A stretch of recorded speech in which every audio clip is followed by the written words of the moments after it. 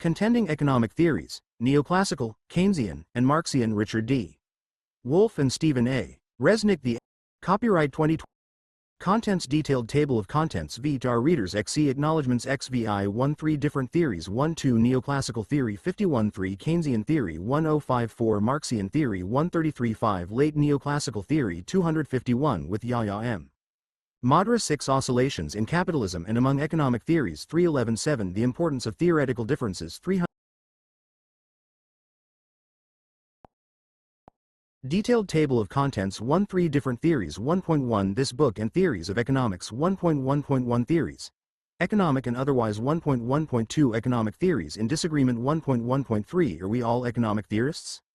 1.2 Theories in society. 1.2.1 Changes in Europe and the humanist tradition. 1.2.2 The new economic theories. 1.2.3 Classical political economy. 1.2.4 The history of neoclassical economics. 1.2.5 The history of Keynesian economics. 1.2.6 Keynesian theory. 1.2.7 Return of neoclassical theory. 1.2.8 Neoclassical and Keynesian economics. 1.3 The history of Marxian economics. 1.4 Comparing different economic theories. 1.4.1 Comparing theories in general. 1.4.2 The logics of different theories. 1.4.3 How theoretical differences matter. 1.5 An introduction to the three theories. 1.5.1 Entry point, objects, and logic of neoclassical theory. 1.5.2 Entry point, objects, and logic of Keynesian theory. 1.5.3 Entry point, objects, and logic of Marxian theory. 1.5.4 A digression.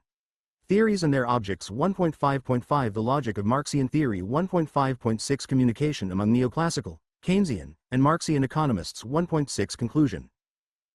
2 Neoclassical theory. 2.1 The neoclassical tradition. 2.1.1 Neoclassical theory, S contributions. 2.1.2 Emergence of neoclassical theory after Adam Smith. 2.1.3 Which economic theory will we present?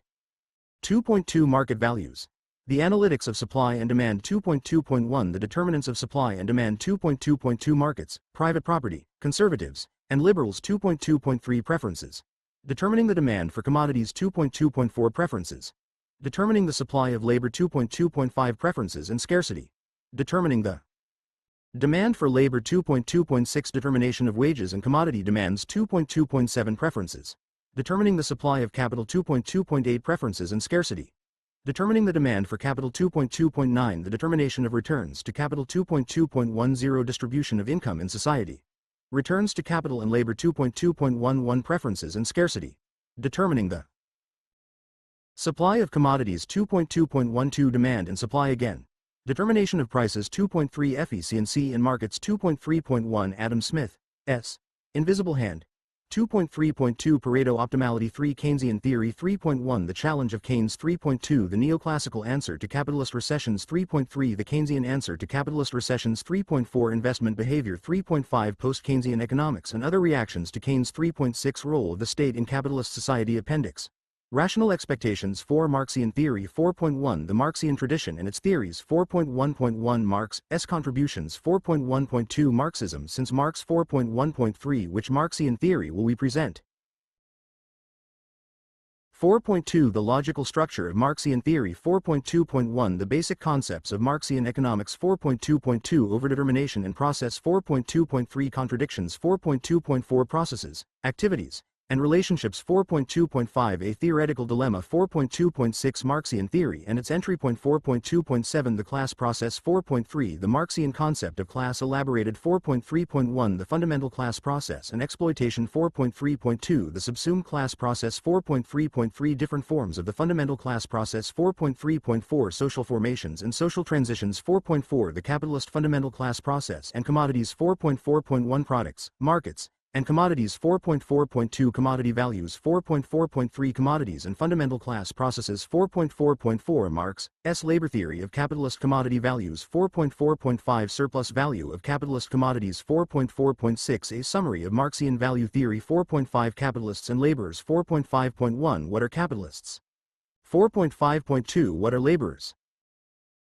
4.5.3 Exploitation 4.5.4 Class Struggles 4.5.5 The Complexity of Industrial Capitalist Firms 4.5.6 Competition 4.5.7 Competition in the Accumulation of Capital 4.6 Capitalist Economies and Social Development 4.6.1 Growth of a Capitalist World Economy 4.6.2 Capitalism and Real Incomes 4.6.3 Cycles or Crises of Capitalist Economies 4.6.4 Cycles and Policy Solutions 4.7 Capitalist Subsumed Classes 4.7.1 Moneylenders and Subsumed Classes 4.7.2 Managers and Subsumed Classes 4.7.3 Merchants and Subsumed Classes 4.7.4 Other Capitalist Subsumed Classes 4.8 Class Positions and Individuals, Incomes 4.8.1 Class Processes and the Distribution of Income 4.8.2 Occupying Multiple Class and Non-Class Positions 4.9 The Complex Class Structure of Capitalist Firms 4.9.1 Class Analysis of Capitalist Firms 4.9.2 Capitalists and Corporate Boards of Directors 4.9.3 A Marxian Theory of Industrial Profit 4.10 The Complex Class Structure of Other Social Sites 4.10.1 Class Analysis and Households 4.10.2 Class Analysis and the State 4.10.3 Class Analysis and International Relations Appendix A.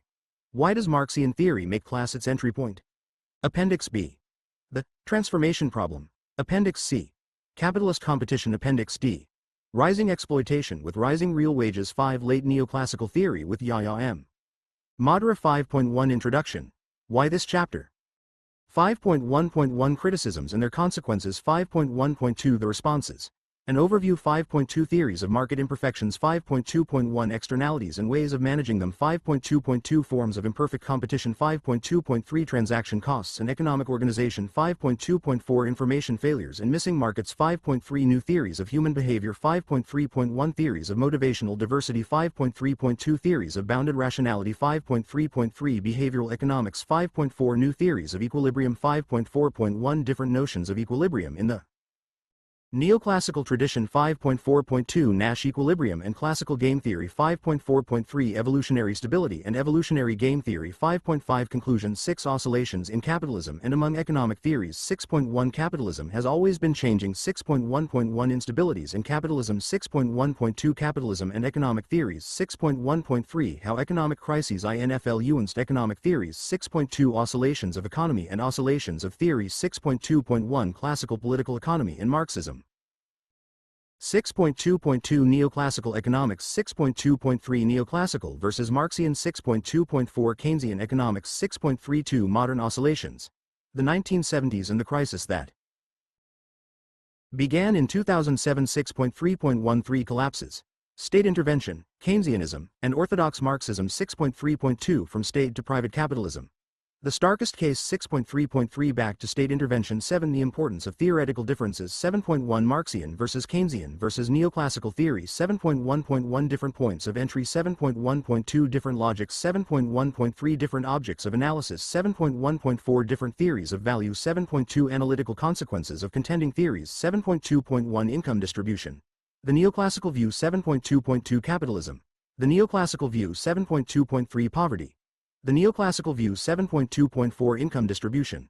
The Marxian View 7.2.5 Income Distribution. The Keynesian View 7.2.6 Different Explanations of the Returns to Capitalists 7.3 Political Consequences of Contending Theories 7.3.1 Political Conditions Shape Theories 7.3.2 Struggles among Theories and Theorists 7.4 Which theory do we choose?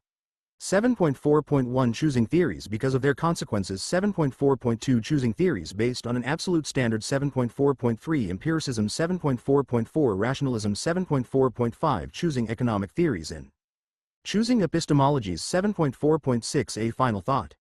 To our readers, our previous and far less ambitious version of this book, Economics, Marxian versus Neoclassical, was well received and quite widely used in colleges and universities since its publication in 1987. That success fluid owed, we believe, from that book's two broad goals and the extent of their achievement. First, we sought to produce an introduction to Marxian economics that would include and build upon several of the major analytical breakthroughs in that tradition during the last 35 years. Second, we wanted to formulate that introduction in a systematic relation to the neoclassical economic theory prevalent in the United States and elsewhere. Having long taught introductory economics courses, we had learned that presenting Marxian theory through a sustained and systematic comparison with neoclassical theory is an exceptionally effective method of teaching both. Many users of our earlier book urged that we produce a new and updated version.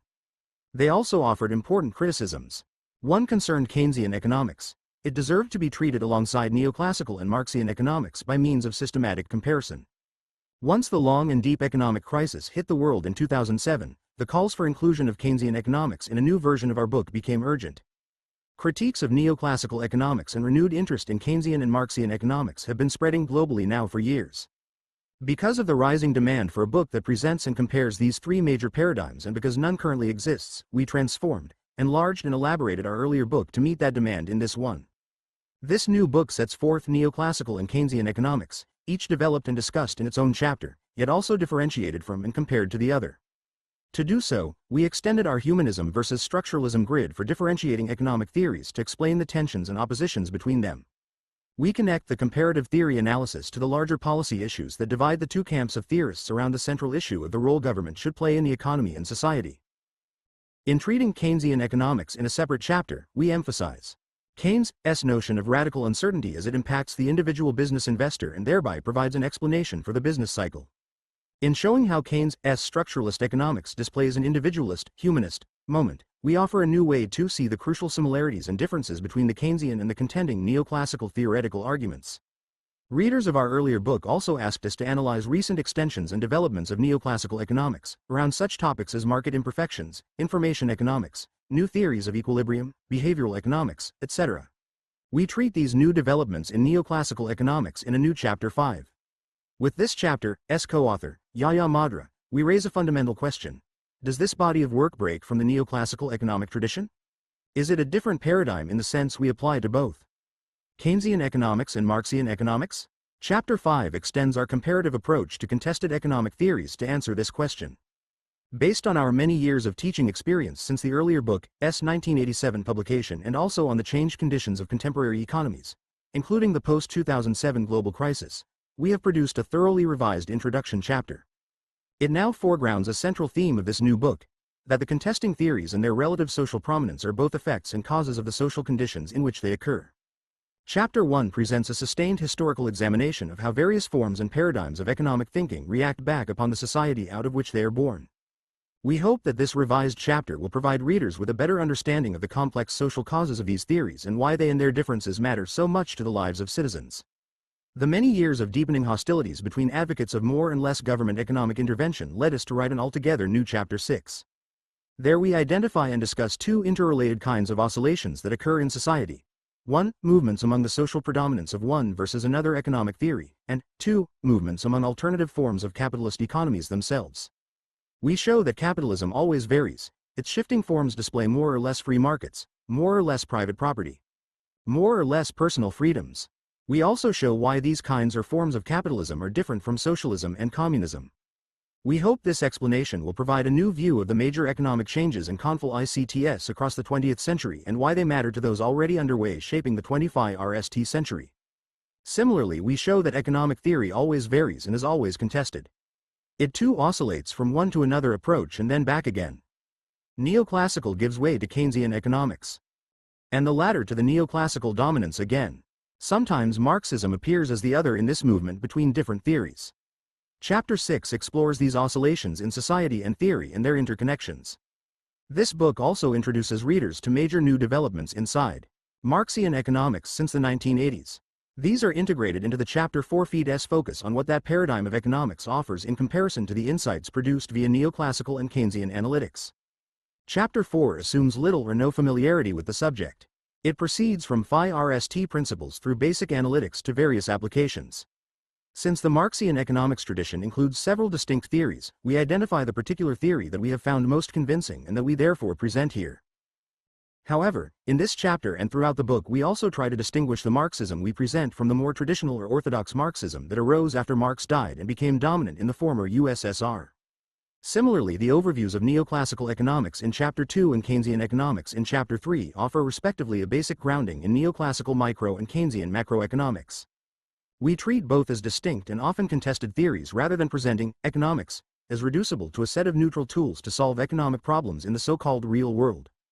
Readers will see how each theory differently constructs its economic world, including those problems it recognizes as such and for which it finds unique policies and solutions. These differences yield the debates over contested economics and policies, taxes, government spending, market controls, nationalizations of property, etc., that profoundly impact our lives. This new book is directed especially to readers interested in comparing and contrasting different ways of understanding the economy and why those differences matter so profoundly. For college and university teaching purposes, the book serves both introductory and more advanced courses. As a supplementary reading, it can usefully accompany courses at all levels, including introductory economics, where instructors wish to introduce students to alternative approaches or merely to sharpen students' grasp of neoclassical and Keynesian theories by comparing them with Marxian theory. Finally, for courses across the social sciences generally, this book introduces economics as a contested terrain struggling with its own disagreements and alternative visions, as do most other self-conscious disciplines. The book clearly dissents from any notion of economics as a technical or mechanical profession. Throughout the book, but especially in the FIRST, 4th and 7th chapters, important philosophical issues are addressed as they pertain to a comparison of economic theories. Recent work in epistemology is briefly why and summarily raised to ground our method for comparing economic theories. We discuss verify cation and validity to address the important problem necessarily posed by such comparative endeavors, namely how to assess and decide among the competing claims and analyses offered by different economic theories.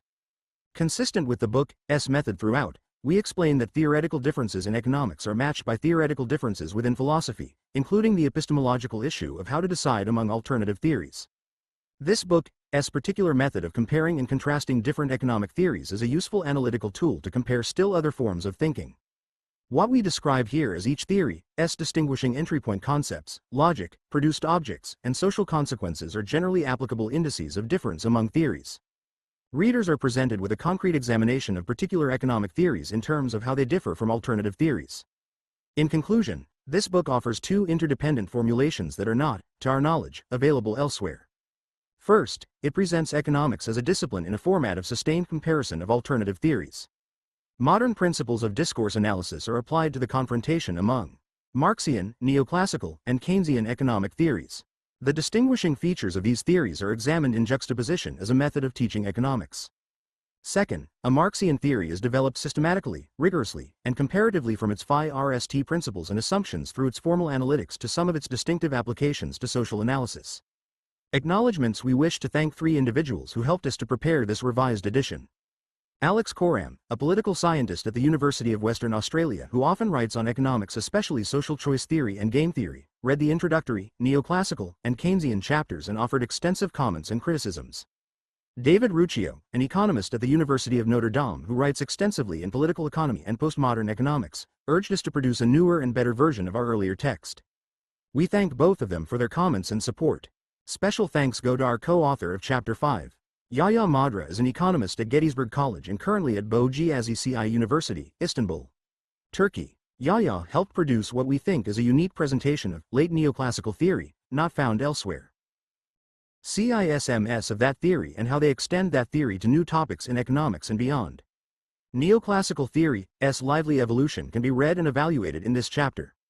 We also thank Yahya for his help and guidance in preparing comments on post-Keynesian economics found in Chapter 3. We also wish to express our appreciation to the many teaching assistants who worked with us over the years and to the thousands of students in our introductory micro, macro, and Marxian economics courses.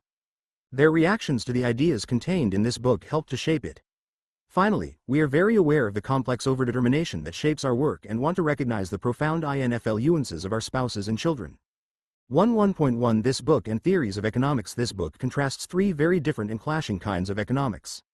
One is usually called neoclassical, or micro-economics, another Keynesian, or macro, and the third Marxism. Each is a distinct way of understanding how economies work and how they interact with the larger societies around them. In other words, these are three different theories about the economic part of society.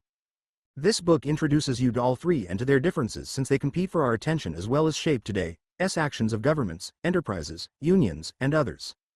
In short, these different theories impact our lives in basic ways. We wrote this book partly because students need to know that there is more to economics than just neoclassical and Keynesian theories. Students deserve to know not only how neoclassical and Keynesian theories differ from one another but how both differ from Marxism. We hope that learning from and about these contending theories will undermine tendencies to dismiss, repress, or even demonize whichever of them are not popular at any particular moment. Most important, we want to show how understandings based on one theory versus the others will lead individuals, families, enterprises, governments, and societies in very different directions. Right at the start, we provide an example to illustrate this important point. It responds to the question, what might be at stake in and for our lives in adopting one as opposed to another economic theory? Consider any society whose economy is structured by private ownership of enterprises and private markets. The presence of these two institutions is usually referred to as capitalism. Whatever else can be said about capitalism, in actuality it exhibits a profound economic instability or unevenness. Times of economic expansion give way to periods of decline out of which emerge resumed intervals of expansion. Simply put, capitalism displays those ups and downs that economists, politicians, journalists, and others call its business cycles. Three different theories. The three theories differ in their understandings of the causes, solutions, and the very nature of those cycles. Their differences matter in shaping our lives. We can show this by considering the Neoclassical and Keynesian theories and how they view capitalist economies. For both theories, capitalism is, to use a metaphor, a truly wonderful machine. For all its faults, including its uneven motion, it nonetheless remains the best of all comparable machines. Both theories affirm, and usually presume, that capitalism alone can deliver to humans the maximum wealth they are capable of producing. And it delivers this economic bounty on the basis of a profound political right. Producers and consumers are free to act in their own individual economic interest.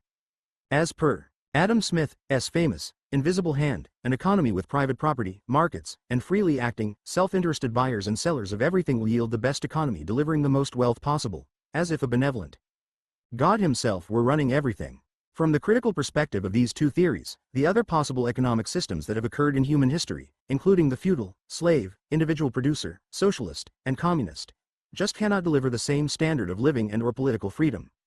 Yet alongside capitalism's wonders, both theories also recognize certain fluid laws. Periodically this magical machine runs too fast, then too slow, it cycles. Consequently individuals suffer from illusions of more wealth, as prices of everything rise in periods of inflation, or the reality of less wealth, when unemployment and production cutbacks rise in a recession. Worse, prolonged inflationary or recessionary periods may pose greater risks for society. Misallocated or wasted resources, social anger, personal alienation, and political unrest. Out of frustration and desperation, people may turn against capitalism and seek an alternative, non-capitalist way to organize their economy. Across the 20th century, socialism and communism presented, usually in the terms of Marxist economics, the principal alternatives to capitalism, as solutions for its dysfunctional instability. Neoclassical and Keynesian economics responded by insisting that when compared to capitalism, socialism and communism were economic systems producing less wealth and less individual freedoms. However, both neoclassical and Keynesian economics had to deal with capitalism's instability, its recurring cycles, especially when they were deep, affected millions negatively, and lasted long times, such as the severe recessionary downturn that began in 2007. The neoclassical and Keynesian theories disagree about how to deal with capitalist cycles. For the neoclassical view and its proponents, the proposed phi-x for capitalism's instabilities is very simple: leave the machine alone so that it can and will correct itself. The central idea is that the economy as machine contains a mechanism that, if allowed to work, will correct periods of inflation and recession. That self-correcting mechanism is the private, competitive market. The direction in which neoclassical theory points is clear for its followers. Very little or even no, outside, meaning by the state, intervention is necessary to manage, regulate, capitalism's cycles. The market economy will best manage itself if left to its own devices. No matter how well-intentioned, external, i.e., state, interventions aimed at managing the economy, for example, by regulating market transactions, will only undermine the market system's otherwise successful self-corrective properties. Believers in the neoclassical theory insist on these points. 1. Deregulate markets. 2. Always extend existing and create new markets to handle economic problems that arise. And 3. Beware the heavy, counterproductive hand of the interventionist state, when it does anything other than to protect free markets. In direct contrast, believers in Keynesian economics and its policy recommendations want the state to keep a watchful eye on markets, to maintain readiness to intervene to manage the inevitable market imperfections and failures that generate cycles. The Keynesians believe that if not for state intervention, market imperfections, imbalances, and the resulting business cycles could persist too long and cut too deep. For them, the neoclassicists' self-correcting mechanism just does not work as those free marketers claim, or works far too slowly to be of much practical use. Without state intervention, the Keynesians argue, The continued presence either of prolonged inflation or recession could push suffering and frightened citizens to seek the socialist or communist alternatives that both neoclassical and Keynesian theorists reject. Notice the dramatic difference between the two understandings of the state's role in responding to economic crises and, more generally, to all economic problems. Keynesians look more to the state for the solution to the ups and downs in the capitalist economy. They favor state programs to deal with persistent poverty, issues of healthcare, education, and retirement. In contrast, neoclassical economists prefer the private decisions of individuals and businesses reacting to and taking advantage of market incentives as better means to solve similar problems and issues. In fact, the difference between them is even more complex and interesting, for it reveals deeper oppositions between the two theories, ways of linking individuals, as component parts of society, to society as a whole. We will have more to say on this important opposition, for it will help us explain why neoclassical and Keynesian theories differ about how an economy works and what citizens should do when it doesn't work so well. Even at this point, however, we can begin to understand how these two theories might impact our lives differently, though both advocate capitalism as the preferred economic arrangement. Different from both neoclassical and Keynesian theories, Marxian economics connects capitalism's cycles and their heavy social costs to another of the economy's components, namely its class structure. Marxian theory is profoundly critical of capitalism because of its class structure and what it sees as the effects of that class structure, including capitalist cycles. Dealing effectively with capitalism's crises, Marxists argue, requires changing its class structure. If capitalism's class structure remains unchanged, they say, then neither more government economic intervention, Keynesian, nor less, neoclassical, will overcome cycles. Marxists point out that countless political leaders influenced by those two theories over the last 75 years have promised that their policies will prevent future economic crises in capitalist economies, but that promise has not yet been kept. As this book will make clear, the Marxian theory goes further in its critique of capitalism. Even in periods when capitalist economies function relatively smoothly, without inflation or recession, it finds capitalism to be neither maximally efficient nor the best available economic system. Marxian theory depicts capitalism as a destructive economic system that exploits labor and sets capitalists against workers during all phases of capitalism's cycles. That is why Marxian theory alone advocates moving beyond rather than fighting or regulating capitalism. Believers in Marxian economic theory would thus react to capitalism's cycles by proposing very different policy responses from those advocated by neoclassical or Keynesian economists. 1.1.1 Theories. Economic and otherwise economic theories are attempts to understand how economies work. They exist in our minds alongside theories about how everything else that we care about in life works. Depending on our circumstances at home, in school, on the job, and elsewhere, we all become more or less aware of the particular theories we use to make sense of the world. We also become more or less aware of alternative theories that make sense of the world differently. The theories each of us uses, whether held consciously or unconsciously, play major roles in shaping all of our experiences and actions. We just presented one illustrative example of how different economic theories shape very different responses to economic cycles. Other examples can underscore this key point. The particular theory of love and feeling that we hold will influence our intimate relationships all through life. The person whose theory of love holds it to be identical with sex will probably have very different experiences in life from those of a person who thinks that sex and love are related but distinct. Theories of spirituality and religion affect many aspects of daily living.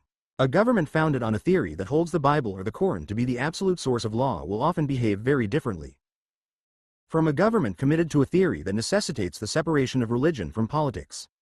The different theories of what is beautiful among people produce correspondingly different choices about how cities construct their streets and parks, how architects design homes and other buildings, and how individuals style their hair, clothing, personal manners, and so on. Natural scientists debate contesting theories of biology, chemistry, and physics that also lead them to quite different research programs and discoveries. Technological change varies from community to community depending in part on which theories are believed and acted upon by community members in general and by the scientists among them in particular. Alternative theories of illness and medicine yield competing therapies and medicines. Similarly, neoclassical and Keynesian theories motivate different choices as to the role of markets and state in our society, more of one and less of the other. Marxian theory pushes us toward awareness of and choices about alternative class structures in our economy. Political leaders will prefer economic policies aimed at markets, the state, or class depending on their understandings. Their preferred theories of the economy. Embracing neoclassical theory leads politicians to a more hands-off policy in regard to the capitalist economy. Affirming Keynesian theory leads them to a more state interventionist policy in regard to regulating that same capitalism. Adopting Marxian theory will lead politicians to focus on actions to alter radically the economy's class structure, to go beyond capitalism. Of course, individuals may hold more than one view. For example, when economic times are good, a person may affirm the neoclassical position that all is best if markets are left alone to self-correct. Then, when hard economic times arrive, the same person may switch to a more state interventionist theory and policy. And if and when hard times become very bad, the same person may adopt a more Marxist position focused on class and class change. While these twists and turns may indicate opportunism, they may also reflect the coexistence of multiple theories in one person's thought, with different theories emerging to the forefront of a person's mind depending on changing circumstances. 1.1.2 Economic Theories in Disagreement. This book might not have been necessary if everyone agreed about how economies work. If one economic theory had one universal assent, we would probably teach it in the manner that algebra, grammar, and auto mechanics are usually taught. In that case, regular textbooks would suffice. However, since profound disagreement rather than agreement has always characterized economics, learning the subject requires engagement with its internal differences. In America and around the world, the different theories produce intense debates over how economies work, how they develop, and whether and how they ought to be changed. Neoclassical, Keynesian, and Marxian economic theories contradict each other in basic ways. Their proponents contest for people's allegiance.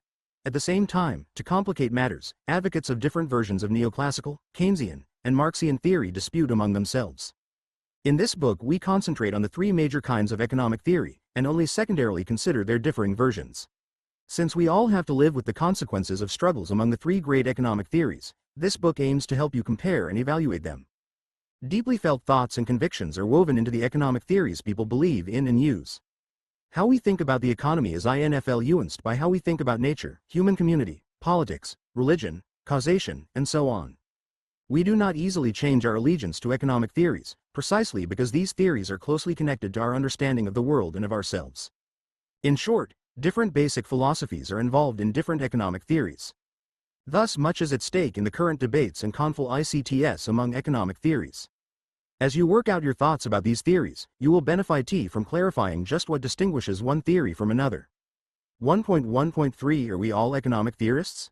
Everyone engages in economic theorizing. We all make some sort of sense of the production and distribution of goods and services. But many individuals are unaware of the particular economic theory they use. Every time you decide to produce, buy, borrow, invest, or save, or you explain the source of profit, the business cycle, or the price of a product to another person, your mind is at work, theorizing. That is, you consider and weigh various factors in reaching your explanation and decision. Every time you listen to a politician explain his or her plans and policy aimed at social security, financial regulation, taxes and expenditures, national deficit, or a national health program, you are trying to make sense of what is said and decide whether you support, oppose, or need not care about it. Making sense of the economic realities and policies around you helps shape your likes and dislikes and the decisions you make about your schooling, employment, and voting. Whether explaining some product's price or evaluating a politician's decision about taxes or deciding whether to accept a particular job offer, you can only ever consider some of the many aspects, implications, and possible consequences of your explanation, evaluation, and decision. Which of the many factors you take into account and how you weigh them depend on your particular theory of how the economy works. You cannot think about and consider everything in constructing your explanations and reaching your decisions.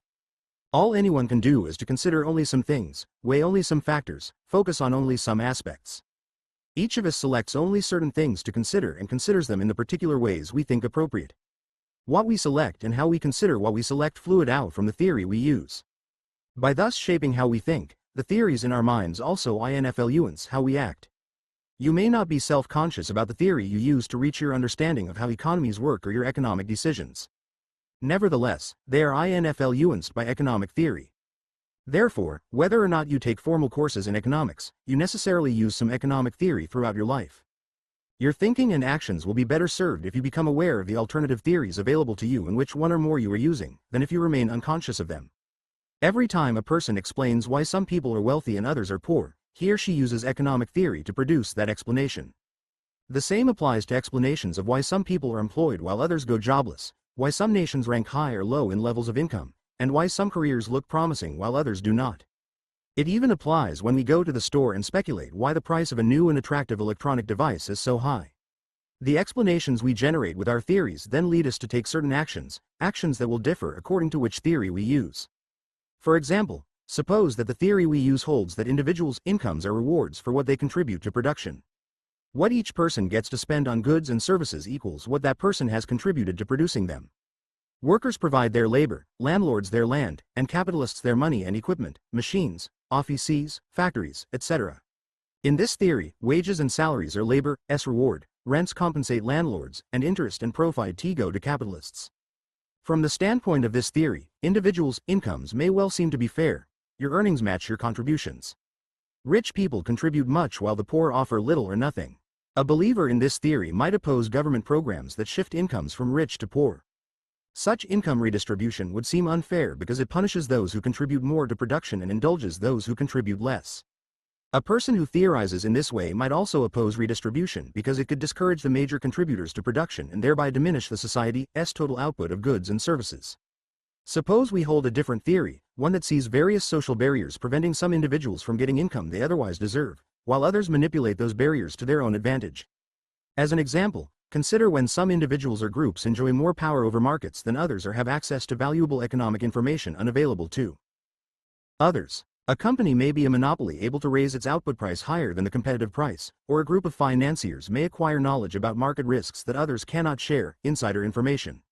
Another example of such social barriers occurs when some individuals are denied access to jobs or products because of their racial, gender, religious, or ethnic characteristics. These barriers may yield an unequal distribution of income favoring those wielding market powers, possessing privileged access to information, and those without those racial, gender, or ethnic characteristics subject to discrimination. People theorizing the existence and consequences of barriers like these may reach conclusions about the desirability of income redistribution very different from those who think incomes are rewards to productive contributions. Still another theoretical approach to a capitalist economy might focus on the ever-shifting moods of passion and excitement, confidence and fears, optimism and pessimism that affect market participants. In this view, expectations about an unknowable future shape economic outcomes including income distributions. For example, if employers expect a bleak economic future, they may decide to drop plans to expand their enterprises, lay off workers, stop borrowing from banks, and so on. Those actions may propel economic contraction leading their employees and then still other employers to contract their expenditures in a downward spiral affecting the social distribution of income. Alternatively, more upbeat expectations among employers could loosen purse strings, provide jobs and growth, and affect income distribution very differently. Someone utilizing such a theory might seek ways to offset or tame pessimistic swings in employers' expectations so that citizens do not suffer lower incomes than they might otherwise receive. Such a person might want the state to regulate or manage the effects of our human passions and expectations and thereby stabilizing the economy. Beyond these two theories, one that sees markets producing fair and appropriate income distributions, while the other sees the need for state intervention to achieve appropriate redistributions, consider a third and different theory. In this third theory, it is believed that in capitalist economies, some people receive incomes without contributing anything, while others produce more than they get back in income. A portion, often called the surplus, of the goods and services produced by some gets transferred to others even though they did not participate in producing any of those goods and services. The rich would then be understood as those in a social position to acquire the surplus produced by others whether or not social barriers such as concentrated power, unequal information, or discrimination existed. A believer in this theory might well be outraged at what he or she sees as a kind of disguised theft in society. Surpluses extracted by non-workers from workers. Such outrage might then support a favorable attitude to income redistribution as fair and appropriate. People thinking about the world differently by means of these three theories would likely favor correspondingly different government policies on markets, taxes, welfare, and much else, support different political parties, and show very different attitudes toward wealth and poverty. In short, these people would act very differently just as they think very differently. 1.2 Theories in society. So far we have been stressing how economic theories matter, how alternative theories lead people to different conclusions, different experiences, and different actions in society. However, the relation between theories and society is a two-way street. Not only do theories shape society but society shapes theories. Precisely because different theories lead individuals and communities in different directions, we have to ask the question, why are there different theories? This question has provoked various answers, and whole philosophic systems, across human history. We think that social conditions impact upon individuals in such a way that they come to invent or to endorse alternative theories. In different environments, people experience life differently and think about its meaning, theorize, differently as well. Sometimes the different theories are quite similar and compatible. Then people have a feeling of being in agreement, sharing a vision of how their world works. At other times the different theories seem to contradict one another. Then people may feel a certain tension about how to understand and cope with the disagreements that keep intruding upon their conversations and interactions. Along these lines, we suppose that people may well understand economics differently, literally, see different things when they survey the economic scenery around them. What they see and what they think are different because their life situations and experiences have been different. We expect alternative theories of economics to arise for the same reasons that alternative theories of love, politics, or religion have emerged in history. The complex diversities of our lives provoke ways of seeing our surroundings and ways of thinking about them that add up to being alternative theories of how the economy works alongside our alternative theories about everything else. While sometimes the different economic theories have seemed close to one another, that has not been the case since Marxism arose to challenge classical political economic theory in the 19th century and Keynesian economics posed its challenge to neoclassical theory in the 20th.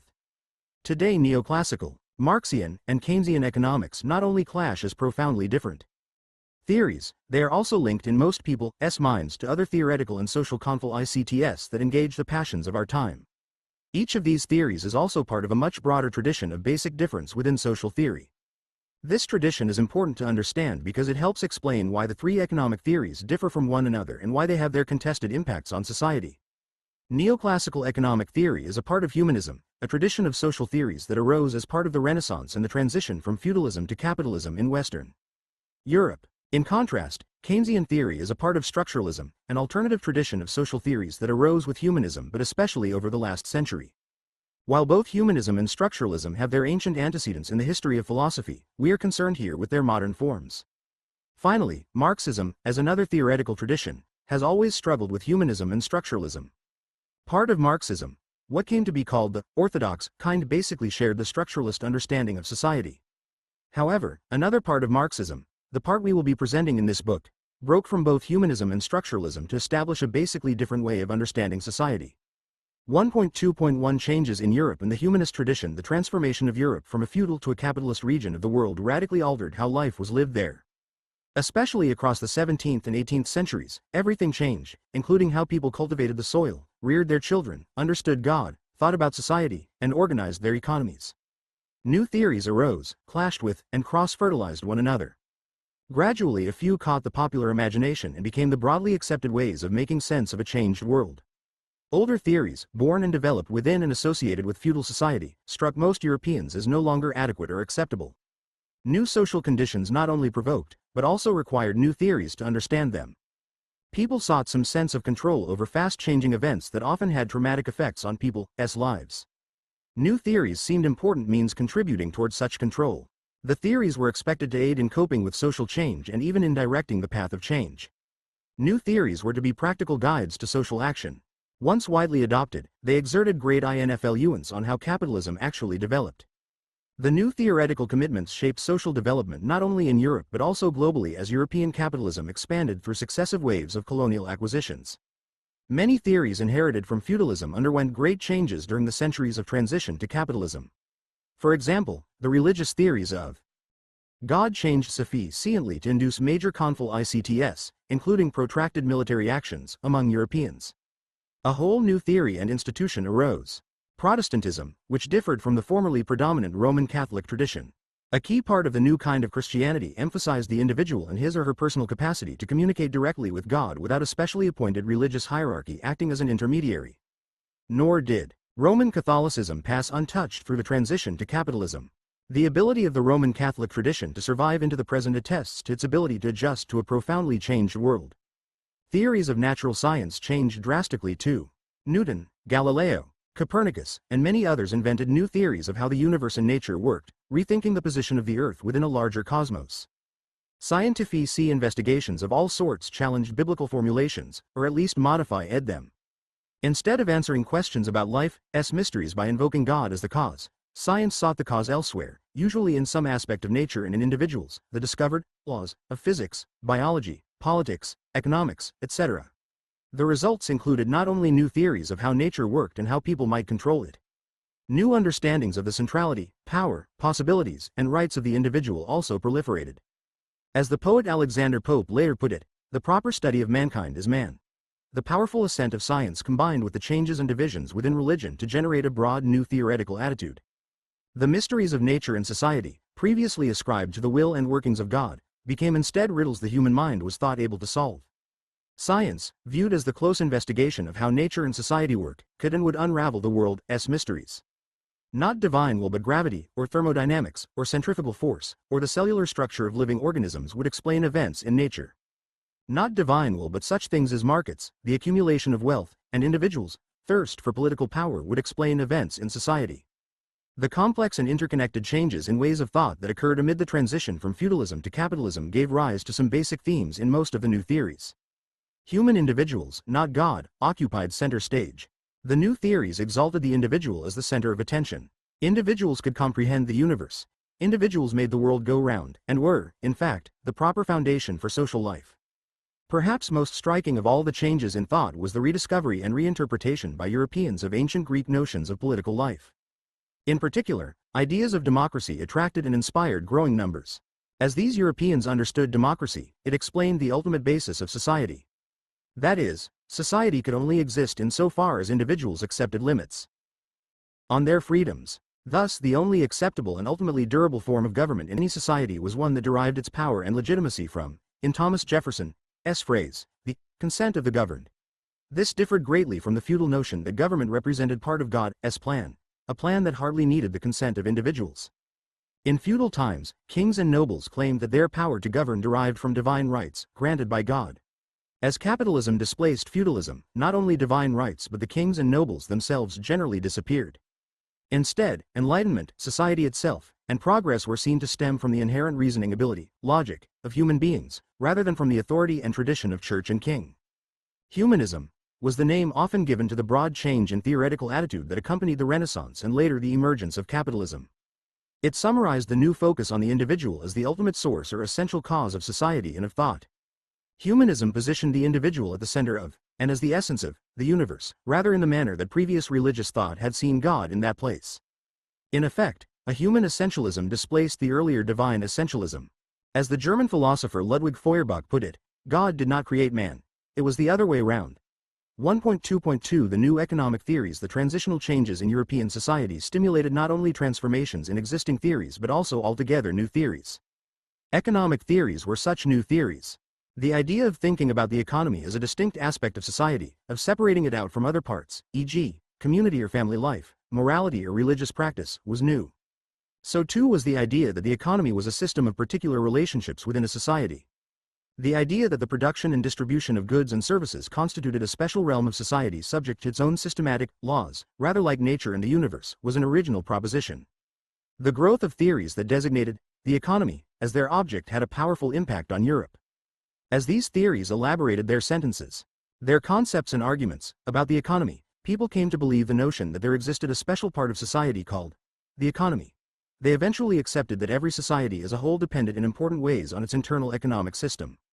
It therefore made sense for individuals to study the economy and to design policies for governments to use when intervening to seek economic results, e.g., more wealth, trade, and employment. Individuals and governments used one or another of the various economic theories then available to reach decisions and pursue policies that affected the course of social developments throughout Europe. The 17th and 18th centuries produced mostly bits and pieces of economic theory as people struggled to understand the newly emerging capitalist world. Pamphlets were written about the new systems of production that were developing in the rapidly growing towns. There, employer-employee relationships that involved wage payments were replacing the previous landlord-peasant rent system of feudalism. The production of goods and services for sale in market exchanges instead of for use by the producers themselves, or their small, local villages, made people eager to think through how markets worked. They were most intently concerned to understand why market prices rose and fell, since their well-being increasingly depended on those prices. Writings on that subject poured forth wherever commodity trade developed and shook societies that had not previously accomplished their production and distribution of goods and services through market transactions. These were societies, largely feudal, in which religious and customary rules governed most of the decisions about who produced what and how the products were to be divided among the population. Such societies had little need to worry about market price movements, for they did not rely so much, or at all, on market exchanges.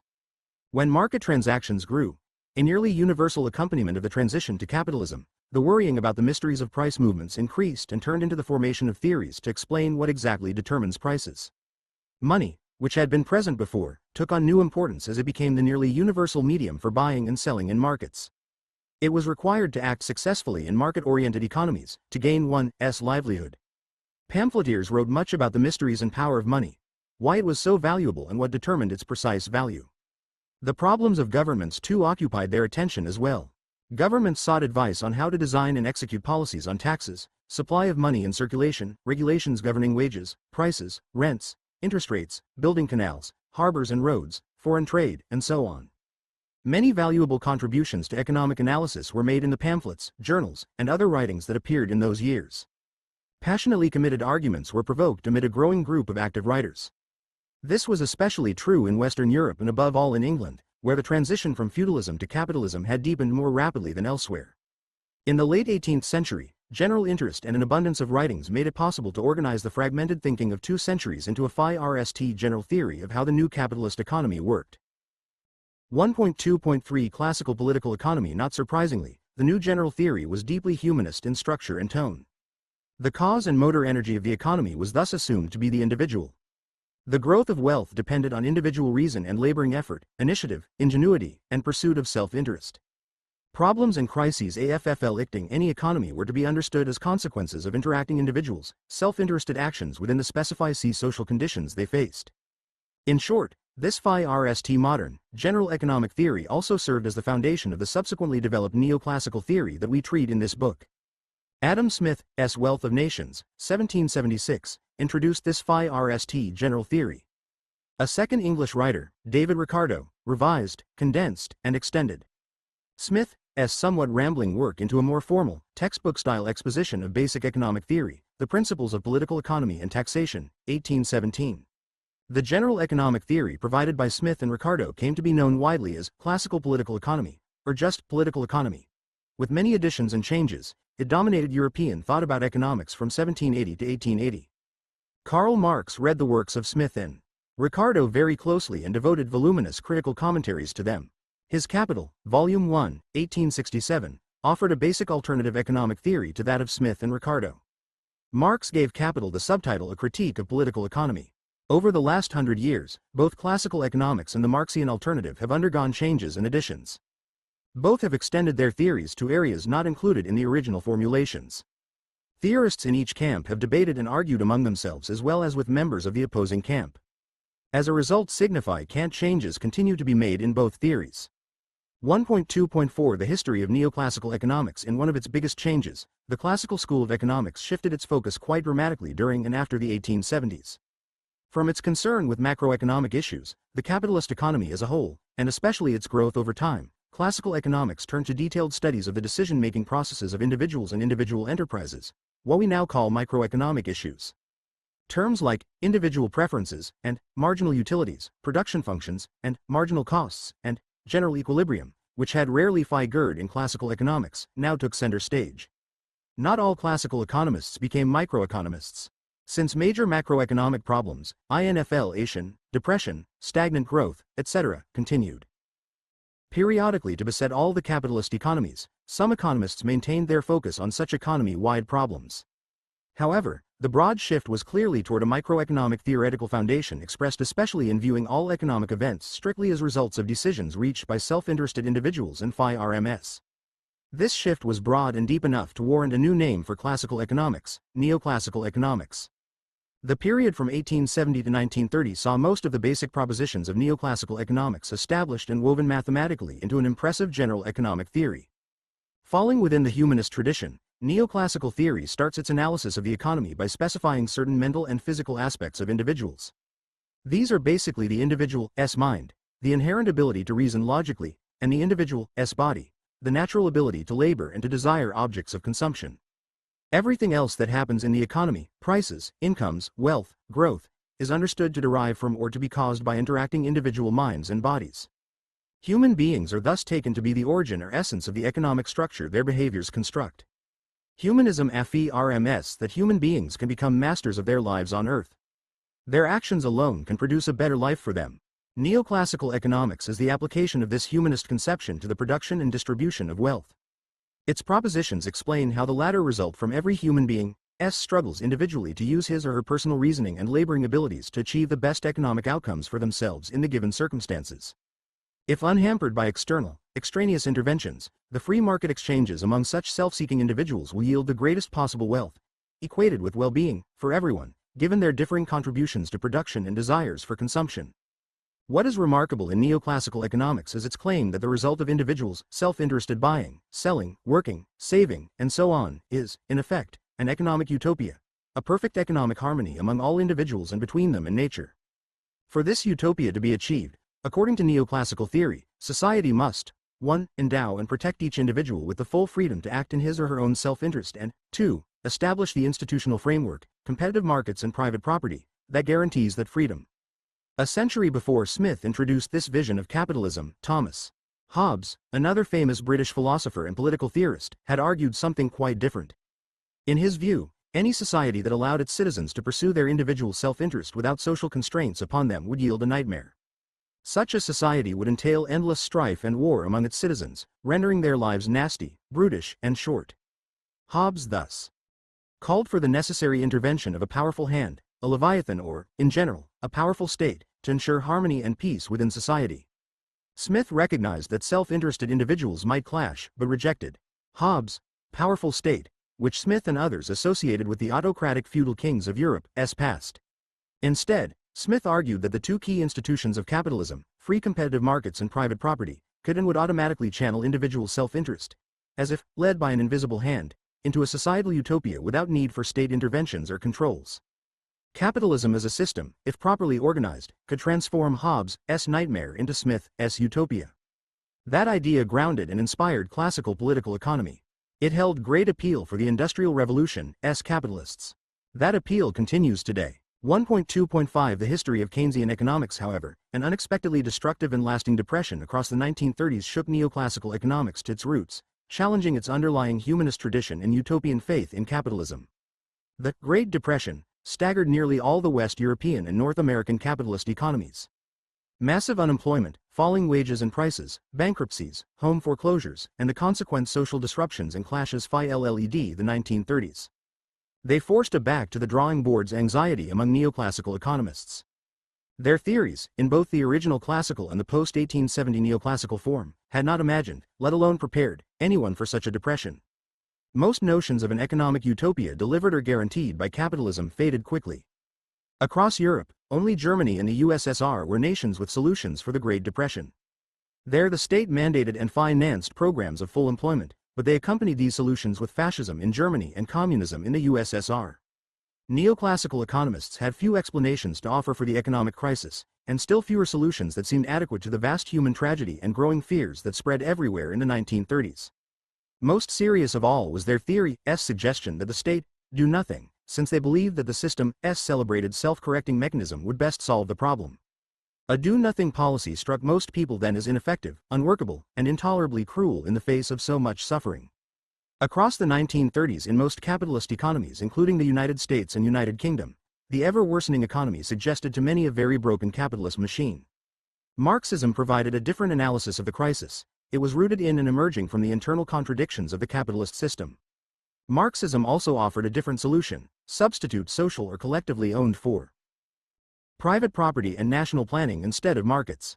To achieve such a basic social change required a mass confrontation with the entrenched powers of those occupying the top positions of wealth and power in capitalist economies.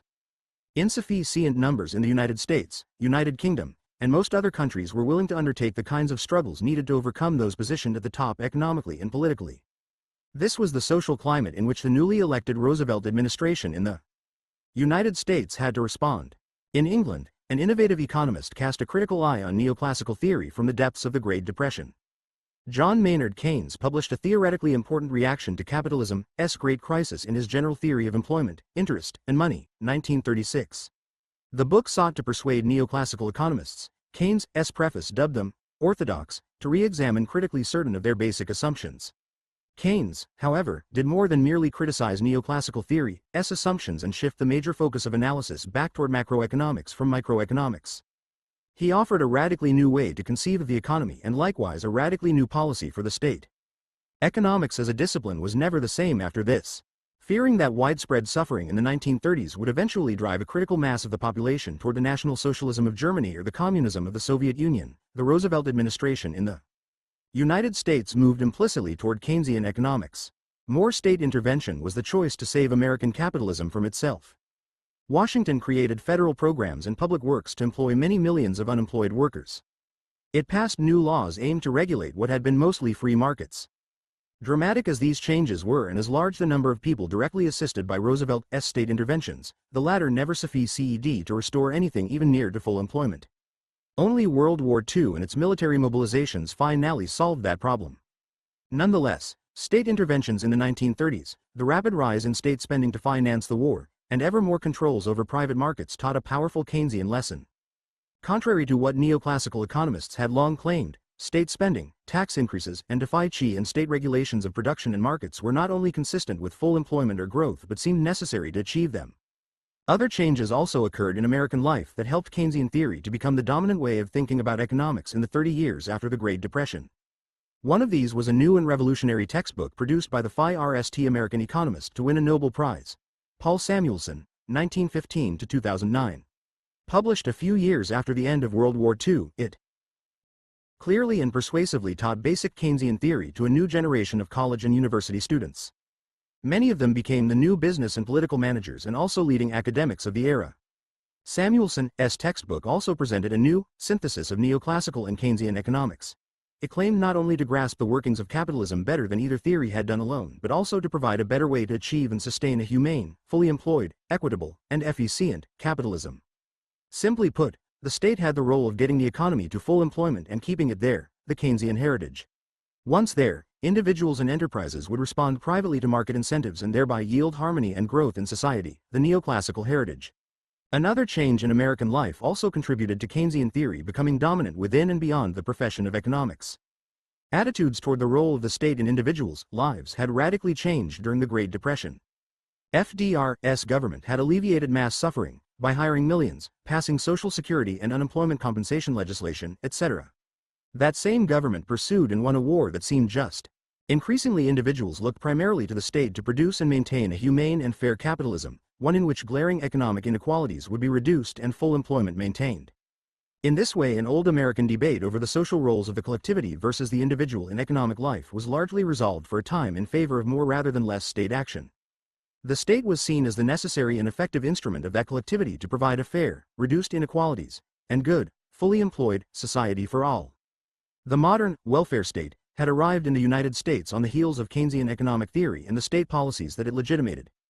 1.2.6 Keynesian theory. The shift from neoclassical to Keynesian economic theory was also a shift philosophically from humanism to structuralism. In social theory, structuralism holds that certain inner laws or rules of a society determine or cause the behaviors of individuals in that society.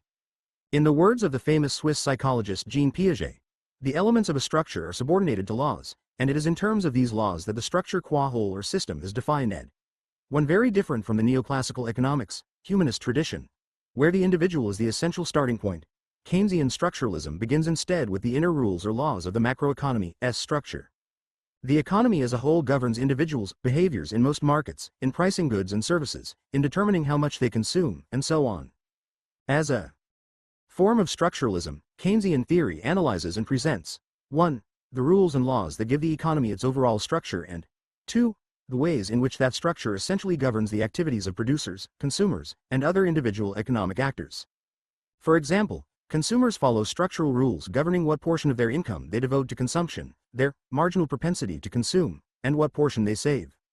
For another example, individual entrepreneurs follow different structural rules when setting output prices, their markups over output costs, to make profits. Individuals' spending, pricing, and other economic behaviors conform to such essential rules comprising the economy's structure. Once all the rules are specified, the theory shows how they shape and connect all the different markets into a coherent, macro model, representing the economy.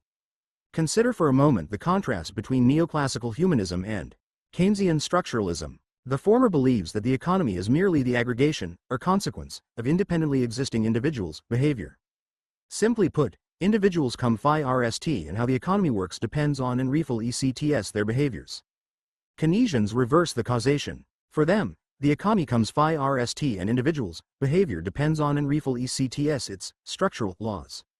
Much will follow from this difference between the two. What does this difference imply for our metaphor of capitalism as a wonderful machine? Neoclassical economists looked to its essential, determining micro-components, namely independently existing individuals with their intrinsic desires and wants, to figure out how it works. They logically explain how those desires and wants shape how individuals behave and thereby determine capitalism's structure and functioning. Keynesians claim instead that capitalism's inner laws govern its operation, including the individual behaviors of almost all of its micro-components. To understand capitalism then requires grasping the system's inner laws. We need to add almost all, because there is a key exception, one that we think proves the rule: individuals' investment behavior reflects no inner law of the economic structure. In considering investment behavior, Keynes moves back to a kind of humanism. He introduces new assumptions about the human nature of investors, albeit ones radically different from those of neoclassical theory. Much will follow from Keynes' humanist way of treating investors and their investment. Key results of the rise of Keynesian theory included new explanations in the 1930s for why the Great Depression had occurred and persisted until ended by massive state intervention. Those explanations, and the policies derived from them, provoked controversies then. They still do, since capitalism's continuing instability keeps generating economic crises, large and small, that keep reviving Keynesian challenges to neoclassical theory. Keynesian theory attributed the cause of the Great Depression to a collapse in private investment.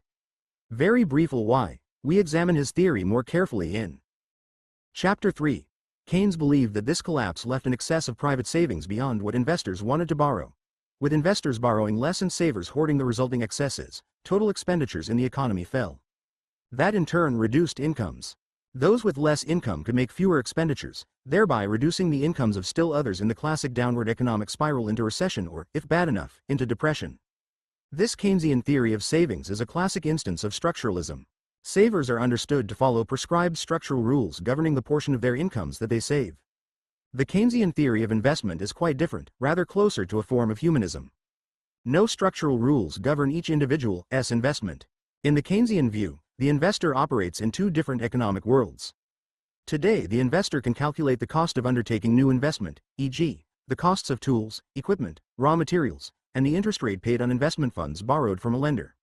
But the investor cannot know and calculate now what the future market conditions will be when today's investment yields commodities for sale.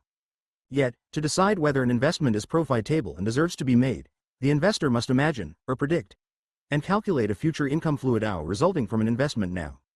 Since the future is inherently unknowable, investment, for Keynes, necessarily depends on what investors expect in that future. Just about everything in society, political trends, climate changes, cultural shifts, economic processes, etc., participates in shaping individuals' expectations about the future, including returns then on investments now. Investment spending thus changes, expanding or contracting, slowly or quickly, as investors shift between optimism and pessimism with their hopes and fears as to what the future will bring. Indeed, investors' attitudes are not independent of one another. Good times and optimism breed worries in at least some investors that expansion cannot continue, and hence they prudently reduce investment. Bad times and pessimism sometimes yield the opposite. However, it is also possible that good times provoke a kind of investor fever such as the so-called .com and real estate investment booms of the later 1990s and 2003 to 2007 periods, respectively. Then, to use a phrase that became popular at that time, irrational exuberance can seize investors, producing an unsustainable bubble of investment that eventually bursts, often yielding another depression. The absence of a societal structuring of individuals' private investment in Keynesian theory is what we mean by a move to humanism in what is otherwise a fully structural theory. Nonetheless, this humanist move is of great importance in Keynesian theory, for as we will see in Chapter 3, investment becomes the independent variable whose fluctuations, due to human mood swings, determine what will happen to the entire economy. If and when confident investors want to invest more than what savers save, then economic growth occurs, income levels expand. Society has then made sure that 1. All the cash that savers withheld from spending has been borrowed and spent by investors, and 2. Investors additionally drew and spent new money from the banking system. Those two actions by investors enable growth in income or prices or both.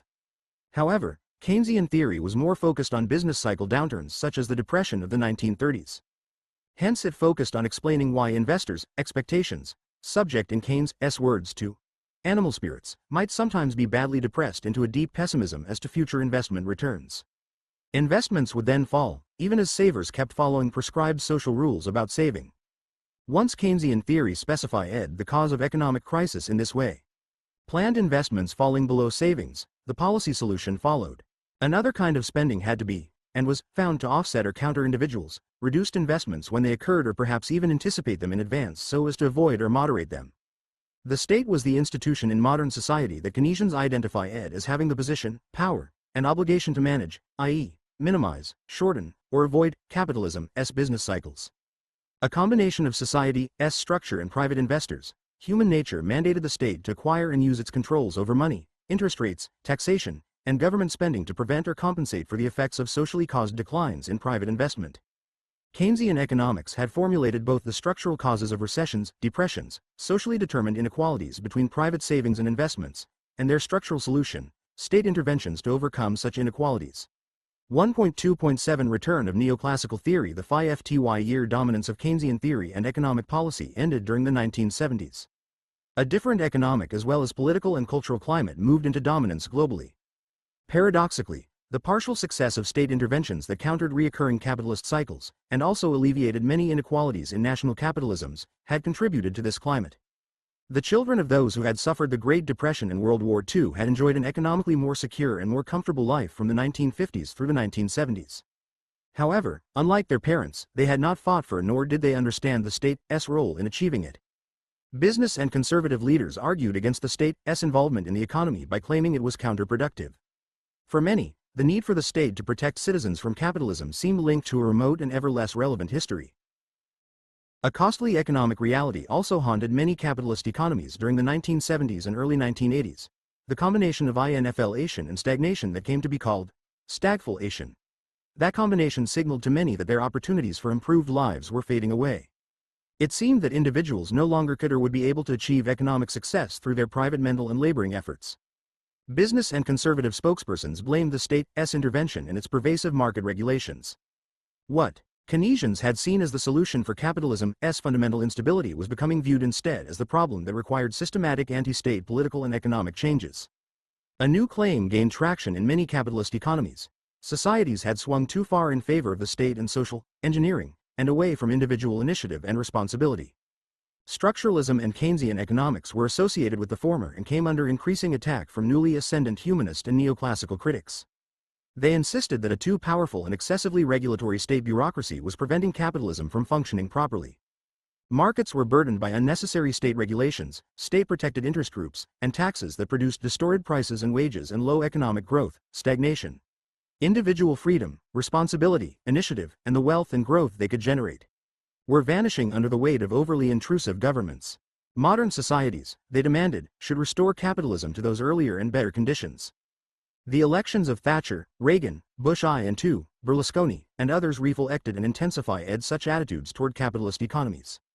Alongside and complexly interwoven with these policy debates were other processes. On the practical side, many business interests had long resented and opposed the taxes and regulations that grew out of the Great Depression and impinged on their profits. They funded politicians, parties, publications, and institutions that promoted ideas and policies they preferred. In the context of the Cold War, some business interests equated Keynesian with socialist economics and condemned both. In the realms of theory and academe, neoclassical economic theory revived in opposition to Keynesian theory. Nobel Prize-winning economist Milton Friedman, 1912 to 2006, and his followers led a strong critique of Keynesian that spread during the 1970s. Its defining themes became lower taxes, privatization, welfare reform, and deregulation. Keynesian theory gave way to neoclassical economic theory as changes in academic offices and government offices mutually reinforced one another. The collapse of the USSR toward the end of the 1980s was widely interpreted as proof of the validity of the neoclassical worldview. Private capitalism, often correlated with private, individual, action subject to minimal state intervention, was celebrated as superior to the contending socialist and communist alternatives, often associated with maximal state intervention. Capitalism defined in terms of private enterprise and free, minimally regulated markets had triumphed over a failed communism and, by extension, over Keynesianism too. The return to dominance of neoclassical theory and the defeats of Keynesian-inspired state economic interventions had direct social effects. Politicians lowered taxes on corporations and individuals while also diminishing regulations on businesses and markets. Privatization, shifting from state production and distribution of goods and services into private capitalist production, swept many societies. The historical pendulum moved from collective back to private initiative. The effects of this pendulum swing were complex and contradictory. They included spurts of economic growth and renewed price competition. However, the growth that occurred also deepened economic inequalities. Corporate profits soared as workers' real wages per hour stagnated even as their productivity kept rising. Households imploded under the stress of ever more members doing ever more hours of paid labor and the anxieties of taking on rising levels of personal debts. More labor and debt were means to offset the effect of stagnant real hourly wages, but they also carried individual, family, and social costs. Debt service diminished workers' disposable incomes. More labor time left less to sustain social, cultural, and political activities with others in communities. Even as they bemoaned the loss of community or family values, individuals became more individualistic or selfish. The attitudes and even the words chosen depended on one's attitude toward the ongoing changes. Worries mounted in the 1990s that capitalist economies were becoming dangerously dependent on debt and the rapid increases in the prices of stocks or other assets, that their income and wealth distributions were becoming too unequal, and that their relationship to their natural environment seemed unsustainable. Notwithstanding widespread feelings of impending crisis, the neoclassical answer remained true to its humanist roots. Leave individuals, consumers and businesses, borrowers and lenders, investors and savers, alone freely to pursue their private, individual, self-interested actions that will best correct whatever market imbalances might temporarily occur. 1.2.8 Neoclassical and Keynesian economic crisis hit U.S. capitalism in 2008 and quickly spread globally. The consequent emergency government interventions, supported by almost all political parties and groups, poured state money into collapsed credit markets chiefly by reviving, bailing out, private banks and other financial businesses. Governments also enacted emergency regulations and market guarantees to try to limit the collapse. Keynesianism roared back into prominence, often led by the same business, political, and academic spokespersons who had been among its harshest critics before the economic collapse. Neoclassical economic theory retreated in the wake of severe economic decline and the new Keynesian criticisms directed against it. While those who changed position were influenced by the theoretical arguments of neoclassical theory's critics, they also responded to the changing economic events of the day. They were caught up in the fast-emerging fear that if the state did not intervene massively and take action quickly, United States and other capitalist economies faced the threat of another Great Depression. Moreover, as also happened in the 1930s, Marxism and socialism also returned once more as the ever-dangerous alternative theory and system, the others, always shadowing neoclassical and Keynesian theories and capitalism itself. Keynes' writings provoked and Keynesian work still provokes the evolving tradition of neoclassical economists. It has deeply affected public discussion of economic problems and policies throughout the world since its beginnings in the 1930s. Neoclassical economists outraged by Keynes' criticisms have labored to show that he misunderstood neoclassical theory and vastly overrated some occasional, temporary, market imperfections that can afflict capitalism. Contrary to Keynes, these neoclassical economists argue, the capitalist market itself can and will cure whatever market imperfections may temporarily occur. Even as the capitalist crisis deepened in the years after 2007, many neoclassical economists resumed their argument that the state's interventions in and regulations of markets would stifle private enterprise and slow the return to economic growth. They pointed to the huge deficit that resulted when governments borrowed the money they used to rescue collapsed markets, arguing that state debt crowded out the private borrowers needed to restore economic growth. Since the Keynesians once again rejected those claims, the debate between these two theories continues. Those who were persuaded by Keynesianism reaffirmed that the key cause of the latest crisis in capitalism was indeed, as Keynes had shown, a precipitous decline in private investment. So they once again supported government actions to offset that decline by both direct spending and the systematic overcoming of market imperfections hampering private sectors from functioning as needed to resume growth. For Keynesians, the state could and should generate full employment and economic growth. The intense debate among economists over these different legacies of Keynes and Smith has probably been the central issue agitating economic theory. Sometimes the debate has centered on microeconomics versus macroeconomics. Sometimes the two sides have accused each other of abandoning reason.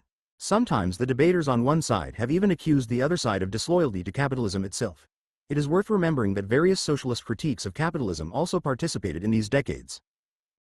In some college and university departments of economics around the world, the two sides have coexisted, and even included a Marxist or two, but in many departments, one or the other side effectively excluded the other. The oscillations between dominant theories in academia usually reflected the parallel oscillations in the larger worlds of politics and the mass media. Politicians and political controversies also got caught up in the debate. In the United States, Republican presidents Eisenhower, Nixon, Ford, Reagan, Bush I and II often couched their speeches in neoclassical and anti-Keynesian terms. In Europe and beyond, conservative leaders like the United Kingdom's Thatcher and others did much the same, while joining with the United States and major international organizations like the International Monetary Fund and the World Bank in promoting neoclassical economic theory and its derivative policies. On the other side, Democrats like Presidents Roosevelt, Truman, Kennedy, Carter, Clinton, and Obama frequently chose Keynesian and anti-neoclassical language, as did social democrats in Europe and beyond, including many present and former socialists who sought to support Keynesians in their struggles against neoclassical economics. Administrations influenced chiefly by Keynesian economists tended toward major economic interventions, enhanced government monitoring of the private sector, greater regulation, more economically motivated spending and tax change initiatives, and the like. Administrations that resonated more with neoclassical economics tended toward deregulation, less government monitoring of the private economy, lower spending and tax rates, and so on. Practical politics rarely permitted any administration to adhere completely to either theory. Mixtures of both approaches are usual, but within contexts emphasizing one theory and its policies over the other. Just as the dominant theoretical commitments of economists and governments have impacted societies and the people living in them, so have those societies reacted back upon the struggles among alternative theories. Society and theory continually shape each other. In the following chapters we explore and analyze both theories in the light of debates between them, their differing interpretations of how capitalist economies work, and their interactions with ever-changing governments, economies and societies. Our goal there will also be to capture those enduring, basic qualities of each theory, their humanist or structuralist assumptions, that their respective proponents have too infrequently recognized, questioned, or discussed. 1.3 The history of Marxian economics. Karl Marx's work focused overwhelmingly on the capitalist economic system. He spent much time and effort studying the writings of Smith, Ricardo, and many others who had written on political economy before him. He often acknowledged how much he had gained from their work. However, the theory that took shape in Marx's mind broke with that classical political economy. In Marx, the transition from feudalism to capitalism stimulated different ways of seeing and thinking about the modern world. Whereas the classical political economists welcomed and celebrated capitalism's emergence from feudalism, Marx saw the transition as a very mixed blessing. His predecessors mostly justify capitalism on the grounds of its technical dynamism, productive efficiencies, and rapid rate of overall economic growth. In contrast, Marx was struck as well by the massive human costs of capitalism and their unjust distribution across populations. He reacted to workers suffering in capitalist factories and offices, to the drudgery and powerlessness of their lives. For Marx, the liberation of productive capacities accomplished in the transition from feudalism to capitalism was not accompanied by the liberation of the masses of people from oppressive living conditions. Those leading the transitions from feudalism to capitalism in Europe claimed their goal was human freedom and genuine democracy, but the resulting capitalism, in Marx's view, systematically obstructed and prevented those goals from being reached. Marx always acknowledged what he termed the historically positive contributions of capitalism, above all its technical and productive breakthroughs. He rather aimed to explain why, despite those breakthroughs, the transformation of feudal peasants into capitalist wage laborers occasioned so much suffering and yielded so little human liberation. In his view, the masses of people continued to be denied the qualities of work and life and consumption their labor made possible. The freedoms that had long been limited to a tiny proportion of the people living in feudal and other pre-capitalist economic systems continued to elude the mass of people in the capitalist systems that Marx lived in as well as analyzed. Marx's reaction to capitalism clearly differed from the reactions of the leading classical political economists. Marx's theoretical training also differed quite sharply. Whereas his greatest forebears, Adam Smith and David Ricardo, developed their thinking in the atmosphere of 18th-century British philosophy, Marx's heritage was the German philosophical tradition that culminated in G. W. F. Hegel. Marx's personal history likewise departed from the middle-class stability that characterized most classical political economists. While he began life in circumstances similar to theirs, Marx was the university student son of an educated state bureaucrat. His radical leanings changed his life. When political influences blocked his career as a university professor, he turned to active political involvements. Revolutionary upheavals punctuated the transition from feudalism to capitalism in the areas that later combined into modern Germany. Those upheavals taught Marx about capitalism's darker sides and to speak out against them. Consequently, in the 1840s, the German authorities exiled Marx, as did the authorities in France and Belgium when he sought asylum there. He finally settled in London and lived the rest of his life there under endlessly difficult and financially insecure conditions of the sort that beset most political refugees. All of the mature works of economic analysis for which Marx is famous were written in England. Cut off from his native Germany and from the immediate scenes of social upheaval, Marx understandably shifted his emphasis from the polemics of daily activism to systematic reading, study, and theorizing. although political activism remained an important part of his life. By contrast, Adam Smith spent his life as a university professor in Glasgow, Scotland, while David Ricardo lived the life of a rich banker in London. John Maynard Keynes was a Cambridge don, successful speculator, and director of the Bank of England. The different circumstances of their lives help explain how and why Marx produced a different understanding of capitalism from those generated by the classical, neoclassical, and Keynesian economists. The classical economists focused on the wealth of nations, and how and why it grew and was distributed among the three great classes: workers, capitalists, and landowners. The neoclassical economists focused on and began their analyses with the individual. Keynes centered his work on what he saw as the laws of the economic structure. In contrast to them, Marx began and focused his theory elsewhere, on class relationships understood very differently from what the classical economists meant by the term class. Marx emphasized class as a common feature of both the fading feudalism and the rising capitalism. By class, he meant one particular economic process within any and all societies in which some members of the society, the workers, perform surplus labor. Marx defined this as labor beyond that needed to produce those goods and services that the workers themselves consumed. In both feudalism and capitalism, Marx believed, surplus labor's product, the surplus, automatically and immediately became the property of persons other than the workers who had produced that surplus. Marx defined this situation as exploitation, production of surplus by one group and its receipt by another. When Marx spoke about classes, he mostly meant the two opposing groups defined in and by the class process: surplus producers versus surplus appropriators. In European feudalism, individuals called lords appropriated this surplus in the form of regular deliveries of goods and services, or cash received from selling them, from the serfs obliged by feudal rules and customs to make such deliveries. What the European transition from feudalism to capitalism accomplished was a change in the form of this exploitative surplus labor arrangement. New people called capitalists replaced feudal lords, but both were receivers of other people's surplus. New producers of surplus called wage laborers, or proletarians, replaced the feudal serfs. Exploitation thus continued, only its particular form changed from feudal to capitalist. Likewise, the name attached to the surplus changed from feudal, rent, to capitalist, profit.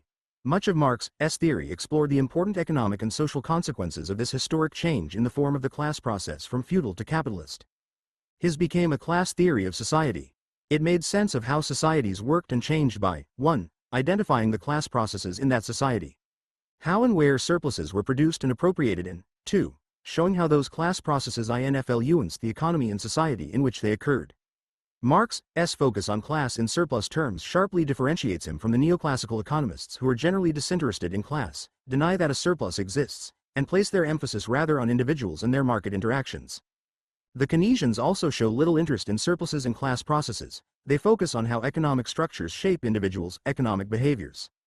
Like neoclassical and Keynesian theory, Marxian economic theory reflects and also influences its proponents' particular agenda for social change.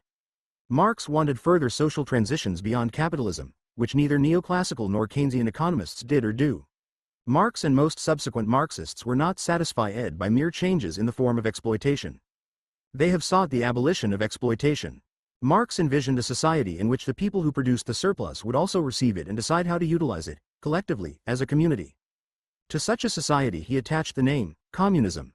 In it people would no longer be set against one another, in the central social activity of production, pitting surplus producers against surplus receivers. While neoclassical and Keynesian economists keep debating the merits of state-managed versus more private kinds of capitalism as better fulfill elements of human aspirations, Marx and Marxists after him strove for transitions beyond all forms of capitalism toward communism. Indeed, they labeled such transitional periods, when capitalism would be phased out but communism not yet achieved, as socialism. Politically they defined themselves as socialists committed to establishing and then carrying through such transitional periods. Marx believed that his theory, with its class analysis of capitalism, contributed to the political project of establishing socialism and, beyond that, communism. Marx reasoned that for capitalist society to be changed into communist society, it would help if people understand the class structure of capitalism. Before pursuing a new communist class structure, people would have to understand how different class processes interact with the other processes of social life. Because he found such understandings lacking in the social theories of his time, Marx developed a new theory to address class issues in ways needed by people interested in social change, to make them aware of class as an important process in their lives and in their struggles for better lives. Marx's theory focuses on the class aspects of societies, but not because class is any more important a social force than markets, music, religion or climate, to take a few examples of other processes that likewise powerfully shape society and history. Marx developed a class theory because class in his time was, as it largely remains today, an overlooked, under-theorized, and often repressed dimension of modern capitalist society. To offset and correct that situation, Marx and Marxists focus their theoretical work on class analyses of contemporary societies. Most Marxists agree that classical, neoclassical, and Keynesian economics together constitute an impressively complex and subtle set of theories developed over many years by many theorists. They also find those theories to be uniquely comforting to those who wish history to stop at capitalism rather than, say, continue to socialism. Marxists typically feel that their alternative theory comforts those who seek in socialism a society that can and will do better than capitalism. While intense disputes attend all their discussions about capitalism, communism, and how to accomplish the socialist transition between them, Marxists usually agree that Marx made a crucial contribution.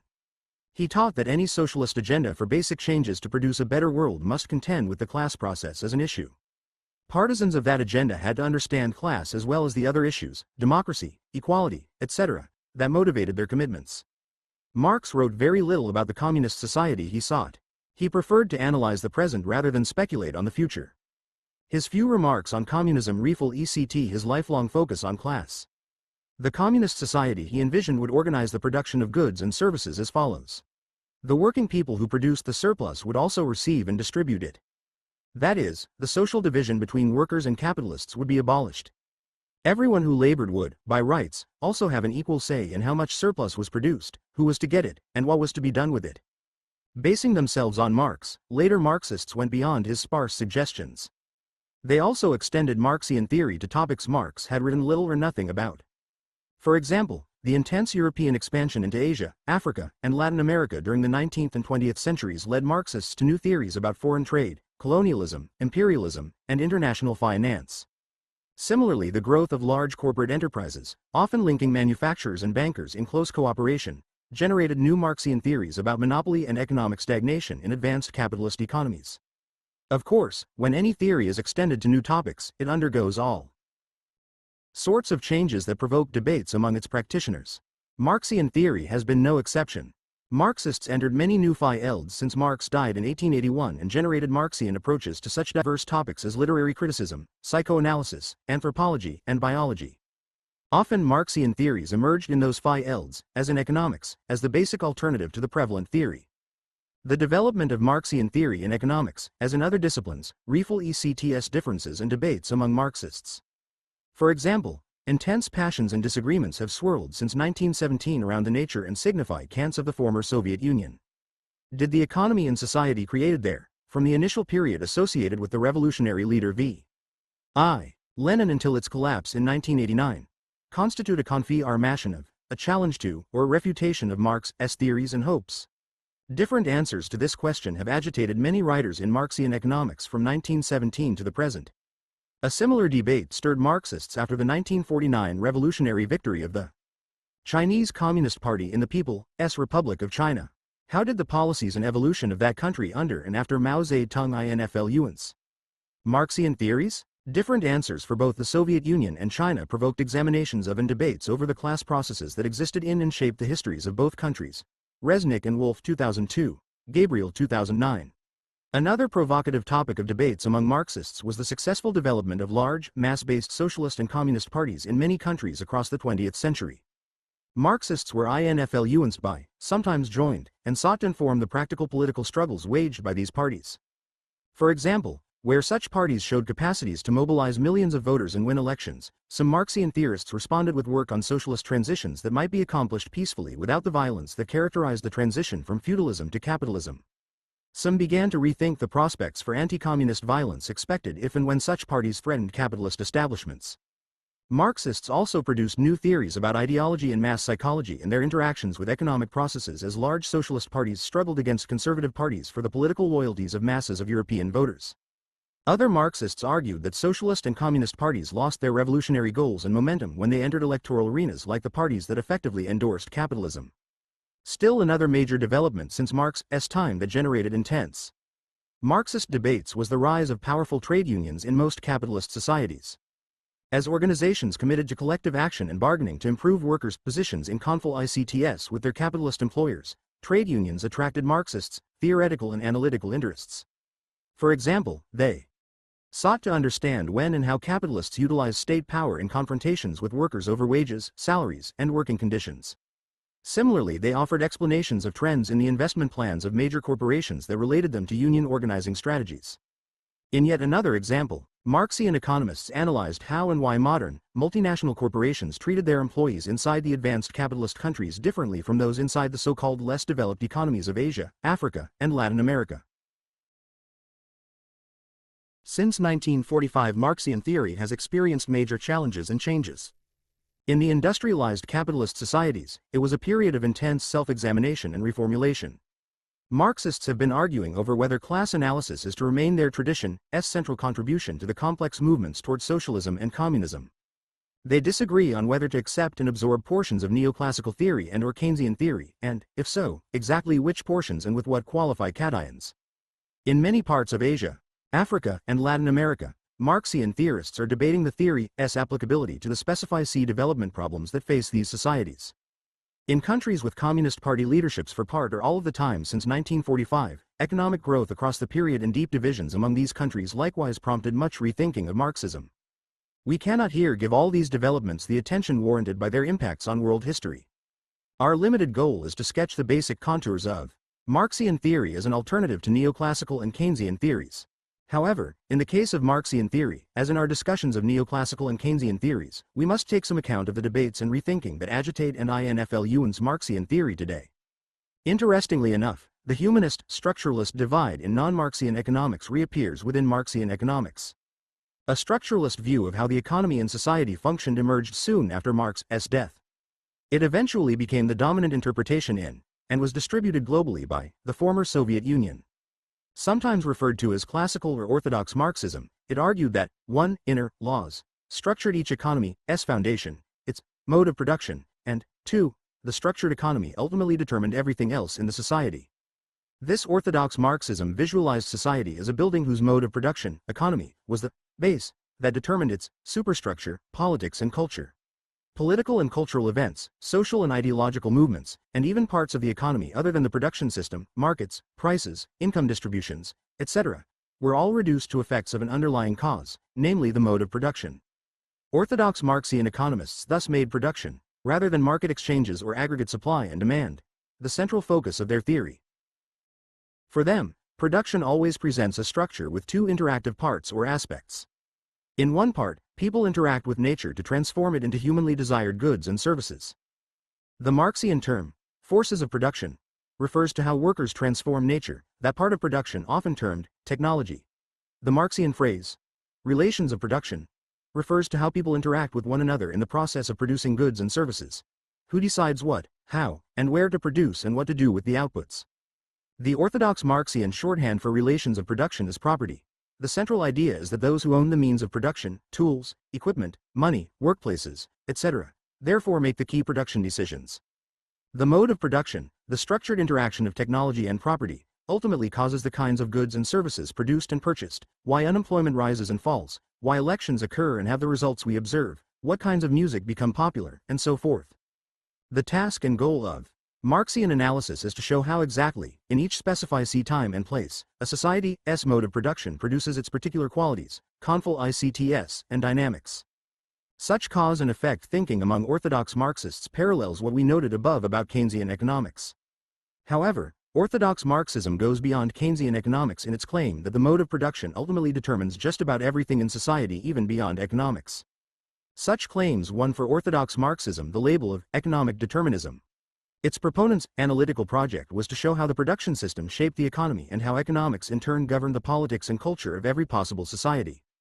To change a society, eradicate poverty, establish democracy, achieve racial or gender equality, preserve the ecosystem, the underlying structure of its forces and relations of production, its mode of production, had to be changed.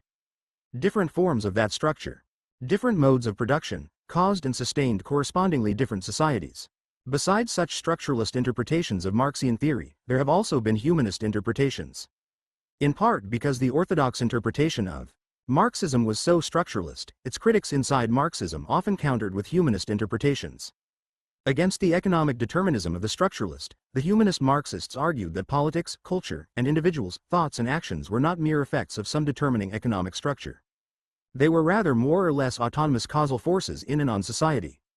In their focus and emphasis on autonomous individual action, the humanist Marxists often approached the parallel humanism of the neoclassical economics tradition. The most influential of such Marxist humanist tendencies inside Marxian economics came to be known as rational choice Marxism. An important qualification needs to modify any categorization of an economic theory as structuralist or humanist. Theories are rarely 100% one or the other. For example, despite neoclassical theory's humanism, it can and does occasionally slide into structuralism, while, as we explained above, Keynesian theory likewise slips into humanism. Orthodox Marxism remains structuralist, even though it too has its humanist moments. In the same way, humanist Marxism has its structuralist moments. These complexities and inconsistencies can become important in debates within and among alternative theories, as we shall show in this book's later chapters. 1.4 Comparing different economic theories. Comparing different economic theories is tricky. Comparisons of different things always are. We can facilitate our task by making use of much recent work concerned precisely with the problem of comparing theories. In this book we compare and contrast neoclassical, Keynesian, and Marxian theories as three different kinds of something we will call theory in general. This procedure is rather like distinguishing apples from cherries by showing how they are different kinds of fruit, or differentiating igloos from split levels by showing how they are different kinds of housing. 1.4.1 Comparing theories in general. A theory about something amounts to a set of sentences about it. Sometimes the words, concepts, and ideas are used as synonyms for what we mean by sentences. The groups of sentences, concepts, or ideas that comprise every theory display some basic similarities. The sentences of any theory focus on particular things, usually called objects, of the theory.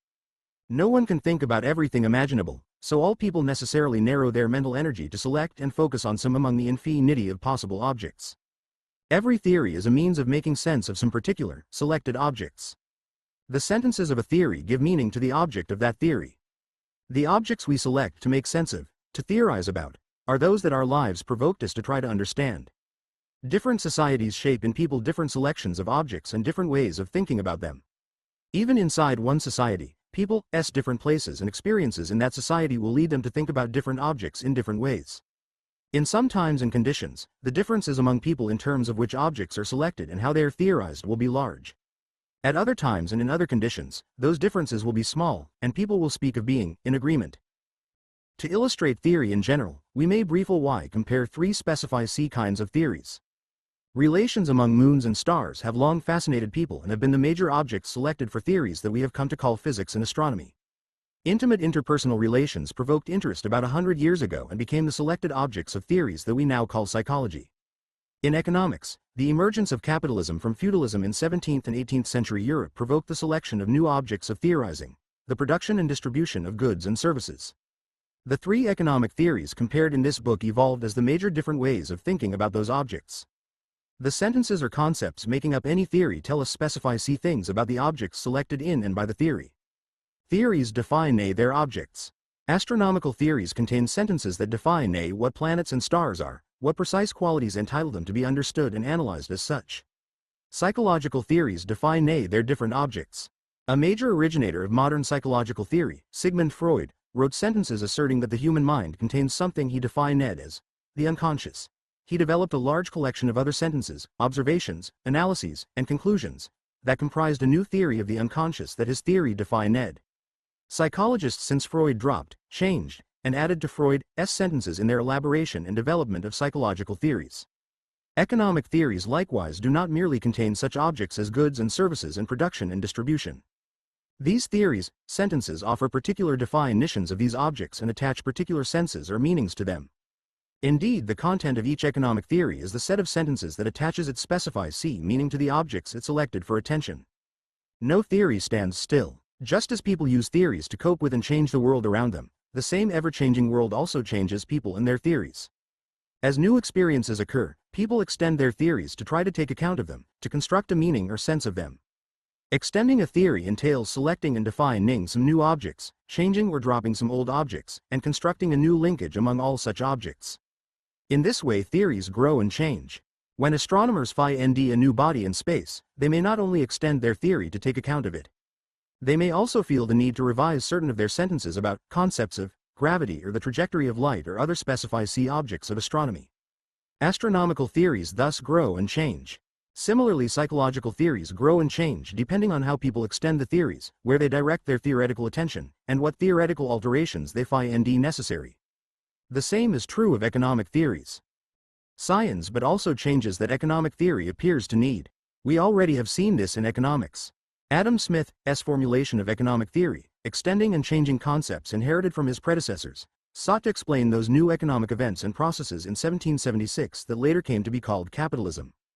Karl Marx extended and changed the theories of Smith and Ricardo to formulate an economic theory of surplus, class, and exploitation to inform and advance workers' struggles against capitalists in the mid-19th century. Then in the 1930s, John Maynard Keynes presented an economic theory that partly built on but also partly rejected and changed the previous economic theories he had learned. In reacting to a major collapse of capitalism in one of its recurring cycles, Keynes also sought to theorize a way to tame and manage those cycles. Industrial Revolution, Capital, Labor Conflict, and Economic Depression. Each of these sets of events radically altered existing economic theories and helped bring forth new theories. It is also common for developments inside one theory to contribute to changes in other theories. For example, new developments in theories of chemistry may lead astronomers to alter one of their theories. In the history of economics, changes in mathematics have helped transform economic theories. Debates and movements inside Marxian economics have influenced Neoclassical and Keynesian economics, whose changes have likewise affected Marxian economics. Each theory is always changing as the result of the many different kinds of influences shaping it. As each theory changes, so too does its impact on other theories in an endless process of mutual transformation among theories and between them and all the non-theoretical aspects of society. 1.4.2 The logics of different theories. All theories establish and follow specified rules about how they connect the objects of their theorizing. There is a systematic quality, or logic, to the rules governing how every theory links up whatever parts of reality it seeks to understand. Theories differ according to which particular logic links their respective objects, but all theories use some logic. A theory's logic includes its particular notion of cause and effect. Many theories assign the role of cause to some of their objects and the role of effect to others. For example, astronomers might explain the shape of one planet's orbit as the effect of a nearby star's size. The size of the star would be theorized as the cause, while the planet's orbit would be the effect of that cause. To take an example from psychology, childhood abuse might be theorized as a cause and adult neurosis as its effect. In economics, the object, recession, might be theorized as the effect of another object, collapse in private investment. Where some objects of a theory are viewed as causes that determine other objects as their effects, we refer to the logic of the theory as determinist. Alternatively, theories may link their objects in a different way, exhibiting a different logic. For example, every object of a theory may be understood as always both cause and effect of every other object. An economic depression would then be approached as 1. The effect of a literally infinite number of other, economic, political, cultural, and natural, objects, and 2. As itself one among an infinity of causes of all those other objects. The objects of such a theory would be linked to one another in a logic of mutual causation that we refer to as overdeterminist. 1.4.3 How theoretical differences matter. 3 basic processes comprise all theories: selecting objects to theorize about, defining those objects, and establishing logical linkages among the objects.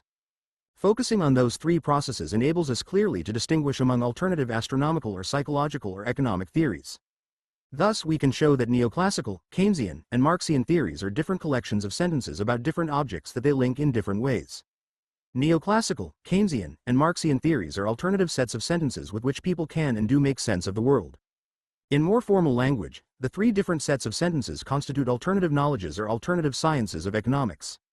Our comparison of these 3 economic theories will show how their respective objects are defined and linked differently to produce their alternative understandings of the economy.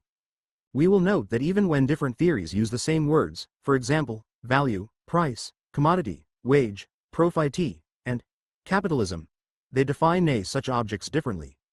They literally mean different things by those words. The same holds in all other kinds of theory. Freudian and non-Freudian psychologists attach different meanings to words like libido, ego, and unconscious.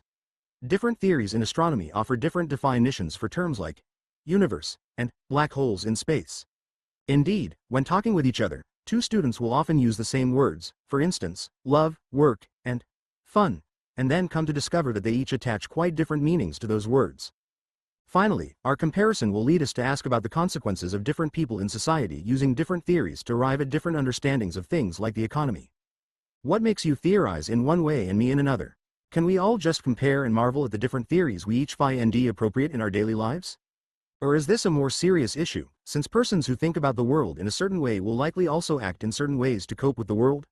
If your economic theory leads you to strive to change the US economy in ways that my theory holds to be damaging to the nation's future, we have something beyond a disagreement in theory to deal with. Theories are one way by which people arrive at their decisions about how to act, and if such actions bother us, we will likely want to challenge the theories that lie behind them. Thus, we will end this book with an effort to come to terms with the problem of how different economic theories matter differently in our society. Knowing what social consequences flow out from using one economic theory versus another will help you sort out your feelings about these three theories. 1.5 An introduction to the three theories. Because our goal is to understand the current confrontation and debate among the world's three major economic theories, we need a systematic introduction to each theory. It must stress the contours of each theory to underscore significant points of difference among them and thus compare how they understand economics differently. This introduction will also serve as an overall guide to the detailed examination of the three theories to which chapters 2, 3, and 4 are devoted. 1.5.1 Entry point, Objects and Logic of Neoclassical Theory. Neoclassical economic theory directs the bulk of its attention to certain distinctive objects. Individuals, market supply and demand, prices, and quantities purchased and sold figure most prominently. In making sense of, theorizing about, these objects, neoclassical economic theory defines and connects a long list of other objects. Chief among these are individual wants, preferences, resources, and technology. These three concepts form what we will call neoclassical theory's entry or starting point. An entry point represents a theorist's choice. It is the chosen way to begin to organize theory, that is, the initial concepts a theorist focuses on so as to produce its meanings to all of its objects. Just like a carpenter uses tools to produce an object, say, a chair, one can think of an entry point as forming the theoretical tools of a theorist to produce a specified understanding and meaning of some object, say, market price. No object, whether a chair or price, could exist if not for use of these tools. That is why in thinking about theory, an entry point is so important. Neoclassical theory starts with and uses specified tools, namely the wants and productive capabilities, resources and technology, of individuals to construct a general image of how the economy works. Individuals' wants and production abilities combine to make the economy what it is. To understand an economy is then to make sense of the aggregate effects of interacting individuals' desires for material well-being and their abilities to use given resources to satisfy that desire. The key and optimal institution for these individual interactions is the market, where mutually advantageous exchanges are freely negotiated between buyers and sellers. Neoclassical theory demonstrates how everyone's greatest well-being is achieved when each individual pursues her material self-interests by utilizing whatever productive resources each own together with the available technology to engage in production and/or market transactions. What happens in an economy is always explained as the result of individuals acting in this way, with more or less allowance being made for possible external interference with individuals' freely chosen market transactions. In addition to an entry point of individuals' wants and productive capabilities, neoclassical economic theory also distinguishes itself by the particular cause and effect reasoning used to connect its entry point to all other of its objects. This reasoning forms its causal logic. It, along with the entry point concept, comprises the set of theoretical tools used. In neoclassical theory, the notion of causality usually has a few objects combining to cause some other object. It expresses this relationship by attaching the description, dependent variables, to objects it views as effects and independent variables to objects it holds to be causes. This particular notion of causality has been called essentialism, or sometimes determinism, among philosophers for many years. In recent years, the term reductionism has become popular. In this book, we use these three terms as synonyms. What do they mean? They refer to the presumption that any event can be shown to have certain causes or determinants that are essential to its occurrence. Essentialist, or determinist or reductionist reasoning proceeds as follows. 1. When an event occurs in society, we know that an infinite number of other events are occurring simultaneously and that an infinite number of other events have occurred previously. 2. We presume that a few of this vast number of other events were the key, chief, determinant, or essential causes of A. And 3. We therefore define a theoretical work as separating the essential, determinant, from the inessential, non-determinant, causes. The result is an explanation of A. The cause of A has been reduced to a few key determinants. Hence the term reductionism refers to theories that reduce the explanation of events in the world to showing how they are effects of a few essential causes. For example, suppose that event A was an increase in the price of some good during August 2011. A quick survey of economic news that month would show that many other events happened then as well. Interest rates rose, oil prices rose, the price of a complementary good fell, the value of the dollar rose, unemployment lessened, and so on. Further research would indicate that millions of other economic and non-economic aspects of our world changed during and before August 2011. Rainfall diminished, tax rates were cut, the FLICT spread in the Middle East, and so on. Faced with this overwhelming mass of data on simultaneous and prior occurrences, all of which probably had direct and indirect impacts on the good's price, what do neoclassical economists do? Believing that they can determine which of the many influences on the price were the most important, they affirm the basic logic of neoclassical theory. They presume that the change in the price of the good resulted from changes in the some key causes, usually listed under the headings of supplies of and demands for the good. Neoclassical economists then investigate exactly how the independent objects, supplies and demands, determine the dependent object, price change, that they seek to explain. In other words, they explain how change in the dependent objects reduces to an effect of changes in the independent objects. Thus the terms determinism and reductionism can be used interchangeably to describe this particular causal methodology. Reductionists or determinists explain the events they deem to be important, worthy of their theoretical attention, by centering on the essential causes of those events. Their presumption that events have some particular, fundamental causes that can be isolated, runs deep in the consciousness of many people. It appears in many theories, not only in neoclassical theory. Neoclassical theory is reductionist across its entire range of analytical claims. In its most sweeping formulations, neoclassical theory reduces the overall levels and rhythms of economic activity, prosperity and growth or recession, unemployment and decline, to effects of its posed entry point, namely what interacting, self-interested and productive individuals do. Let us briefly outline how this theory works and then in the next chapter examine it in more detail. Market prices are said to be essentially caused by supply and demand. In turn, supply and demand can be reduced further to their ultimately determining causes: individuals' natural desire for economic well-being, their natural endowment of resources, and their natural abilities to access and use given production knowledge, technology. Hence for neoclassical theory its entry point of human wants and productive capabilities become more than a starting point. They also serve as an ultimate cause or essence determining all other objects. Market price has been reduced to an effect of these assumed essential aspects of our human nature. In this sense, human nature becomes the determining foundation in this theory. Questions as to the origin of human nature are not often raised or discussed in neoclassical economics texts or classes, but if they were, human nature might well be reduced further to an effect of God, evolution, or perhaps a combination as in intelligent design theories. Neoclassical economists rarely question or dispute their methodological reductionism. They presume, as if it were natural or the scientific method, or simply the only appropriate way to think, the existence of one or a few ultimately determining causes of every event. These essential causes need to be found and how they determine events needs to be shown. That is the task of explanation in neoclassical economics. 1.5.2 Entry point, Objects, and Logic of Keynesian Theory. Keynesian theory's object is the overall, total economy. What is often called macroeconomics is differentiated from neoclassical theory's focus on the individual consumer, worker, and enterprise, or microeconomics. Thus Keynesian theory examines major aspects of the macroeconomy such as gross domestic product, national income and wealth, money supply, unemployment, consumer price index, and the economy's growth pattern. Unlike neoclassical economics, it is not especially interested in individual wants and individual market actions. Keynesian economics does not presume that the overall economy functions and develops as the result of individuals' wants and productive capabilities. With one exception, the individual investor who is treated, as we will see in a later chapter, in a humanist way. Keynesian theory generally sees causality running in the opposite direction. What individuals do is determined by how the overall economy operates, by the connections or relations among the major aspects of the macroeconomy. These aspects and their relationships define the macroeconomic structure in and for Keynesian economic theory. It makes sense of the economy first and foremost by defining its major aspects and the structure of their interrelationships. These form its unique starting or entry point so as to understand the economy and how it works. Individuals are presumed to be born into and shaped by that structure and to behave according to its rules. Hence Keynesian theory, just like neoclassical theory, assumes its entry point to be an ultimate cause of human behavior. However, these theories radically differ from one another in their differently chosen entry points. Human nature, as ultimate cause, in one and structural rules, as ultimate cause, in the other. For Keynesian economists, the task is then to study, uncover, and show how that structure functions and evolves so that we can, individually and collectively, better fulfill our needs given that structure. The humanist determinism of neoclassical theory confronts the structural determinism of Keynesian theory.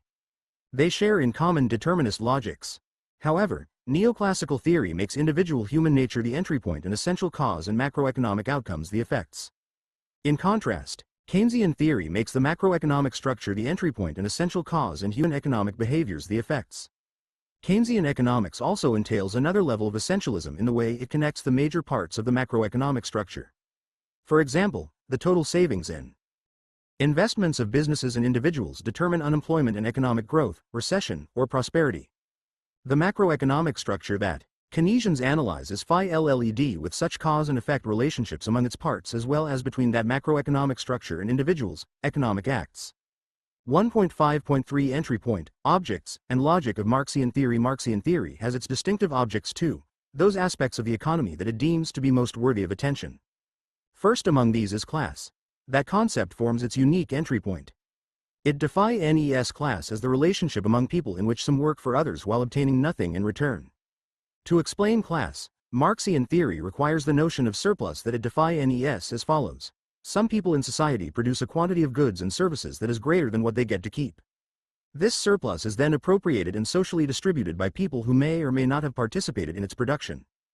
Different class relationships among people in any society are defined by different ways of organizing how surpluses are produced, appropriated and distributed in that society. Each society's organization of the surplus positions its individuals in the roles of producers, appropriators, and distributors of the surplus. Different organizations of the surplus entail different arrangements of who produces and who appropriates and distributes surpluses. Different class relations. Beyond class and surplus, Marxian theory focuses on such objects as capital, labor power, commodities, values, production and distribution, accumulation of capital, crises, and imperialism. All of these are linked to class and surplus in constructing Marxian theory's distinctive economic analyses. Since the tradition of Marxian economic theory has evolved across the last 150 years with contributions from many different societies across the globe, it includes both determinist and non-determinist kinds of economic logics. Until recent decades, the prevailing, orthodox Marxian economic theory was determinist and also structural. Unlike Keynesian economics, it was not the macroeconomic structure that determined how the economy worked and changed. It was rather the posed entry point of mode of production, the structured interaction of relations of production, property, and forces of production, technology, that determinist Marxists argued was the ultimate cause of the economy and thereby politics and culture as well. Determinist Marxists analytically divide societies into one group that owns the means of production, used to produce goods and services, and another group without such ownership. For them, property ownership became synonymous with class relations, the classic juxtaposition of rich and poor, propertied versus propertyless. Owners of the means of production were understood to receive the surplus produced by those without such property.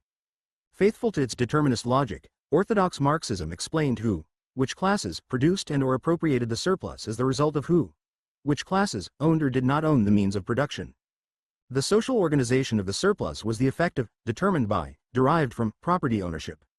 However, in recent decades a quite different, non-determinist logic has become important inside Marxism. Some Marxists find it already present in Marx's writings. In its view, economics and politics and culture are all mutually determinate and thus interdependent. None of these components of society wields more influence than another. Their qualitative differences are not reducible to a single quantitative measure. This kind of Marxist economics is thus neither humanist nor structural, since it rejects any kind of determinist logic linking its objects. It argues instead that individuals and structures are to be understood as constantly shaping and changing one another in an endless process that some call dialectics, linked to the ancient Greek notion of thought arising out of endless dialogues among people. Others prefer to call this pointedly anti-determinist notion of mutual interaction, interdependence, and transformation over determination. This distinctive connective logic that distinguishes a major part of modern Marxian economics is discussed further below in section 1.5.5 and in chapter 4. Marxian theory also attaches particular qualities and important qualifications to its objects. For example, it stresses the different kinds of class relationships in which surplus gets produced, appropriated, and distributed. Indeed, Marxian theory uses these different kinds of class relationships to divide human history into distinct epochs: capitalist, feudal, slave, communist, and some other kinds as well. Marxian theory also very particularly qualifies certain of its objects, for example, labor and capital are each differentiated by the adjectives productive and unproductive, and surplus value can be either absolute and relative. These and related terms are defined and developed in Chapter 4. This partial, short list of key terms underscores two remarkable differences among neoclassical, Keynesian, and Marxian theories. First, notwithstanding that the same words and phrases appear in all three theories, they take on entirely different meanings across the three theories. For example, the basic concepts of capital and price as formulated and used in Marxian theory have completely different meanings in neoclassical and Keynesian theories. Second, central terms used in one theory may be altogether absent in another. Self-interest maximizing individuals are as scarce in Marxian theory as surplus labor is in neoclassical and Keynesian theories. Qualifications that are central to Marxian theory, productive, unproductive, relative, and absolute, do not figure in neoclassical or Keynesian theories. Dent versus independent, which neoclassical and Keynesian theories attach to their objects, do not exist in overdeterminist Marxian theory. 1.5.4a Digression. Theories and their objects. The sharp differences in the three economic theories. Basic objects suggest that the objects of theories do not exist out there in the world just waiting for theorists to observe and theories to explain them. The world we see and the objects we find in it are shaped by the theories we use to analyze them. Here, it is important that we not get caught in a new wrinkle on that old question about which came first, the chicken or the egg. We cannot and we need not resolve the question whether the objects we find in the world came first and our theories second, or vice versa. Rather, human beings are always observing and thinking at the same time. What we see is shaped in part by how we think, just as how we think is shaped in part by what we see. Marxists observe class and theorize about it. Their theory plays a role in influencing what they see just as their observations shape their theorizing. Neoclassicists observe individual maximizing behavior and theorize about it. Their theory plays a role in influencing what they see just as their observations shape their theorizing. Keynesians observe aggregations of individuals consuming a socially conventional portion of their income and theorize about it. Their theory plays a role in helping to shape what they see in the economy just as their empirical observations shape what and how they theorize. Of course, what each of us observes is determined by more than the theories we each find convincing. Theories we reject may also be important enough in our communities to influence us to consider their objects and find some sort of place for them in our theories. Partisans of one theory often adjusted to accommodate parts of other theories. For example, some neoclassical and Keynesian economists do admit that classes exist, but they usually define classes quite differently from Marxists. Similarly, some Marxists have come to agree that self-interest maximizing individuals and/or aggregate propensities to consume are factors in any economy's development, although they treat them in ways most neoclassical and Keynesian economists would not accept. Different theories not only explain the world differently but also influence us to see a different world to explain. Part of the difficulties faced by people with different theories when they try to communicate their understandings to one another is that the world each sees is not the same. For successful communication to occur, both sides need to grasp that they differ not only on how to explain the world but also on what they perceive that world to be. This is not cause for alarm about the chances for humans to talk and interact positively. Communication among us is not made impossible because we see and think about the world differently. On the contrary, communication can be richer and more productive precisely because of our differences, so long as we are committed to honestly facing them and learning from them.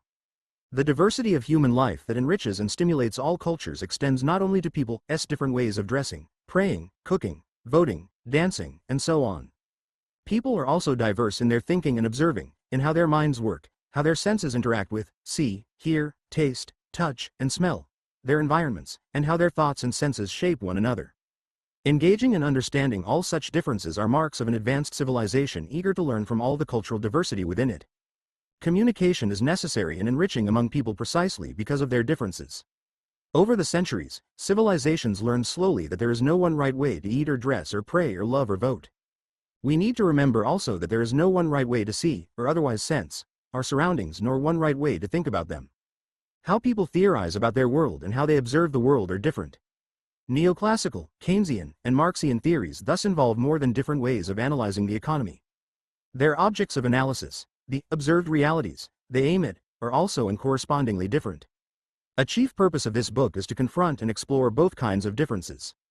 1.5.5 The logic of Marxian theory. In addition to its entry point concept of class exploitation, the most striking development within the Marxian theoretical tradition in recent decades has been the concept of overdetermination. This unique and relational notion of causality connects Marxian theory, S objects to one another is always simultaneously both causes and effects. Everything in the world participates in overdetermining everything else and is itself overdetermined by everything else. As Chapter 4 will explain, the Marxian economic theory presented here rejects any presumption that economic, or, for that matter, non-economic, events have essential causes. Such presumptions can be called, as we have said, economic determinism, when there is thought to be an essential economic determinant of the event, or cultural, or political determinism when an essential cultural or political determinant is thought ultimately to cause the event. The overdeterminist Marxian theory presented here thus differs from economic and other determinisms present within the Marxian tradition. The Marxian theory of Chapter 4 will instead presume that any event occurs as the result, the effect, of everything else going on around that event and preceding that event. If we suppose that the world comprises an infinite number of events, then the occurrence of any one of them depends on the influence of all the others, not some essential few.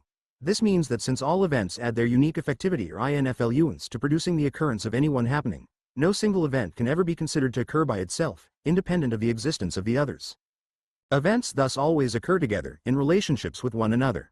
It follows that overdeterminist Marxian theory cannot use the independent versus dependent variable terminology or cause and effect terminology shared by Neoclassical, Keynesian, and determinist Marxian economics.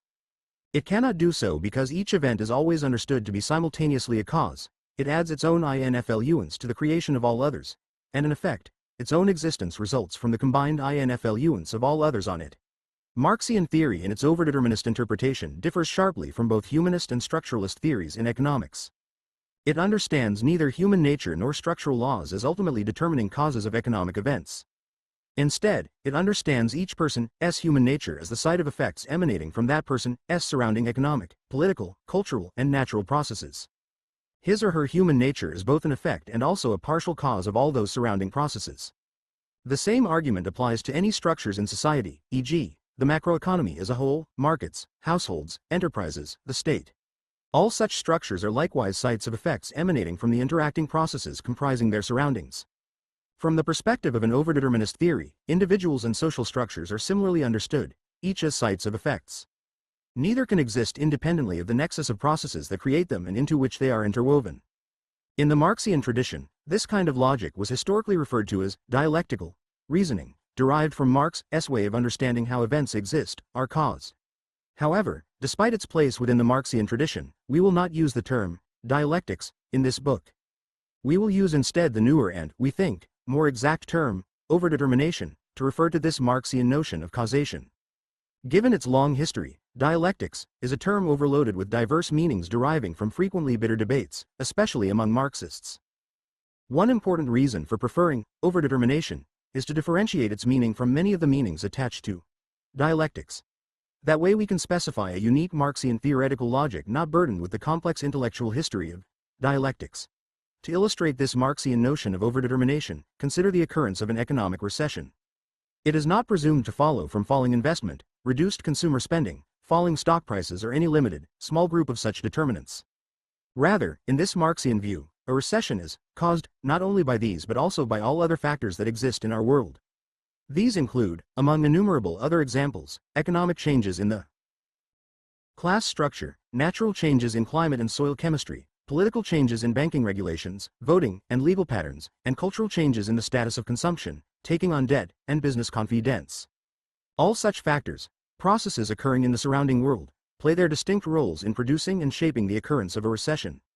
For Marxian theory, none of these factors can be ruled out as causes, each in its particular way, of the recession. Indeed, the prefix x, over, in the term overdetermination, is a way of signaling the reader that this event, a recession, is over. Determined by the influences emanating from all of these factors. If we decide to focus our attention on only some selected subset of the causes, that is no problem so long as we are aware of and explicit about the necessarily partial, incomplete, and partisan analysis that results. Such a notion of causality sometimes startles people.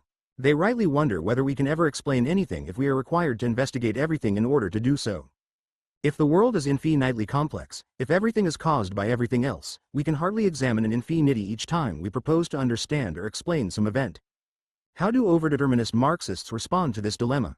Marxists answer that no explanation, no matter what theory is used to produce it, is ever complete, total, or finite. Human beings can no more fully explain an event than they can fully appreciate a work of art, fully understand another person, or fully control their environment. Instead, we all do these things partially, utilizing our thoughts and feelings as best we can to produce some appreciation of a painting, some understanding of a friend, and some control over our environment. So it is with any theory. It uses its particular apparatus, its objects, qualify cations, and notions of causality, to produce its particular, incomplete, and inevitably partial explanation of an event.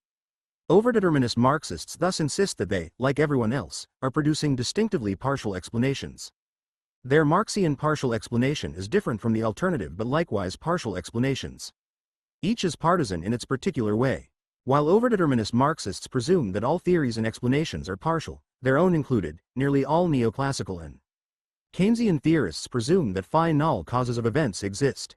Such neoclassical economists believe their theory can and will phi nd and disclose those phi null causes and thereby yield a complete explanation. Such Keynesians believe the same for their quite different theory. For both such theorists, once discovered, these phi null causes by definition cannot be reduced to anything else. That is why such theorists believe that they have produced, or will produce, a complete explanation. By contrast, overdeterminist Marxists do not refer to any phi null causes. For them, nothing that exists is a cause without being also an effect. Each aspect of society, for them, is dependent on all the other aspects. No event or aspect of a society is independent. Nothing determines other things without itself being determined by them. Marxists do not look for the ultimate causes of events because they presume that such phi null explanations do not exist. Most neoclassical and Keynesian theorists do look for and claim to have found such essences among the objects of their theory, although their preferred essences differ. Hence they order aspects of society into dependent and independent variables, more and less important causes differentiated from one another and from the effects they produce. Overdeterminist Marxian theorists produce their admittedly partial explanations of economy and society and contrast them with the partial explanations produced via alternative theories. Because of its unique entry point of class, Marxian explanations focus on the class aspects of economy and society but do not claim that they do so because class is the essential, ultimate cause of social structures and changes. Such a claim would violate their commitment to overdetermination, their rejection of the presumption of and the search for essential causes of any kind. Hence class is an entry point but not an ultimate cause or essence. If class is no more a cause of historical development than any of the other non-class and non-economic components of a society, then why do overdeterminist Marxist theorists focus their work on class as its entry point and present their explanations of economic and social events in class terms? Their answer to this question has two parts. 1. Class as an aspect of social life has been neglected in and by other theories and theorists, and 2. That neglect of class has prevented people from constructing the kind of societies that Marxists would like to see. A theory of social structures and historical changes that is partial to, emphasizes, class, the overdeterminist Marxists argue, can help remedy the neglect. In economics, such Marxists point out, neoclassical and Keynesian theories ignore or dismiss the existence of class, exploitation, and class conflict ICT.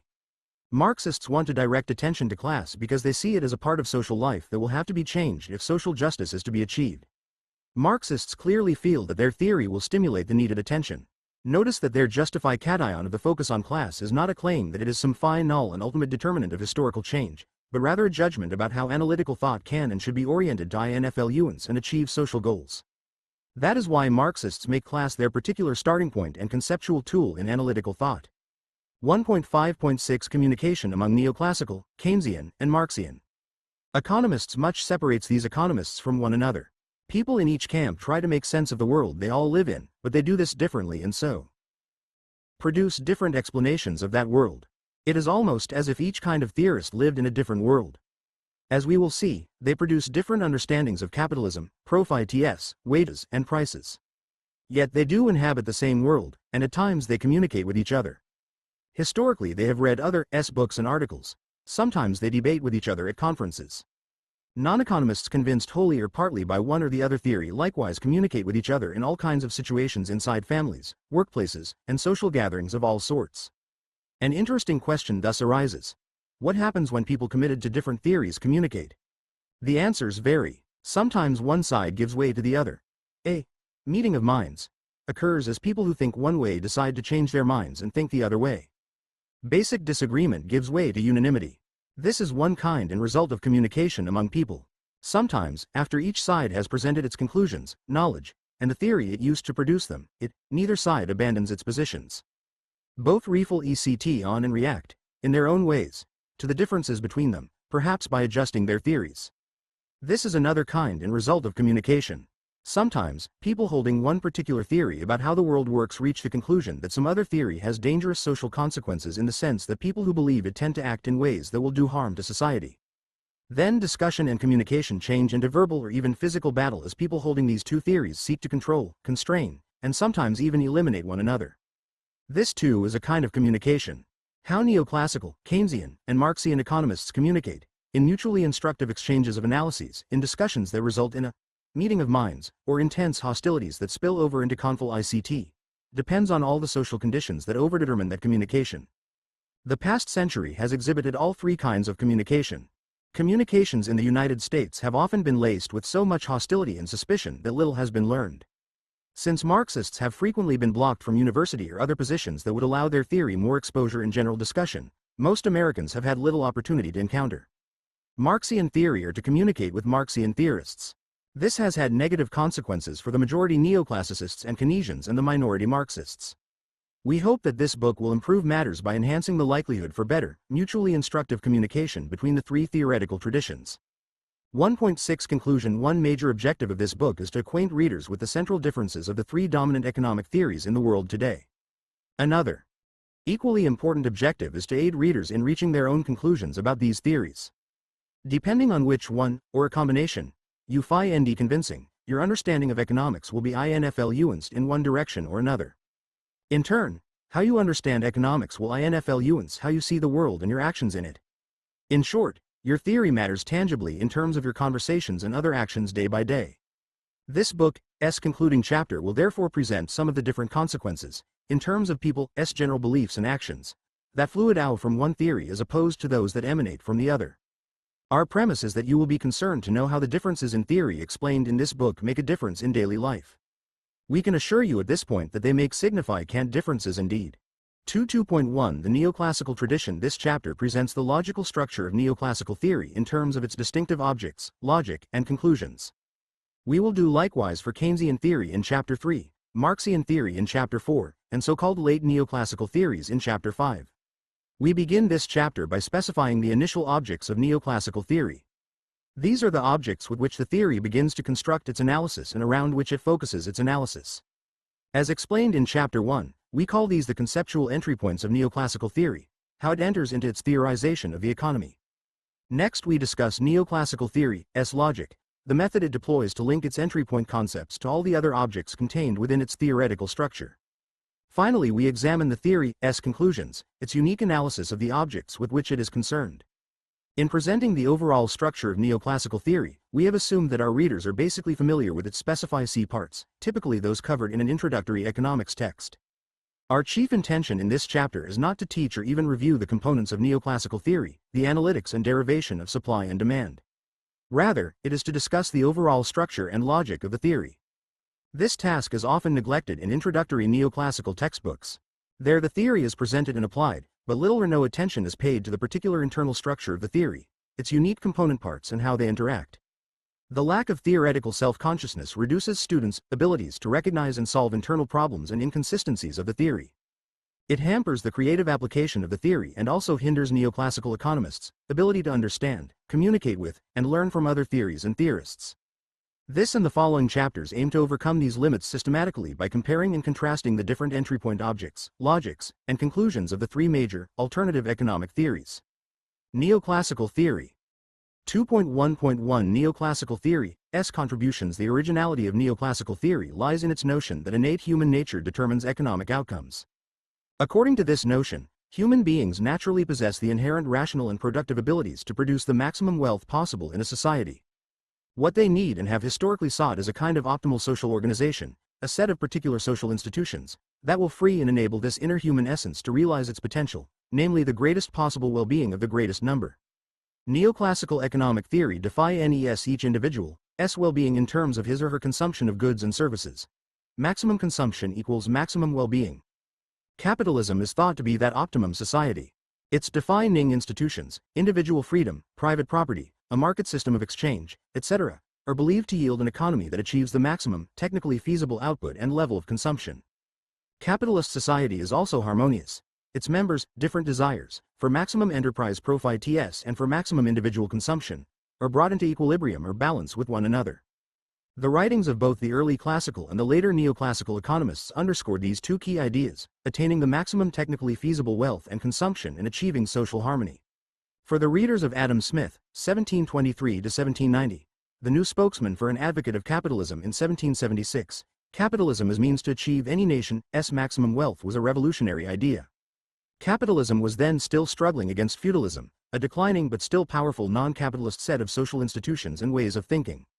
Smith's argument that maximum social wealth fluid owed from maximum individual freedom to pursue one's economic self-interest was, to say the least, startling.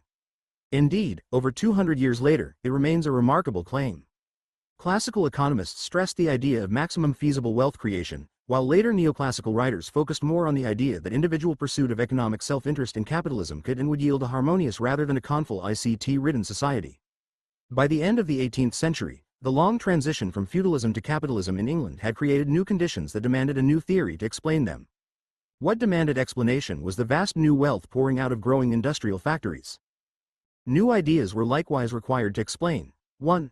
The distribution of wealth among those who collaborated in its production; 2. How so productive an economic system could be reproduced and extended; and 3. How best to respond to the recurring business cycles that threatened to disrupt the new capitalist system. The early classical writers responded to the pressures of their times, the demands for explanations of economic events and trends, but also the demands of governments for new policies to deal with new economic problems. Many focused on answering a key question: was free trade preferable to restricted trade between nations? Others concerned themselves with debating whether monopolies granted by governments to merchant companies hindered economic growth. Still others asked whether guild restrictions on craft production should be abolished in favor of placing no restrictions on individuals producing and selling whatever the market would bear. Economic analysis and policy prescriptions were deeply intertwined then, as they have continued to be ever since. The classical economists' new ideas reflected their times but also reacted back upon those times. Classical economics helped shape the complex ways in which the newly emerging industrial capitalists and wage laborers understood and related to one another. Classical economics likewise influenced how the state then related to enterprises and households. In other words, these ideas of the classical writers helped create, but also change, the very capitalist society to which they were responding. A principal aim of first classical and then neoclassical economics was to demonstrate how capitalism could realize its potential only if all barriers and obstacles to private wealth maximization were removed. Even some of classical and neoclassical theory's severest critics, such as John Maynard Keynes, 1883 to 1946, shared that aim. In Keynes' case, the obstacle to be removed was a lack of effective demand that prevented and distorted capitalism from operating as it could and should.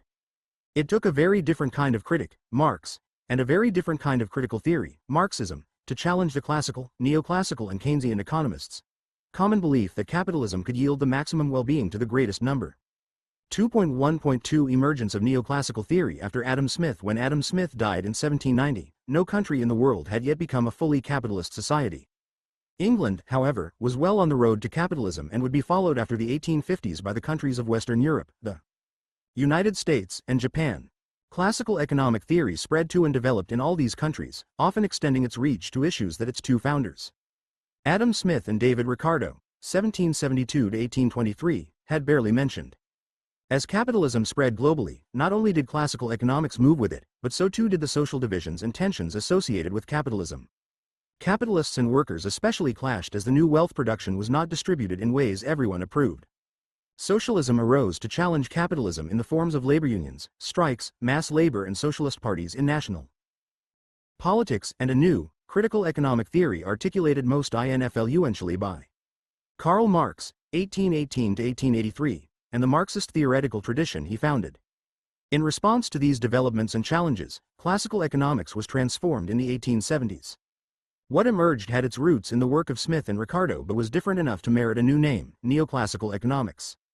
Where classical economics had focused on national levels of wealth creation, growth, and government's economic policies, the neoclassical school concentrated more on the economic behavior of the individual elements of modern economies, enterprises, consumers, and workers. Those behaviors, based on those elements' innate desires, goals, and resulting choices, were thought to determine how economies functioned, including the determination of commodity values that the old classical economists and Marx had rather attributed to labor. Neoclassical economics after the 1870s went on to produce a remarkable theoretical tradition whose central concerns grew from the analyses of consumer choice and the behavior of phi-RMS to encompass topics like income distribution, business cycles, market structures, general equilibrium, foreign trade, growth, and economic development. In the late 20th century, the traditional neoclassical theory gave way to new variations and formulations that are discussed as late neoclassical theories in Chapter 5. The Great Depression of the 1930s dealt a major blow to neoclassical theory. Many neoclassical economists worried that the theory that had developed over the previous 60 years was inadequate. The only solution their theory offered was to allow the workings of free markets, what neoclassical theory celebrated as the optimum economic organization, to self-correct and thereby overcome the Great Depression. Yet the suffering of so many during the 1930s was so great that the market solution, even if it worked, might come too late to save capitalism from the growing mass of its critics. The immediate danger was social revolution by the unemployed, the poverty-stricken, and the many disillusioned with capitalism as an economic system. In such dangerous times for capitalism and neoclassical theory, John Maynard Keynes, an important neoclassical economist himself, engaged in a remarkable theoretical self-criticism. Keynes attempted two things: to show why the operation of free markets alone would not necessarily end the Depression and, more important, to offer another way to end the Depression without destroying capitalism in the process. Keynes' explanation and new policy challenged neoclassical theory's celebration of free markets so profoundly that it effectively split modern non-Marxian economics into two, often contending schools. One retained the name neoclassical economics and has continued its focus on the micro level of economic life and its celebration of free markets. The other came to be called Keynesian economics and focused instead on the limits of markets, on the macro level of the economy, and on the market interventions needed from the state to secure maximum employment, price stability, and economic growth. 2.1.3 Which economic theory will we present? To present all the theoretical variations within the neoclassical, Keynesian, and Marxian traditions would be an overwhelming task. Yet to present only one approach from each would be to invite the criticism that we have ignored viable alternatives.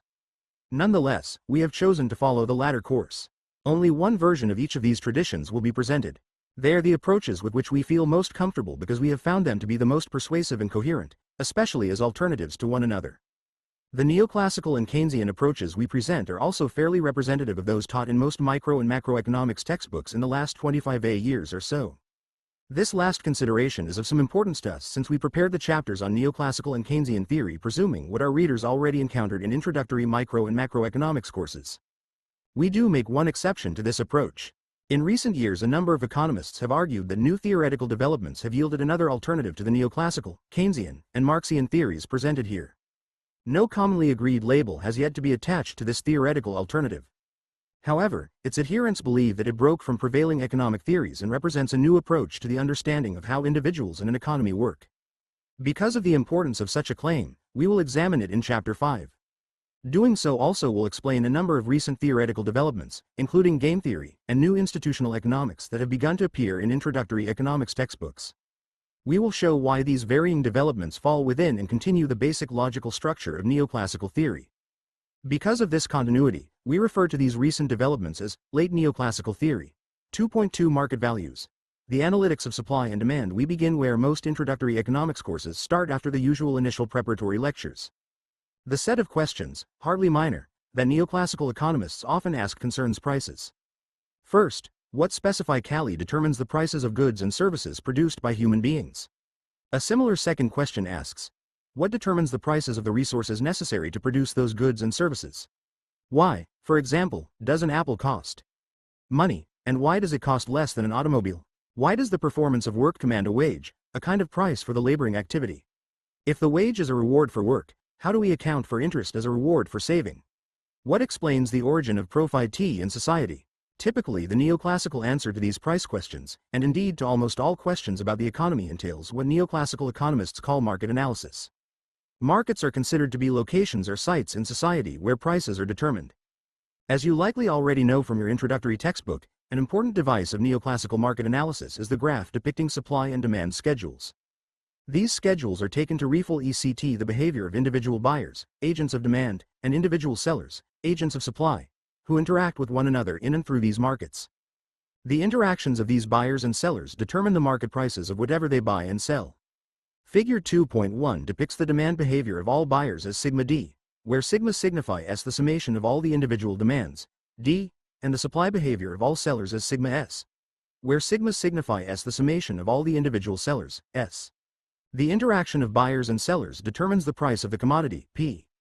We may say, then, that P is the neoclassical economists' answer to the question of what will be the specified C price for this commodity. We now figure 2.1 determination of price by market actions of demanders and suppliers. Price per unit, P. Total quantity of the commodity demanded and supplied, Q.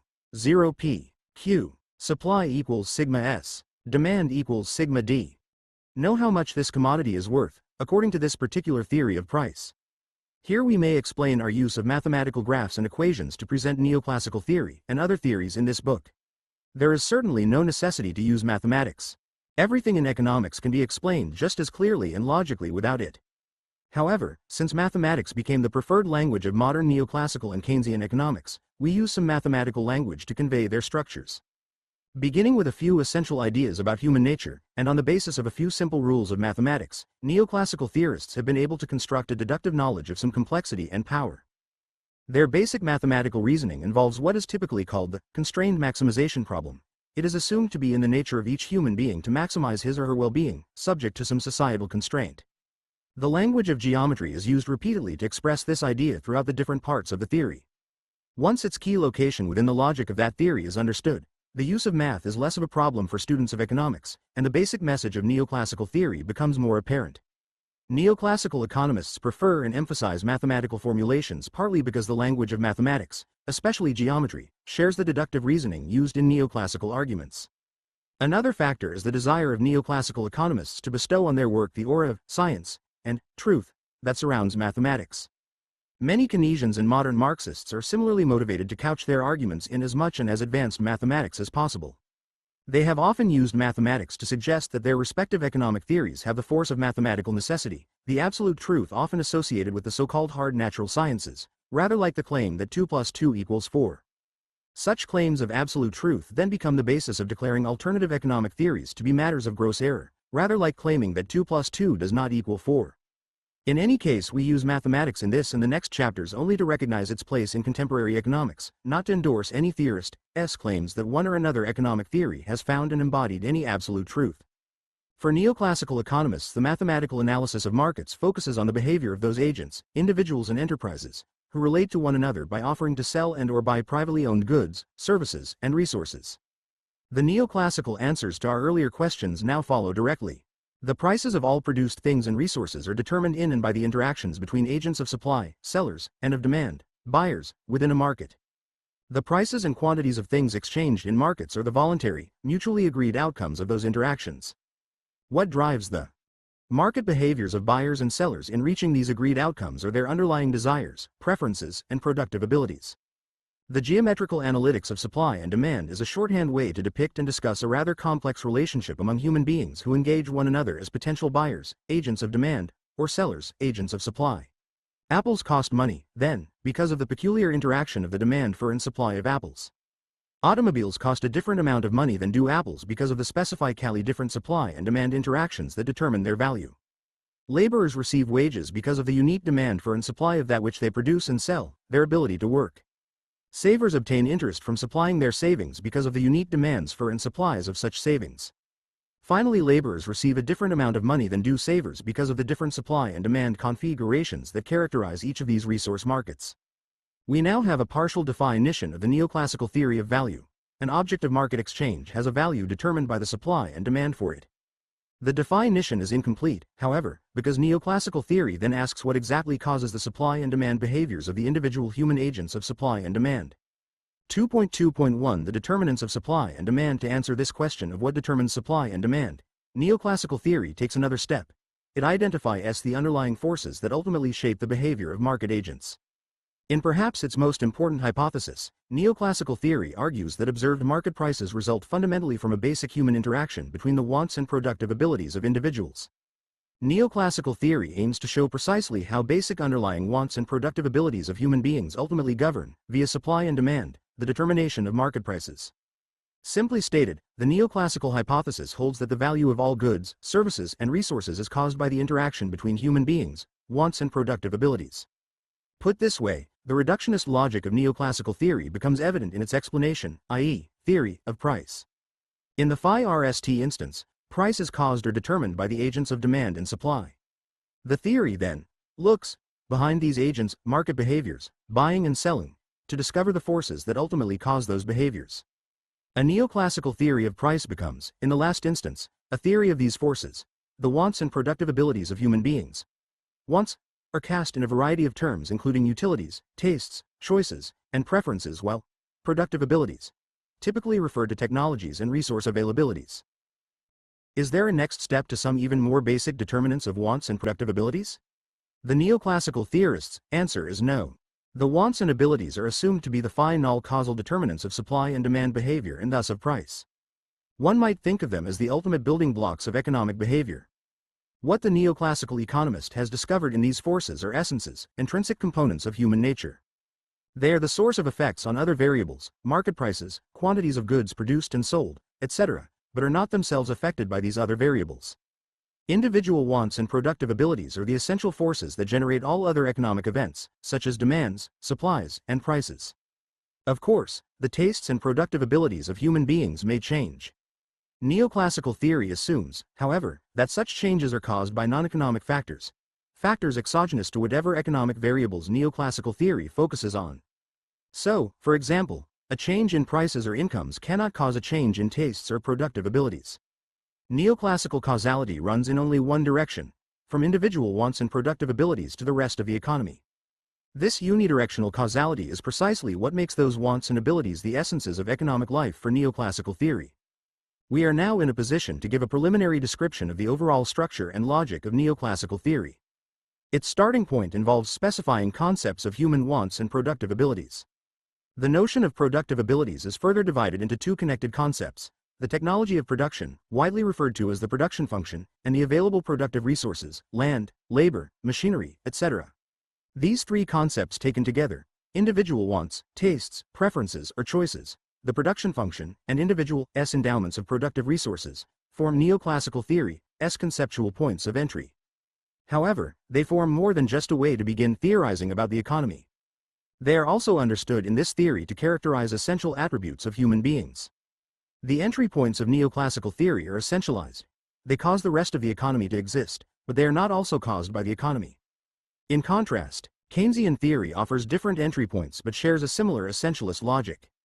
In stark contrast to both, Marxian theory poses not only a completely different entry point but does not essentialize it. Its entry point is a cause of but also and simultaneously is caused by the larger economic system. Neoclassical theory's essentialism means that the three concepts of human tastes, productive technology, and resource endowments generate all the other economic concepts, supply, demand, and price, but also such other economic phenomena as savings, loans, and economic growth. The logic and goal of neoclassical theory is to deduce all such secondary concepts, supply, demand, price, investment, and growth, for example, from what it takes to be primary and the fundamental cause of the economy, individual human tastes and productive abilities. Deduction, or what this book calls reductionism, is the logic of neoclassical theory. While neoclassical theory gives a special importance to markets, it is never satisfied with merely a supply and demand answer to price determination. It does not understand market behavior to be the ultimate cause of price. Supply and demand are not independent and self-reproducing phenomena, they are determined by something outside of them. Neoclassical theory thus arrives at individuals' tastes and productive abilities, the theory's most basic analytical level. It does not reduce tastes and productive abilities to anything else in the economy. To construct its sense of how economies work, neoclassical theory takes those tastes and productive abilities as givens, what we have called entry points, for its analytical project. By grounding its analysis at the level of individuals, it has come to be understood generally as microeconomics. 2.2.2 Markets, private property, conservatives, and liberals. Before we explore neoclassical theory's argument that human wants and productive abilities act together to determine prices, we need to answer the following question. Why do markets play so important a role within the theory? After all, human history displays many societies in which markets either exist marginally or not at all. In these societies, produced wealth was distributed to individuals using a variety of alternative, non-market mechanisms, gifts, various kinds of rules and customs governing distribution of products of labor, or planning procedures of various sorts, by chiefs, elders, local councils, priests or priestesses, etc. Many non-market societies existed for a longer period than have market societies. Indeed, it was because non-market distributive systems functioned well for long periods of time that human beings survived and eventually created market systems as well as non-market systems. The importance of markets to neoclassical theory does not therefore reflect their quantitative importance in social history. Rather, the special place of markets within that theory has more to do with one of its founders' remarkable insight and its usefulness in the European transition from feudalism to capitalism in the 18th and 19th centuries. More than 200 years ago, Adam Smith theorized that societies allowing citizens the full freedom to compete in all markets would generate more wealth for its citizens than any constriction of such freedom. If wealth measured the economic progress of any society and if maximum wealth became the social objective, then achieving that objective required establishing free, competitive markets. The idea of free competitive markets became a key concept in Smith's classical theory of political economy and later in neoclassical economic theory. According to neoclassical economic theory, capitalist societies are societies that establish and protect two key institutions. The first is private property. Each citizen has the power freely to own, buy, or sell his or her resources and produced goods. The second is a system of fully competitive markets. No citizen has any power to control prices, and all buyers and sellers take market prices as facts on which to base their decisions. When both institutions exist, a society possesses what is typically called a private enterprise market economy. Following Smith's insight, that society also has provided the conditions for something more, achieving maximum wealth. In other words, capitalism allows and encourages the citizens of a society to reach their maximum production and consumption potential. Thus, given these citizens' preferences and productive abilities, markets and private property offer citizens the optimum opportunity to gain the maximum wealth possible. This conclusion of neoclassical theory has been powerful, influential and provocative. Economists have been arguing for many years about its precise meaning and consequences. We can appreciate the centrality of private property in markets for neoclassical theory by a brief look at economists who have disagreed with neoclassical theory. For example, some economists have been unhappy with certain social effects of private property. They understand this particular institution to produce unequal distributions of wealth and power among the citizenry. For that reason, they sometimes advocate keeping the institution of competitive markets. They believe it permits the achievement of maximum wealth. While abolishing private property, they believe it causes the unequal distribution of that wealth. When capitalist societies have been altered in this way, they have been variously called non-capitalist, mixed, or socialist, because of their loss of one definitive characteristic of capitalism, namely private property. This kind of change that has occurred in capitalist economies is interestingly connected to an economic system often termed market socialism, or democratic socialism. That is a kind of economy and politics far more popular in Europe than in the United States. Market or democratic socialism would continue competitive markets but replace private with collectivized ownership of the means of production, factories, tools, and equipment. Collective ownership is intended to deal with the problem of too much of society's wealth going to and owned by too few of its citizens. A key goal is to prevent the social anger and alienation associated with the economic inequality believed to fluid when means of production are privately owned. Other kinds of socialists, and also many of those who call themselves communists, have advocated an economic system with neither private property nor markets. They sought to replace private with collective property in the means of production but also to replace markets with government planning as their preferred means of distributing resources to producers and products to consumers. In disagreement with them, the market, or democratic, socialists have argued that competitive markets are the better distributive mechanism than planning because the power to plan concentrates too much power in the too few hands of state planners. Markets, they argue, distribute power across large numbers of individual consumers and producers free to make their economic choices, buying and selling. Market socialists, like the devotees of neoclassical theory, see markets as democratic institutions. Markets, unlike government planners, also allow choices that serve the needs and desires of all market participants, and thus the maximum wealth and consumption possible, rather than primarily the needs of the government. Market socialists believe that competitive markets also generate economic ups and down, recurring cycles of prosperity and recession, boom and bust, that can be debilitating if not dangerous to society. Thus, democratic socialists follow Keynesians in advocating state controls over markets to mute and/or offset their cycles. Supporters of market socialism have thus tried to combine what they take to be the best aspects of the three economic theories: Marx's collective ownership of the means of production, Smith's competitive markets, and Keynes' state management of the business cycle arising from competitive markets. Now we can clearly state the position of the vast majority of neoclassical economists. They defend and argue for both institutions, insisting that private property and competitive markets are mutually supportive of one another as well as necessary for maximum wealth.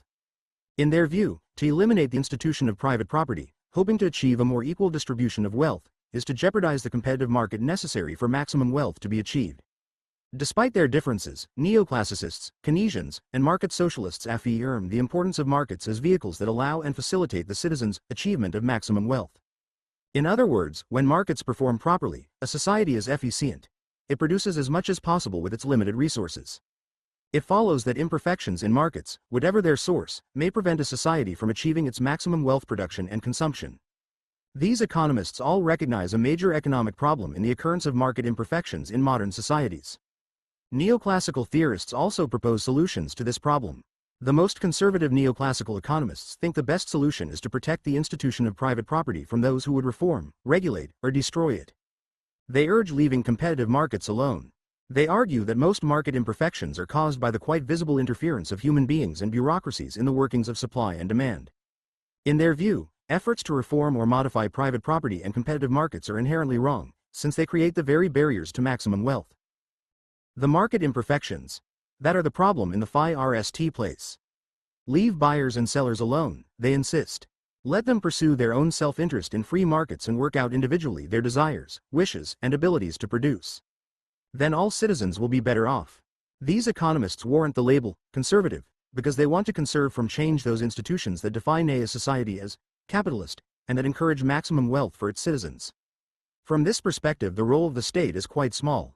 Basically to protect private property and competitive markets from institutions and people within and without the state who would undermine their operation. Liberal neoclassical economists believe that the best solution to the problem of market imperfections is for some individuals and institutions to intervene in these imperfect markets to get them to work properly. Market imperfections are understood to fluid out partly from the very nature of buyers and sellers themselves. The only way to compensate for this imperfection in human nature is to intervene so as to get the market to work properly. In the view of liberal neoclassical theorists, to leave the market alone, as the conservatives would have it, is to allow this imperfection to continue and thus risks that society will not reach its maximum point of efficiency in generating wealth. Keynesians economists go further than the liberal neoclassical economists. The Keynesians see more and deeper and longer-lasting market imperfections that constantly threaten wealth maximization and so require constant government monitoring and intervention to overcome those imperfections and their effects. However, Keynesians rarely advocate that the state take over the enterprises from their private owners. They see no need to do that and fear its consequences for undermining the otherwise desirable workings of markets. Keynesians limit their proposals to specify state policies that can shape and regulate the economic choices of individuals and private enterprises in the interest of precluding, overcoming or offsetting market imperfections. The market socialists go still further than the Keynesians. They do advocate collective ownership, nationalization, of the means of production to create state-owned and managed enterprises, at least in some key industries, as the necessary way to limit or overcome business cycles and socially divisive inequalities of wealth. But like the Keynesians and the neoclassical economists, they too favor competitive markets as the best institution to manage the distribution of resources and products among individuals and state enterprises. Most economists, at least in the United States, embrace varying combinations of these perspectives at various points in their lives. Under the pressures of changing economic and political conditions, they shift from one position to another or from one combination of perspectives to another. Likewise, they may emphasize one perspective within a composite perspective more than another and then change that emphasis. The holding of multiple and shifting perspectives has stimulated other economists to search for some sort of synthesis that could command and hold the loyalty of most economists. What is rarely challenged by these different groupings, conservative and liberal neoclassicists, Keynesians, and market socialists, is the place and importance given to markets within their theory. That is a testament to the power and persuasiveness of neoclassical theory in today's world. Irrespective of whether these economists believe that markets are working properly, their debates, teaching, and research focus on markets as the best institution so as to deliver the maximum wealth possible to society. 2.2.3 Preferences. Determining the demand for commodities. Neoclassical theory's conceptual entry points are human preferences, tastes, wants, or choices, human productive abilities, and the available physical resources and technology. In the following sections we intend to show how these concepts separately and together act to determine supply and demand behavior and thus the price of all wealth in society, including the value of its resources. We begin with human preferences. Neoclassical theorists recognize one particular aspect of human nature as an essential determinant of economic actions. That aspect is the capacity and desire to make rational choices in regard to all economic opportunities. For our purposes here, we focus on individuals' choices concerning 1. Their consumption of goods and services available for purchase in the market, and 2. Their supply of the resources they own to those who buy such resources in order to carry out the process of producing goods and services. The phi-RST set of choices constitutes the demand for goods and services in the market.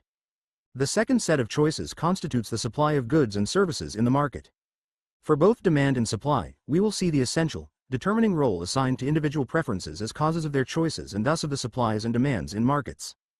Given the importance of any theory, S point of entry to that theory, S workings and conclusions, it is not surprising that neoclassical theorists have made vast efforts over the years to refine their understanding of human preferences. We will not here attempt a full explanation of that understanding, but we will describe it in a general way. First, each and every individual in society is assumed to rank order in a consistent way his or her preferences for all conceivable goods and services that they may confront in markets now or in the future.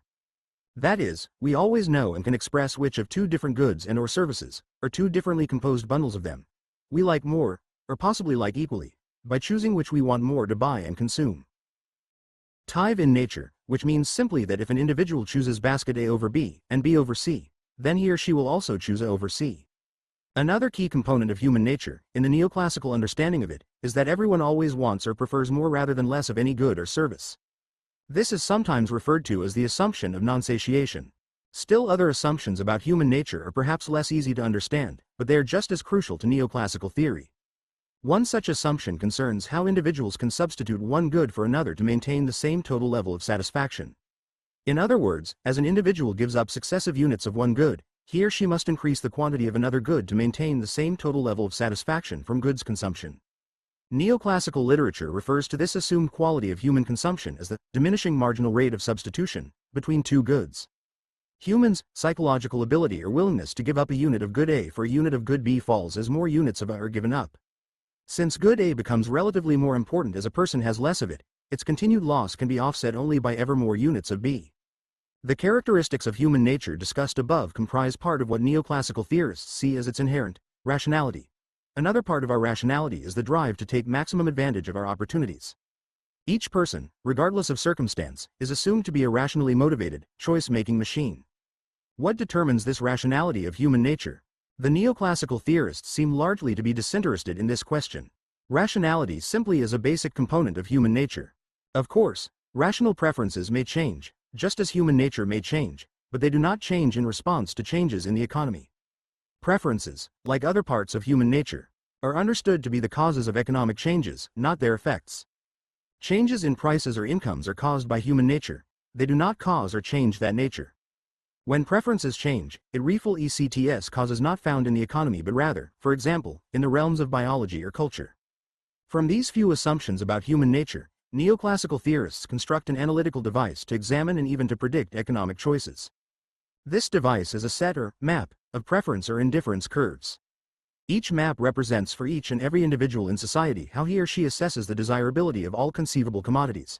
Figure 2.2 illustrates such curves. Advanced economics texts demonstrate how and why. 1. This map of human rationality exists once we assume the inherent ability of all individuals to rank order all conceivable bundles of commodities. 2. Movements in a northeasterly direction, to higher preference curves, represent an individual's attainment of higher levels of satisfaction, derived from the assumption of non-satiation. 3. All curves are negatively sloped, also derived from the assumption of non-satiation. 4. There are no sharp jumps or gaps in the curves, following from a technical assumption of continuity. 5. The curves do not touch or intersect, derived from the assumption of consistent behavior. And 6. All curves are convex to the point of origin, following from the assumption of a diminishing marginal rate of substitution. Preference curves are used within neoclassical theory to help explain almost all economic choices we make as individuals, including the demand for and supply of all commodities and resources in the economy. The powerful explanatory role of these curves should not be surprising, given the essentialist logic of neoclassical theory. It is precisely the nature of a theoretical essence that it ultimately determines the actions of all other entities treated in the theory. Neoclassical theory now adds some additional assumptions needed to construct its analysis, its picture of how the economy works. First, it assumes that the income of each individual in the economy is known. That is, each individual is assumed to own specified quantities of productive resources like land, labor, and capital that will generate rents, wages, and profits adding up to that individual's income. Second, it assumes that each individual takes the prices of commodities as given. In other words, each person has a given sum of money income to spend on desired commodities over whose prices he or she has no influence. By the way, if and when no single individual or subset of individuals has any power over price, so that all individuals are price takers and none are price makers. That is the definition of a perfectly competitive market. We will return to the subject of competitive markets later in this chapter. Commodity 2, Q2. Commodity 1, Q1. 0 Figure 2.2 set of preference curves depicting an individual's taste for two commodities, Q1 and Q2. With these additional assumptions about incomes and prices, neoclassical theory constructs one of its key diagrams to explain the demand behavior of individuals. Figure 2.3 poses and answers a fundamental question. Given individuals' unlimited wants, recall the assumption of non-satiation in the map of each individual's infinite number of preference curves. How do they cope with limited money? See the only straight line, AB, drawn in the diagram. 1. How do individuals bring unlimited wants into harmony with the limited incomes imposed by our economic environment? Point T in Figure 2.3 represents the best point attainable by any individual. There, the individual has reached the highest preference curve achievable, thereby maximizing his or her wealth equals satisfaction, given the owned resources and resulting income that constrain what that person can spend. Point T then is the outcome of each individual's struggle to make the best of his or her market opportunities in order to reach the highest possible preference, satisfaction, level. This is what neoclassical theory means with the phrase, maximizing one's opportunities. That is what the theory presumes every rational person does. Let us examine this solution, point T in Figure 2.3, more carefully. It expresses neoclassical theory's view of human beings' fundamental struggle. 0. A. T. B. V. I. V. 3. 2. I. Commodity 2, Q2. Commodity 1, Q1. Figure 2.3 optimal solution for the consumer is at point T, where the highest preference curve has been reached. 3. Subject to the income constraint, AB. The optimal point is described in the text as mu1, mu2 equals P1, P2. To bring our private ability to choose rationally, given by our individual natures, into harmony with our social opportunities to substitute, given to us by the impersonal market.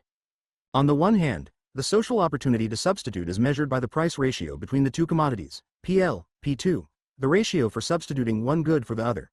2. On the other hand, the private ability to choose rationally is measured by each individual's marginal rate of substitution between the two goods derived from that individual's human nature.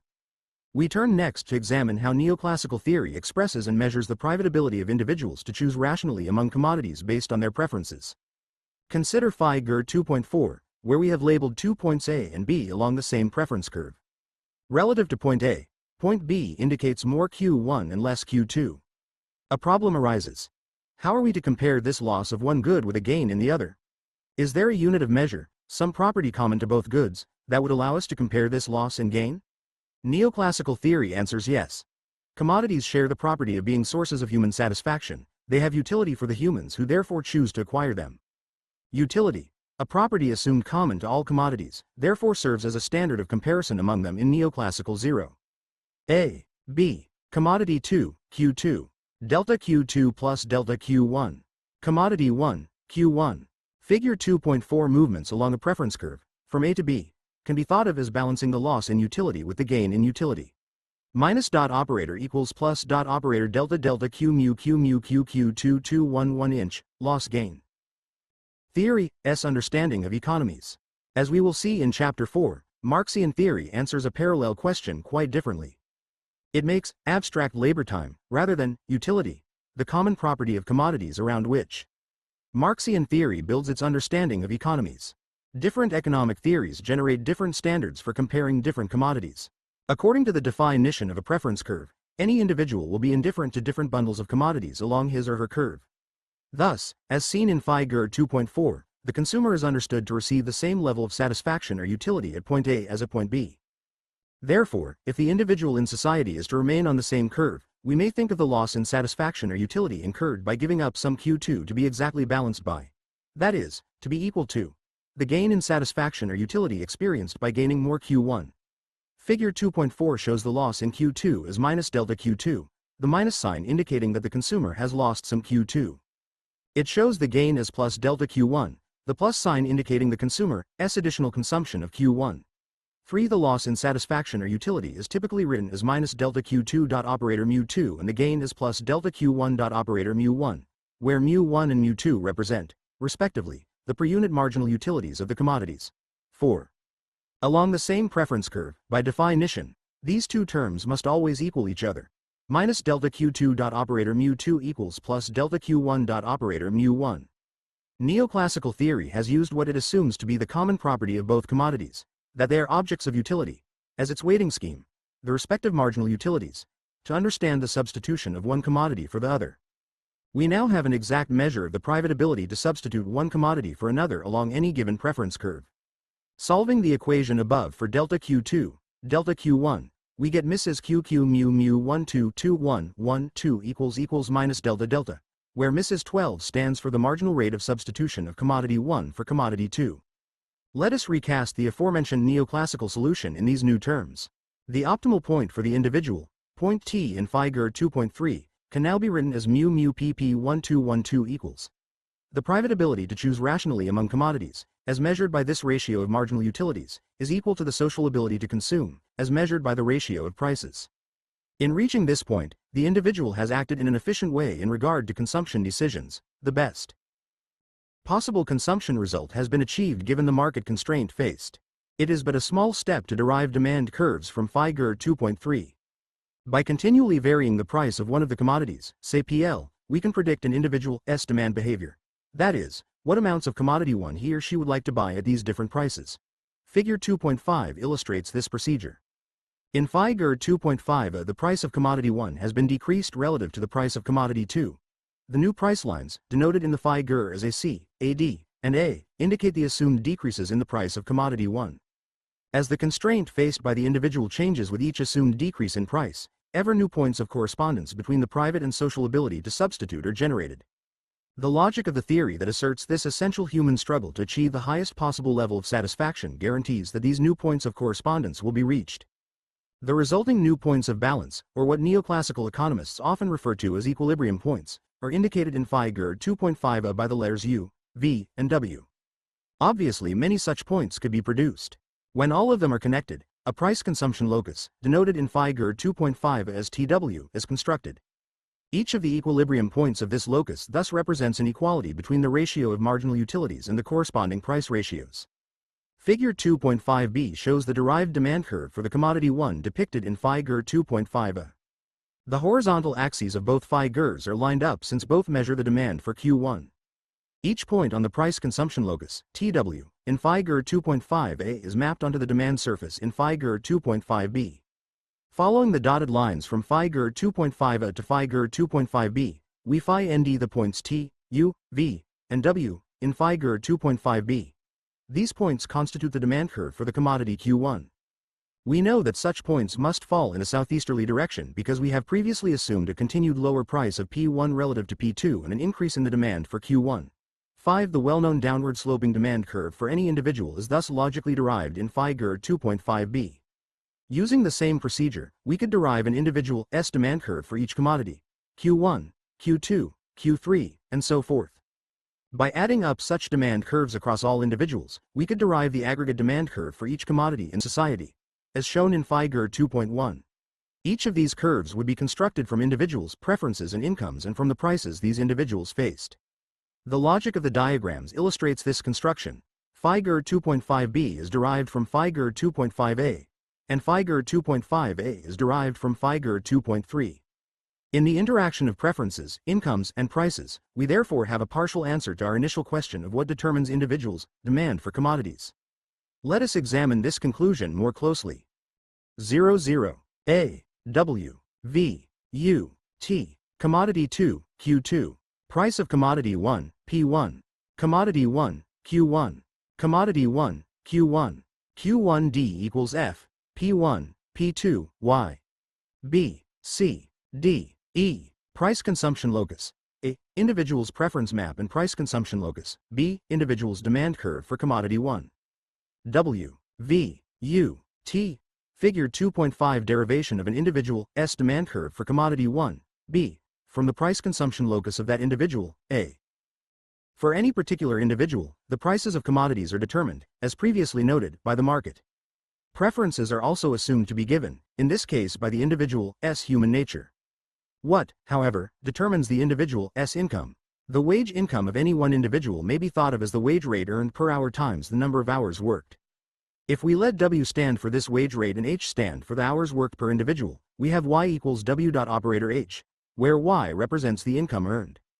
The total wage income for all individuals would then be y equals w dot operator h dot operator l, where L stands for the given total number of workers and Y for their aggregate wage income. To keep our focus on the core of neoclassical theory, we will make the simplifying assumption throughout that the total number of laborers is phi x while the number of labor hours they offer varies. We may now ask what determines W and HL for workers. The answer is the aggregate demand for and the aggregate supply of labor, that is, the labor market, which is depicted in Figure 2.6.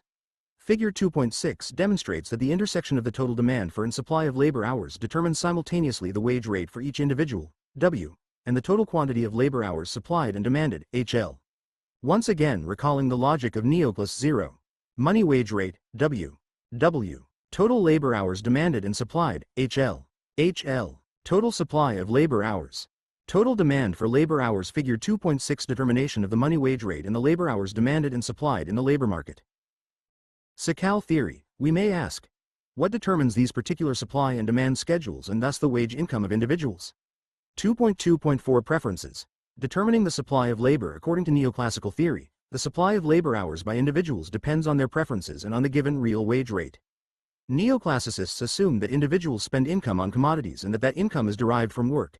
That is, from the quantity of hours allocated to work by each individual. The person who offers more hours in the labor market receives more income and can then purchase more commodities. Income provides the individual with satisfaction or utility, since it is used to purchase objects of utility, that is, commodities. However, the more hours an individual offers in the labor market, the fewer hours he or she has available for leisure. Neoclassicists assume that leisure has utility for individuals just as purchased commodities do. Therefore, each individual must choose between the consumption of commodities, via offered hours of work, and the consumption of leisure. Figure 2.7 depicts the choice between real income, the collection of commodities purchased, and leisure time. Since we are endowed with only so many hours per day, we must choose between the two items of pleasure. Parallel to our previous map of preference curves, we have drawn in this diagram a set of curves showing the trade-off between real income and leisure. It is 0. Real income, year, leisure, L. Figure 2.7 set of preference curves depicting an individual's taste for real income, YR, and leisure time, L. Worth underscoring the point that all of our previous statements concerning the derivation of preference curves apply here as well. They are, as always, dictated by our human nature. Along any given preference curve, we may calculate the individual's private substitution, that is, choice between real income and leisure time. To differentiate this marginal rate of substitution from our previous one, we will use the subscripts L for leisure time and YR for real income. Mrs. Mu Mu Li Ly. R equals minus, where mul stands for the marginal utility of leisure time and mur for the marginal utility of real income. 6. Let us now introduce the real wage rate faced by each individual. It is determined, like all prices, by the impersonal workings of the competitive market. In this case, the question is, how many hours of labor will any individual offer, given this real wage rate and his or her preferences for leisure and real income? To discover the answer, we employ the same procedure that we used in the previous analysis of an individual's choice between any two commodities. The same theme repeats itself in a slightly different form. Each individual struggles to achieve the highest preference curve possible, subject to whatever constraints are given.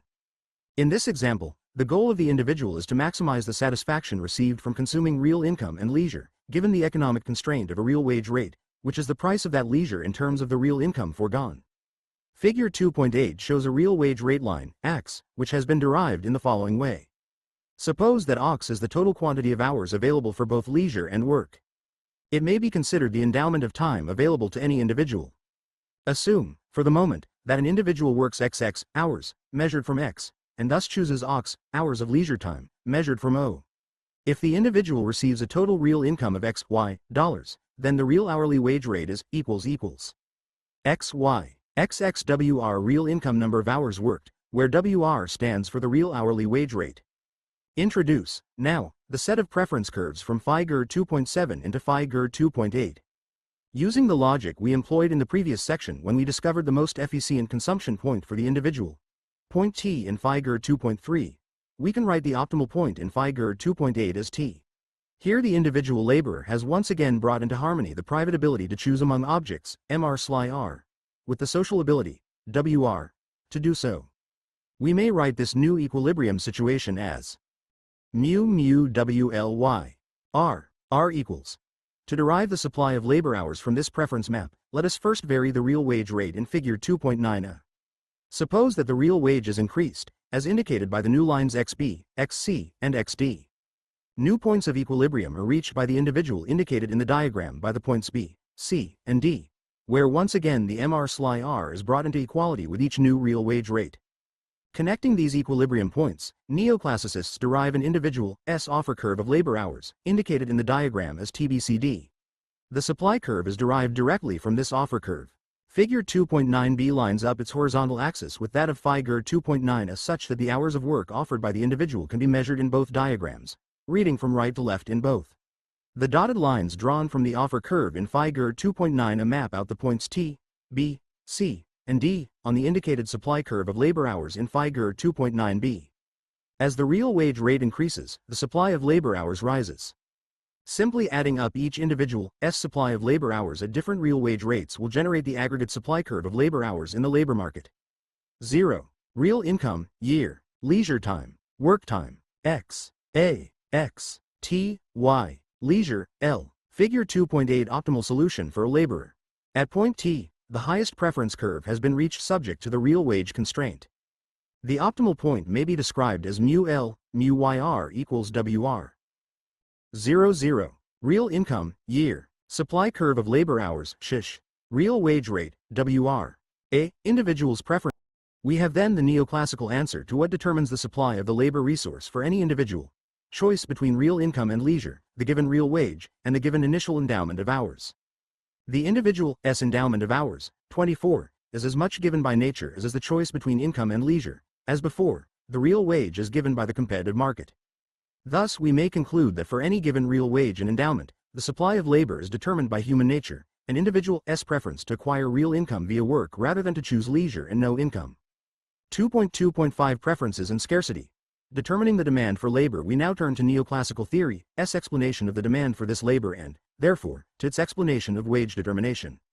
Any producer S decision about how much labor to hire depends on how that labor will affect the producer S profit TS.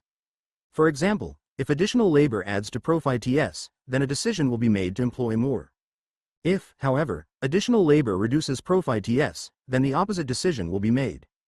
For any given cost of that labor, that is, wage rate, neoclassical theory recognizes two factors that affect the decision to hire and the impact of that decision on profit TS. Those factors are the marginal productivity of the additional hired labor, the extra commodity output it will produce, and the price of the extra commodities. If the dollar value of the marginal product is greater than its cost, in terms of the wages that have to be paid to acquire it, then the labor will be employed. If the dollar value is less, the labor will not be hired. The demand for labor then depends on the marginal productivity of labor and the price of the output produced by that labor. We may state the same proposition in a more formal way. Let us write for a producing phi arm a profit T equation in which we assume for the moment that the only input and thus cost of production is labor.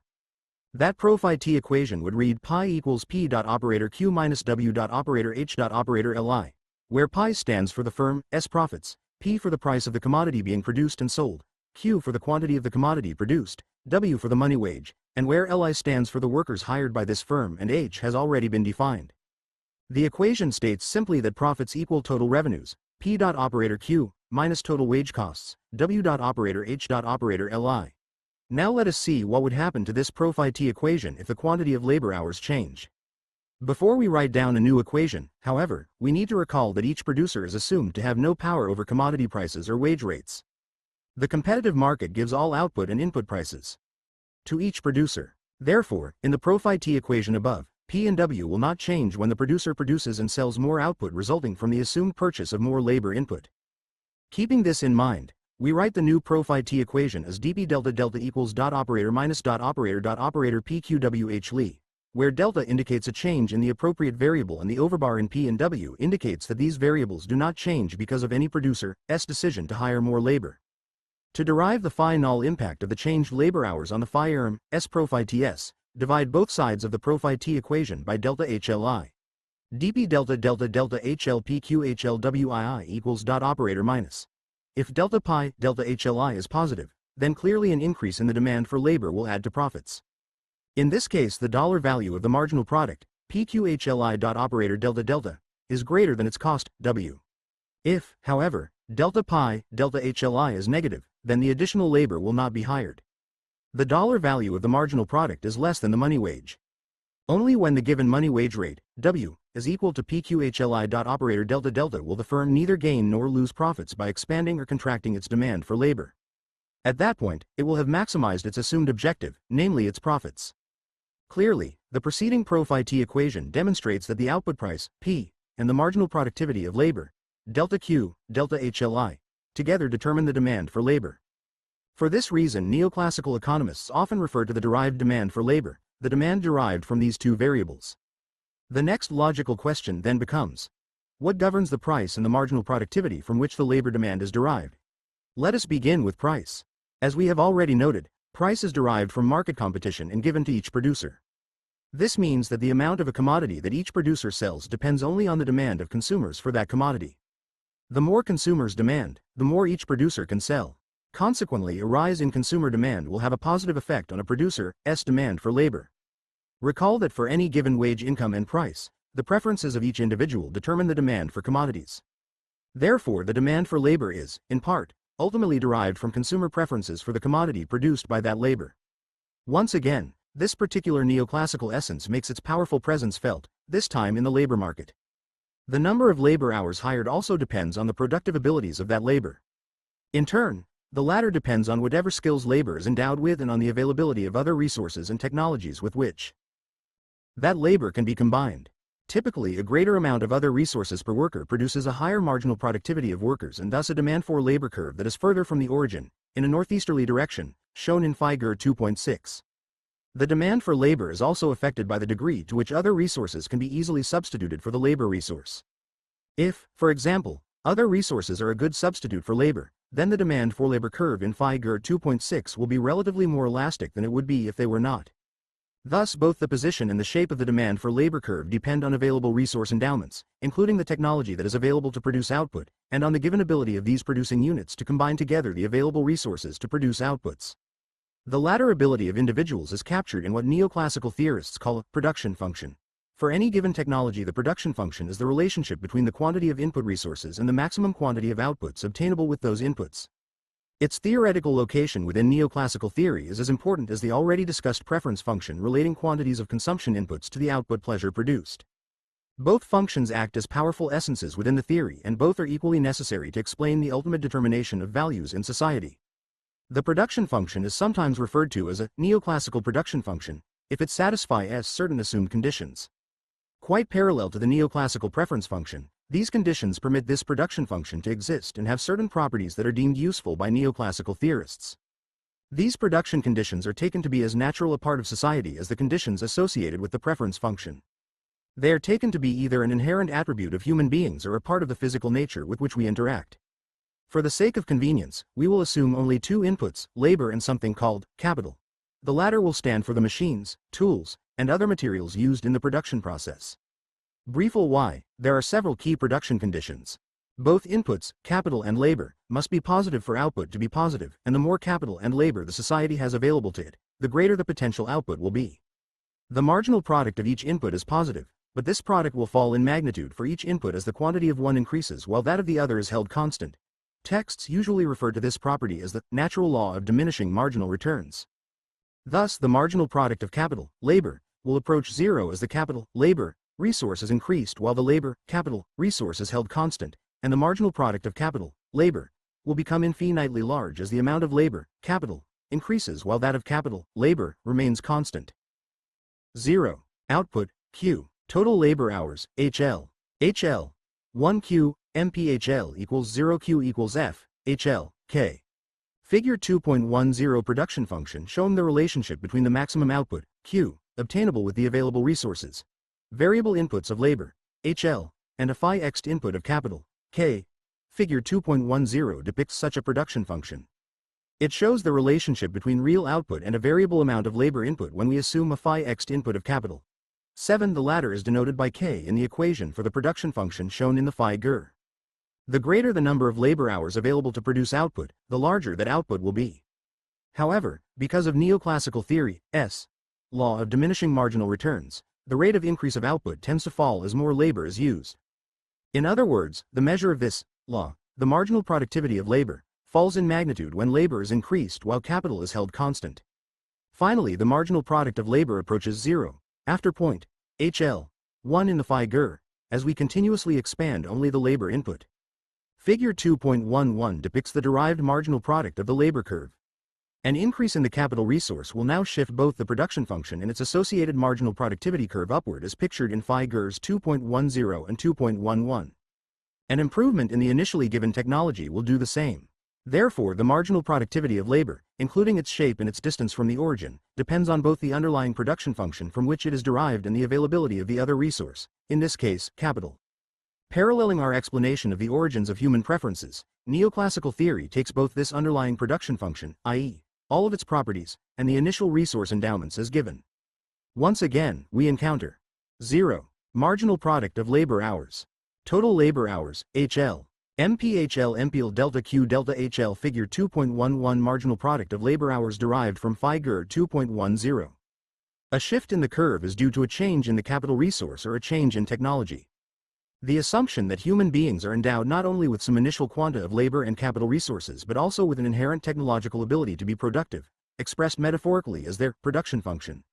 We may conclude, therefore, that the marginal productivity of labor, its existence, shape, and position, is governed by these two neoclassical essences.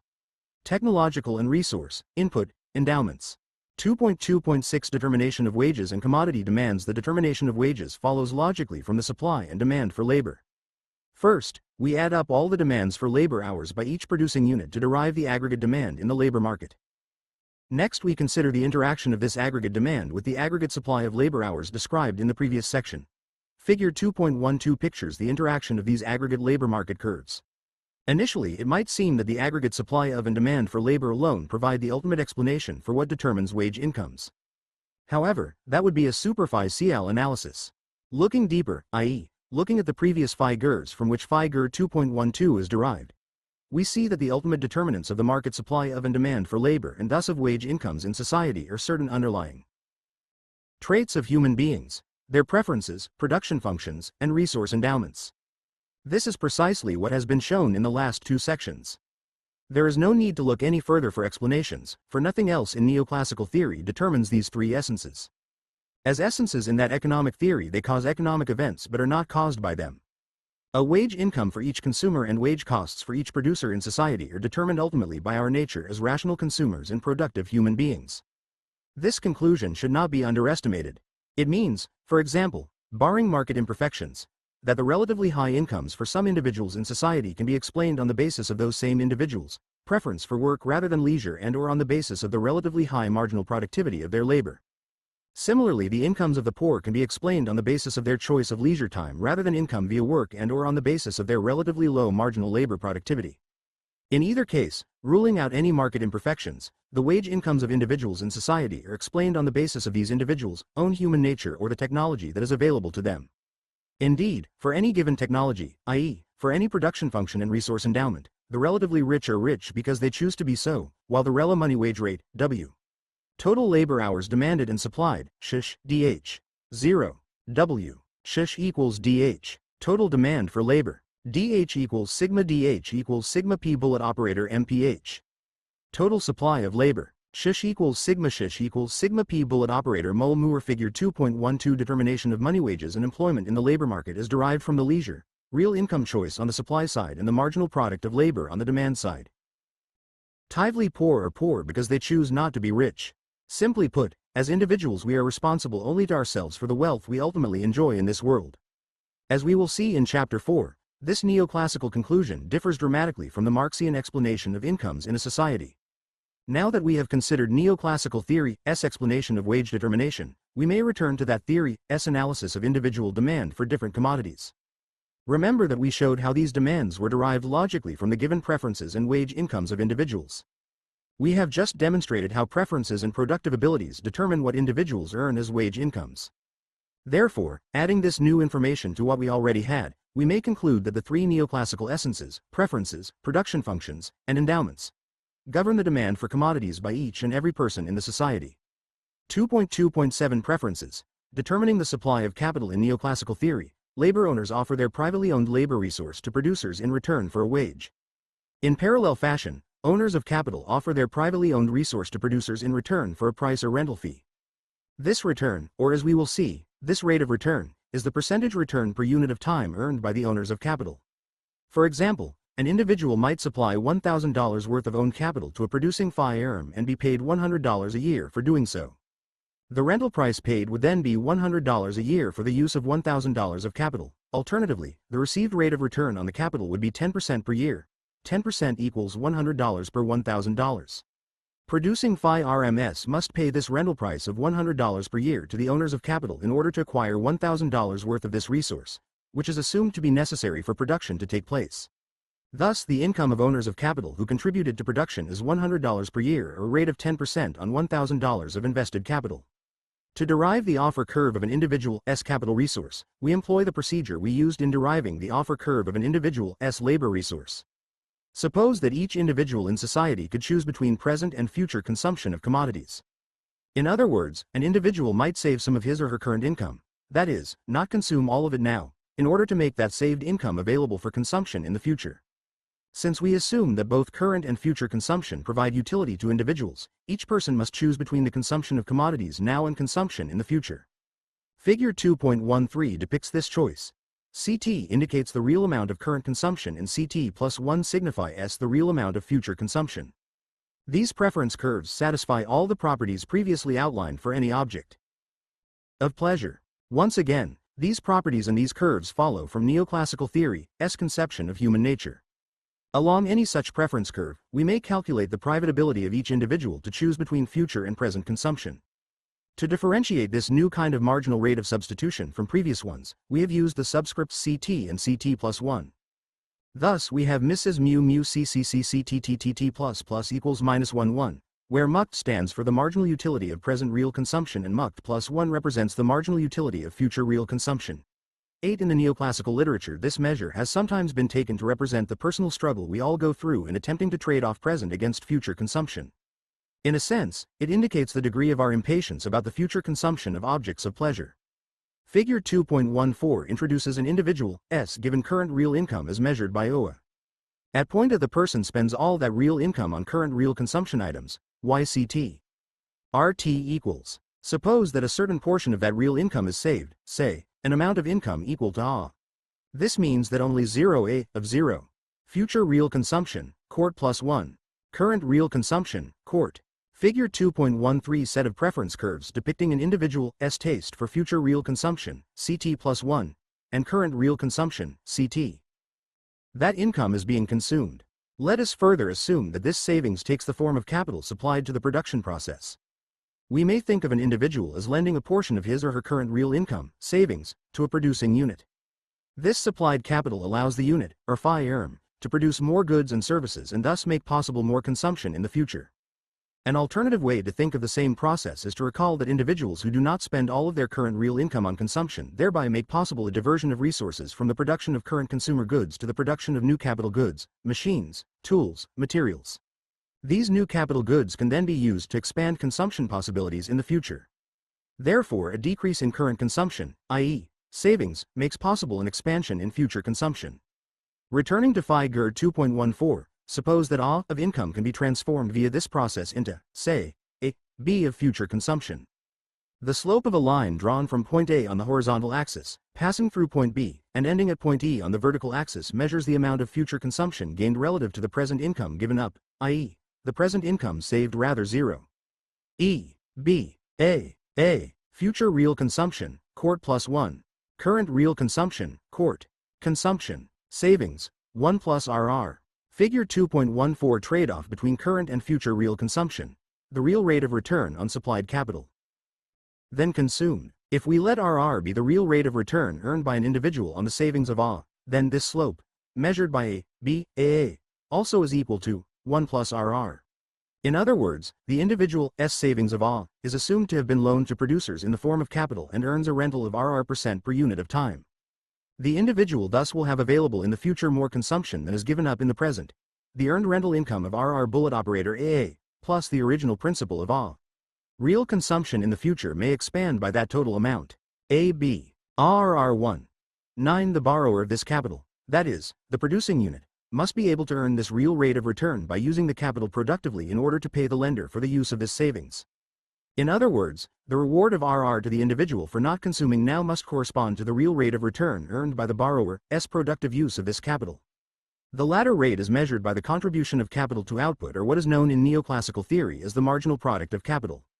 In this important sense, the lender gets back a real reward, a real rate of return on savings, exactly equal to what that loaned capital contributes to output. This distribution rule for the reward to capital owners is, of course, perfectly parallel to that used to calculate the correct real reward to the owners of the labor resource. The latter received a real wage exactly equal to what they contributed to output, no more and no less. Recall from our previous analysis of the demand for and supply of labor that the real wage received by each laborer, WP, is equal to the marginal product of labor. This neoclassical theory of the distribution of output to the owners of resources rules out the possibility that any owner might receive less or more than what his or her resources contributed to producing outputs. After each resource owner has paid its marginal product, there is, according to this logic, nothing left to distribute. The total output made possible by all the resources has been exhausted.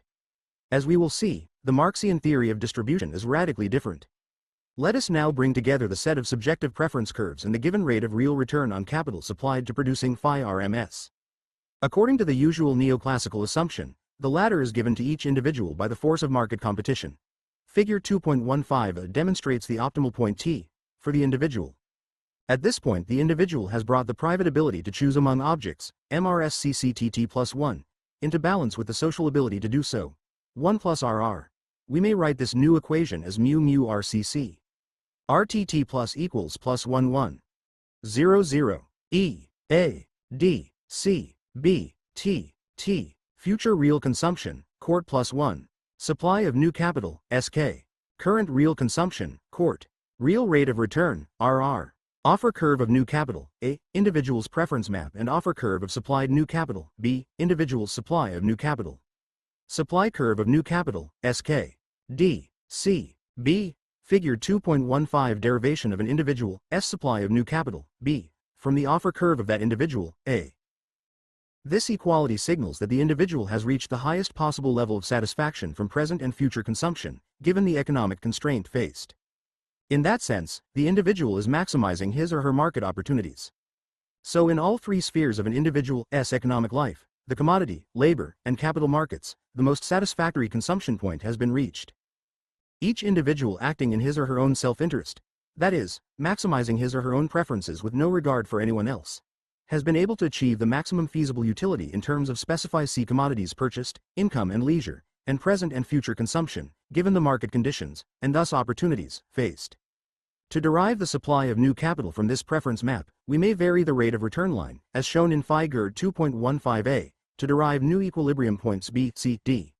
Connecting them, neoclassicists derive T, B, C, D, as the individual's offer curve of supplied capital. As the reward to savings rises, the individual is assumed to offer more savings. The indicated movement is from right to left along the horizontal axis. Savings increase and current consumption decreases.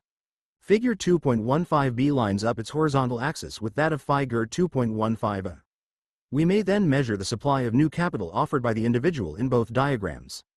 The dotted lines drawn from the offer curve in Figure 2.15a map out points T, B, C, D, on the curve indicating supply of capital in Figure 2.15b. We now have the neoclassical answer as to what determines the supply of capital in a society. The choice between present and future consumption, the given real rate of return, and the initial endowment of current real income. Given the last two variables, the supply of new capital is dictated by one's own human nature, the degree of impatience one has in regard to future consumption. And, once more, by adding up each individual's supply of capital, we derive the aggregate supply of capital in a society, in other words, the capital market supply curve. 2.2.8 Preferences and scarcity. Determining the demand for capital. Let us now turn to what causes the demand for new capital. The logic parallels completely that used to explain the determination of the demand for labor. Once again, the production and utility functions are the essential determinants of demand. As usual in neoclassical theory, each producing phi firm is assumed to attempt to maximize its pro phi ts, the difference between total revenues and the costs of production. It does this by equilibrating the dollar value of the marginal product contributed by capital and its cost. This new pro phi t maximizing position for each may be written as RQ. Key equals delta delta dot operator P, where delta Q, delta KI. Operator P is the dollar value of the marginal product of capital for that firm. KI stands for the capital hired and used by the firm. Delta Q, delta KI is the marginal product of capital itself, and P and R stand, respectively, for the given output price and for the given money rental on capital faced by the firm. From the perspective of the firm, it must earn a money rate of return of R on this capital to pay exactly for its cost. Adding up across all producing units, we derive the aggregate demand for capital in the economy. The price of output, P, is ultimately determined by consumers' preferences for the commodity. The marginal product of capital is governed by the underlying production function and the assumed given endowment of the other resource, labor. Therefore, the existence, shape, and position of the demand for capital is governed by these three essences: the predetermined preference and production functions and the given resource endowments. 2.2.9 The determination of returns to capital. The rate of return, R, multiplied by the total amount of capital supplied and demanded gives us the total earnings, what is often called capital income, going to the owners of capital. These earnings refer only to what the owners of capital, like the owners of any resource, have contributed to the production process. 10 Each resource, labor and capital, receives as income from the economy precisely what it contributes to make that income possible. Owners of the labor resource receive their reward for not consuming leisure, just as owners of the capital resource received theirs for not consuming all of their current income. The private decisions to abstain from leisure time and current consumption permit these resources to fluid out to producing units, where they enjoy a particular, marginal, productivity. Figure 2.16 brings together the derived aggregate supply of and demand for capital to determine simultaneously the money rate of return on capital and the amount of capital demanded and supplied in the economy. We now know, however, that both market curves are grounded in three forces that determine their very existence, shape, and position. These forces explain, therefore, the level of, and whatever change occurs in, the rate of return on capital. They are the inherent marginal productivity of the capital resource, technology, the initial endowments of labor and capital, and the degree of impatience of individuals for future consumption, preferences. 2.2.10 Distribution of income in society. Returns to capital and labor. Neoclassical theory provides a unique explanation for the distribution of income, for what owners of capital and labor respectively receive from society's produced output. The specify C preferences of individuals regarding the resources they may supply, the specify C production functions available to producing phi RMS, and the initial resource endowments owned by individuals combine to determine the distribution of wage and capital incomes among them. Returns to labor and capital refill ECT a balance between scarcity, captured by the given production function and resource endowments, and tastes, captured by the respective utility functions for income versus leisure and present versus future consumption. Each owner of a resource receives a return to that resource which is worked out by this balance. It follows that the neoclassical explanation for what ultimately determines income and its distribution in society is remarkable both for what it claims and for what it rules out as a possibility. The claim is that each individual gets back from society a quantum of wealth exactly proportional to what each has contributed to society. This theory of distribution is remarkable for its inherent fairness. It is also remarkable for what it rules out: exploitation. Exploitation, in the sense of some individual or set of individuals receiving some produced zero. Money rate of return, R. Total new capital demanded and supplied, SK, DK. DK equals SK. Total demand for new capital. DK equals sigma P bullet operator MPK. Total supply of new capital. SK equals sigma P bullet operator muct minus 1 muct plus 1. Figure 2.16 Determination of the money rate of return and amount of capital supplied and demanded in the capital market is derived from current and future consumption choice on the supply side and the marginal product of capital on the demand side. Wealth from society without giving any in return to it is clearly not possible. Yet exploitation is precisely what Marxian theory claims does exist in society. What neoclassical theory logically rules out as a possibility is, in fact, the entry point of Marxism. This paradox has both fascinated and provoked economists for the last 100 years. We want to make one final comment on income distribution. The question of whether an individual is a receiver of returns either to capital or labor, or possibly both, can be answered only by examining that individual's preferences. Some may prefer, for example, to offer labor hours and consume all their income now. Such individuals would receive only wage incomes. Others may prefer to do the opposite, they would receive only capital incomes. Still others may prefer to do both, thereby receiving both wage and capital incomes. The key point is that their decision to occupy one or more of these positions is a function only of their personal preferences, which are grounded in their human nature. The decision of one individual to be a receiver of income from capital has absolutely nothing to do with the decision of another individual not to be one. This is guaranteed by the initial assumption that the preferences that produce such decisions are essential parts of each person as a unique individual. How, then, could one fault an individual for receiving, say, a relatively large capital income, since for any given technology, that income is caused by that same individual's decision to be thrifty, to abstain from being a spendthrift? According to neoclassical theory, capital income is due partly to an individual's personal actions in regard to saving and partly to the productivity of a thing called capital. This explains the source of capital incomes in an economy. Therefore, to criticize an individual for receiving a relatively high capital income is virtually absurd. Are we to cast blame on the inherent productivity of a non-living thing, capital, which makes about as much sense as criticizing a fluid ower for being too beautiful? Or are we to damn an individual's preferences for savings and future consumption, which makes hardly any more sense? 2.2.11 Preferences and Scarcity, Determining the Supply of Commodities. We now have sufficient background to discuss the neoclassical determination of the supply of commodities. Recall, phi RST, that each resource was paid the dollar value of its marginal product, MP. This result was derived from the condition that each producing unit maximizes its profit TS. For the resources of labor and capital, we have the respective input demands from each producer. WMPPHL equals dot operator. And RMPP, K equals dot operator. Let us solve each equation for the price variable faced by each producer. PWMPHL equals, PRMPK equals. It follows, then, that for each producer WMPRMPHL, K equals. Profit maximization implies equality between the extra cost, W, incurred by a producer per extra output added by labor, MPHL, and the extra cost, R, paid per extra output produced by capital, MPK. To maximize profits, each producer equates the extra cost per extra output received from each resource input. Each of these ratios is nothing more than the extra dollar costs incurred by a phi per unit of extra output produced. This expression is what neoclassicists call the marginal cost of a producing unit. Therefore, we may rewrite the equation above for each producer as follows. WMPRMP McHL, KQ equals, where McQ stands for the marginal cost of a firm, or the extra total costs incurred per unit of extra output produced. Now let us recall that each producing unit in the economy is assumed to maximize its profit TS. Let these profit TS be equal to the difference between total revenue and total costs. Pi equals dot operator minus PQC, where P is given by the competitive market to each producer and C now stands for that producer's total costs, the sum of wages, W dot operator H dot operator LI, and capital, R dot operator KI, costs. Consider the change in a producer's profits when both revenues and costs change. dP delta delta equals dot operator minus PQC, where P is a constant because each producer is assumed to be a price taker. To consider the impact on profit TS of a change in the quantity supplied by the producer, divide both sides of the equation by delta Q to derive.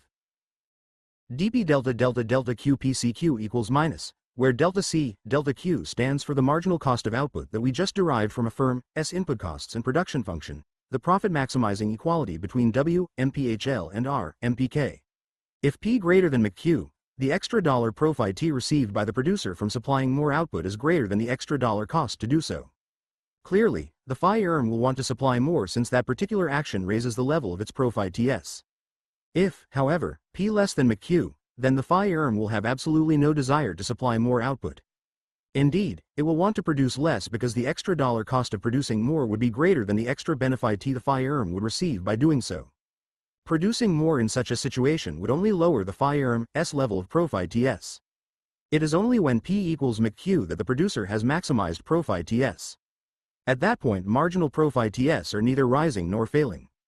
This equation and the resulting dynamic of a producer are illustrated in Figure 2.17a, where DD represents the demand curve facing a producer, and SS indicates the phi marginal cost.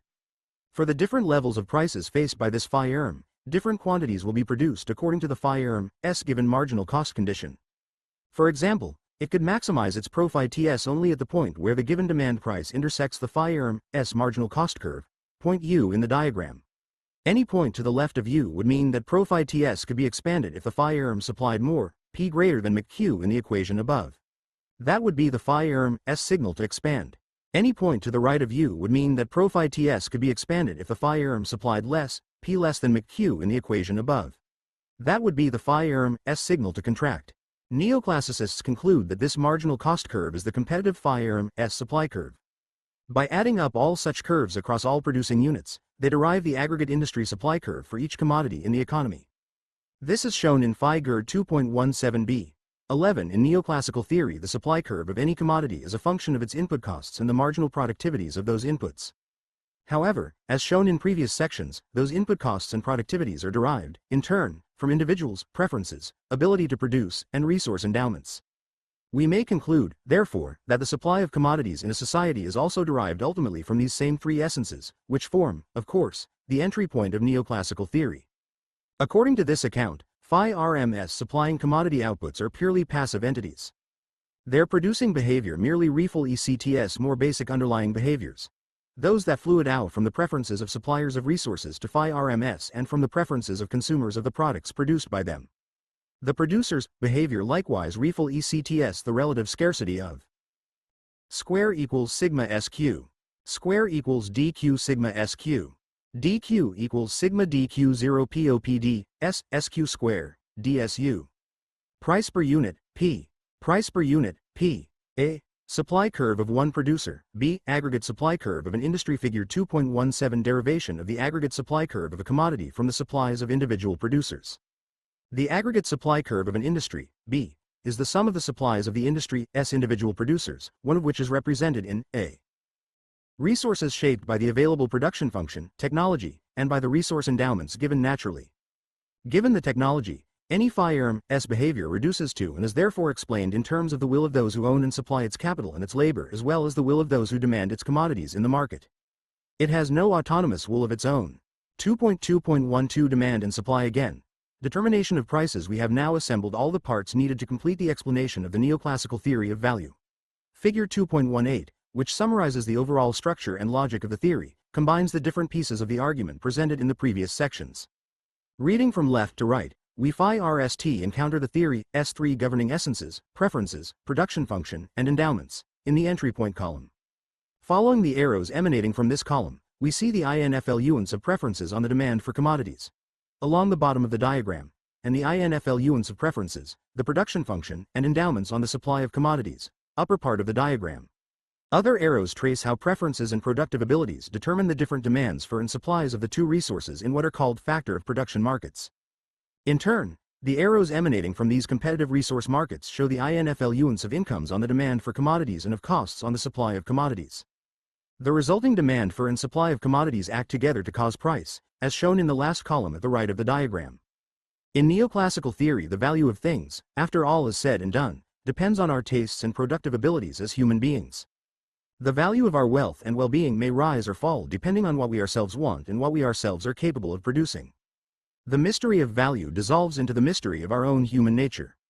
One may start anywhere in Figure 2.18 and by following the arrows eventually retrace the ultimately determinant influence of human preferences and productive abilities. That is precisely why they are considered to be essences. In one way or another, all other conceived objects owe their existence to them. Whatever the economic objects of neoclassical theory, incomes, prices, supply, or demand, they ultimately rest on the fundamental building blocks of human tastes, technology, and endowments. There is nothing to the left of the entry point column in Figure 2.18 that might explain what caused those fundamental building blocks. If one supposed that tastes and technology were caused by human genes, then a theory of biology would be required to help explain economic behavior. And indeed, that is the direction in which some economists would take neoclassical theory. Preferences for commodities. Preferences for real income, leisure. Production function. Endowments. Preferences for future, current consumption. Production function. Endowments. Competition in the factor of production markets. Competition in the product market. Cost to producers. Income to consumers. Cost to producers. Entry point column R and K. W and L. DK. SK. Square. DQ. PQ. DL. S. As we claimed initially in this chapter, Figure 2.18 demonstrates that reductionism is the overall logic of neoclassical economic theory. Reductionism is likewise the geometric method used in all of the previous diagrams elaborating the theory. The meaning of each diagram ultimately rests on the same three essences. The power of those essences is that they ultimately determine what will be. 2.3 FEC&C and Markets 2.3.1 Adam Smith, S. Invisible Hand. If each and every individual in a fully competitive society acts rationally in his or her own self-interest, consumers maximizing utility and producers maximizing profit, the result will be an efficient allocation of both consumption outputs and resource inputs. In neoclassical theory, the term efficient, when applied to a society, means that that society has attained the greatest wealth possible given the constraints it faces.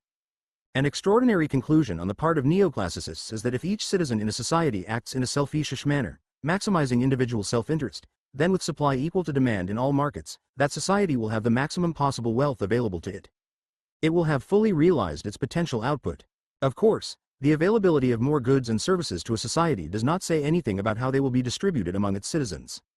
Indeed, assuming different individual resource endowments and tastes, it would not be surprising to discover that some individuals receive more produced wealth than others. Neoclassical theorists have always recognized that possibility. They have also recognized that the produced inequality of rewards could become a political issue that would require some economic action. Consequently, over the years they have devised various schemes to, in effect, redistribute some income from certain citizens to others. However, these redistribution schemes have been designed to disrupt the efficiency of a market economy only minimally. There is a close connection between this efficient or optimal consumption and production result and the role of competitive markets. To see this connection, FIRST recall that competitive markets require that each individual in the society be a price taker. Each is assumed to have no power over the determination of price. Also recall that each is assumed to own privately all commodities and resources. Hence, while each individual has no power over price, each has complete power over the disposal and acquisition of privately held wealth. This asymmetry of individual power, on the one hand, bestows complete freedom to the market to determine prices of commodities and resources and, on the other hand, provides each person with the complete freedom to decide what wealth and how much of it he or she will supply to and demand from others. The specify C decision taken by each in regard to this demand for and supply of privately owned wealth depends, as we have seen, on that person's unique maximizing behavior. In a sense, the condition of private property permits this selfish behavior to take place. Individuals may offer and demand as much as they please of what they privately own and desire, whether it be labor, capital, or commodities. Their offers and demands depend on their own personal likes and dislikes. The competitive fact of the market, however, forces them all to be price takers and thus constrains their offers and demands. We recognized this each time we presented a diagram showing the interaction between an individual's private utility maximization and various socially determined price constraints. In neoclassical theory, markets are sites of social interaction between existing owners and prospective buyers of wealth. Markets offer each group an opportunity to gain wealth. Individuals may do so by offering to either supply or demand some good or resource. The common goal of each individual is to reach his or her highest possible preference curve. Achieving that goal defies the neoclassical notion of maximizing social wealth. Efficient or competitive markets allow the maximum social wealth to be achieved by private wealth-seeking sellers and buyers. Neoclassicists often say the same thing in slightly different terms, that is, an efficient market is in equilibrium, for it cannot offer opportunities to one person to improve his or her wealth position without also making someone else worse off. In contrast, inefficient markets are not in equilibrium, for they offer opportunities for gain that individual buyers and/or sellers may take advantage of without making anyone else worse off. Neoclassical theory combines the private decisions of all pleasure-maximizing individuals to derive the market demands and supplies for all commodities and resources. Thus, the power of each individual to make decisions in his or her own self-interest is competitively aggregated into the markets, which then act to negate any individual's desire for power over prices.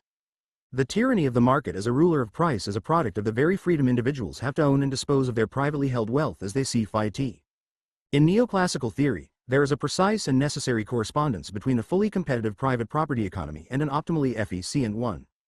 The insight of Adam Smith is retained in neoclassical economics. Each individual having the power, freedom, to act in his or her own self-interest will be led as if by an invisible hand, the fully competitive market, to actions that produce the maximum wealth, efficiency, for a society of individuals. Recall that when individuals maximize utility subject to given market prices and income, the private marginal rate of substitution between any two consumption goods is brought into equality with the ratio between their market prices. Let us write such an equilibrium equation for each of the many different individuals in a society. Mrs. P.P. A1212 equals Mrs. P.P. B1212 equals Mrs. P.P. C1212 equals Mrs. P.P. N1212 equals, where Mrs. A12, MRS B12, MRS C12, and so forth, stand for the different marginal rates of substitution between commodities 1 and 2 for individuals A, B, C, and so on. Since each one of these individuals is, of course, unique, the marginal rate of substitution between any two commodities is unique to each as well. Yet these equations point to a striking fact. All of the private, unique marginal rates of substitution are brought into equality with a common price ratio. Utility-maximizing buyers all face the same price ratio when confronting that market. It follows that their private rates of substitution must then be set equal to market price ratios and thus to one another. The competitive market has forced this equality, which may be formulated as follows. Mrs. A, B, C, N12 equals. Let us then summarize this key neoclassical conclusion. As each individual, A, B, C, N, maximizes his or her own selfish interest, there results, as if by some mysterious force, an equality among the private abilities of individuals to substitute one good for another. What is this mysterious force? The answer is clear. It is nothing other than the competitive market. First, the competitive market permits each person to make exchanges for the maximum gain possible. Then it brings those gains into balance or harmony with one another. The resulting equality of marginal rates of substitution is neoclassical theory's precise definition of an efficient distribution of consumption commodities among individuals in a society. This distribution of commodities is considered to be an efficient one, phi RST, because each and every individual has reached his or her highest feasible preference curve. Each has therefore made the most of the market opportunities faced, and in that sense each is best off. Second, the resulting equality of individuals' different marginal rates of substitution means that it is not possible to improve the welfare position, the consumption gain, of any one individual, without simultaneously damaging some other individual's position. Therefore, neoclassical theory has shown that no other possible result could improve upon this particular competitive market solution. In that sense, the achieved distribution of commodities among individuals is optimal. Let us now turn to the production side of the economy. Recall that each producing unit is also assumed to act in producer's own self-interest by maximizing profit Ts. Each unit has the complete freedom to produce any quantity the producer desires. As a result, the quantity chosen by each producer indicates that this is the point at which its marginal cost of production equals the given market price. What then determines this market price, if individual producers have no power over its determination? The summation of all phi RMS individual supply curves produces the aggregate supply in the industry producing that commodity. Firms' individual supply curves result from their respective profit maximizing behavior, namely from before P equals MQ. The summation of individual demands from all the utility maximizing consumers produces the aggregate demand for the commodity produced in that industry. Together, the two aggregates determine the price that confronts each individual producer and consumer in an economy as a given, phi GER 2.17 A and B. Let us write the equilibrium conditions for the production of commodities 1 and 2 by each of the many, that is, n producers in that economy. 12 PMCA 11 equals, PMCA 22 equals, PMCB 11 equals, PMCB 22 equals, PMCN 11 equals, PMCN 22 equals. We may now bring together the two sides of the story told so far.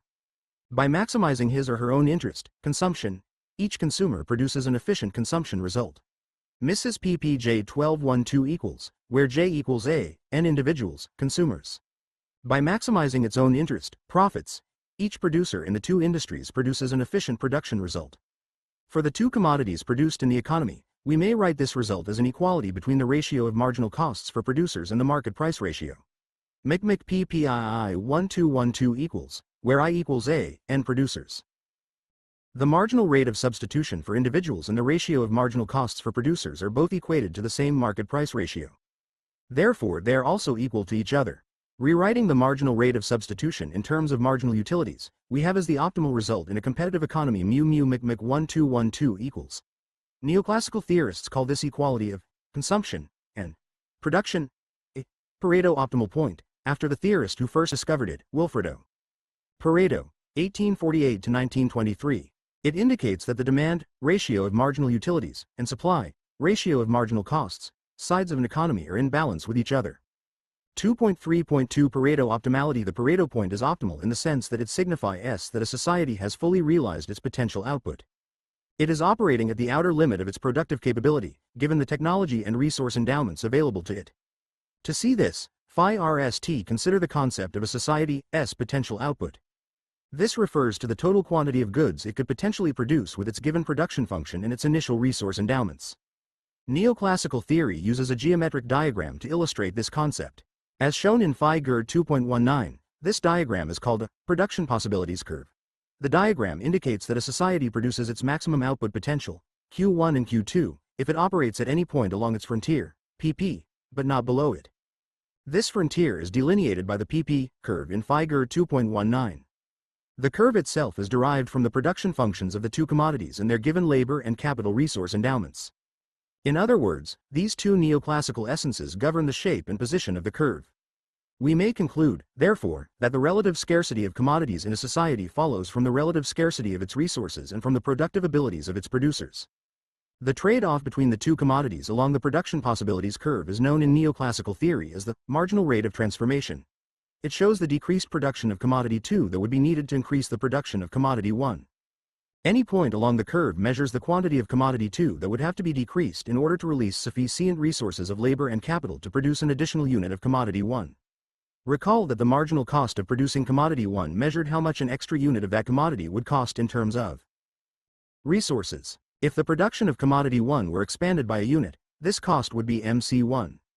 By the same logic, if the production of commodity 2 contracted, the marginal cost of resources saved would be MC2. The ratio of MC1 to MC2 relates the extra cost of resources required to produce one more unit of commodity 1 to the resources released by reducing the total production of commodity 2 by 1 unit. This ratio of marginal costs is therefore the same as the marginal rate of transformation, for they both measure the opportunities and costs that a society confronts when it considers producing more of some and less of other commodities, that is, moving along its production possibilities frontier. We may substitute the marginal rate of transformation for the ratio of marginal costs and write the Pareto optimal point simply as MRT12 equals Mrs. 12. In a competitive economy where each individual maximizes his or her own utility and his or her own profit TS, an equality between this utility maximizing, MRS, and this profit T maximizing, MRT, behavior will result. At this point, the citizens of the society, the various utility and profit T seekers, will have available to them the maximum wealth possible. The fact that Mrs. 12 equals MRT 12 means that the allocation of resources throughout the economy is Pareto optimal. However, if these marginal rates were not equal, then it would be possible to increase the welfare possibilities of commodity 2, Q2. Commodity 1, Q1, P. PO Figure 2.19a Society-S Production Possibilities Curve. Sumption by means of a reallocation of resources. In other words, an inequality between these two marginal rates would indicate that consumers preferred a different output mix in the economy than the one produced. For example, suppose that the equated marginal rates of substitution of consumers equal 1 phi FTH. This means that individuals in the society are willing to give up 5A units of commodity 1 for each unit of commodity 2 gained. Suppose that the marginal rate of transformation at a point on the PP curve in Figure 2.19 is 1/3. This means that 3 units of commodity 1 must be given up to produce an additional unit of commodity 2 in the society.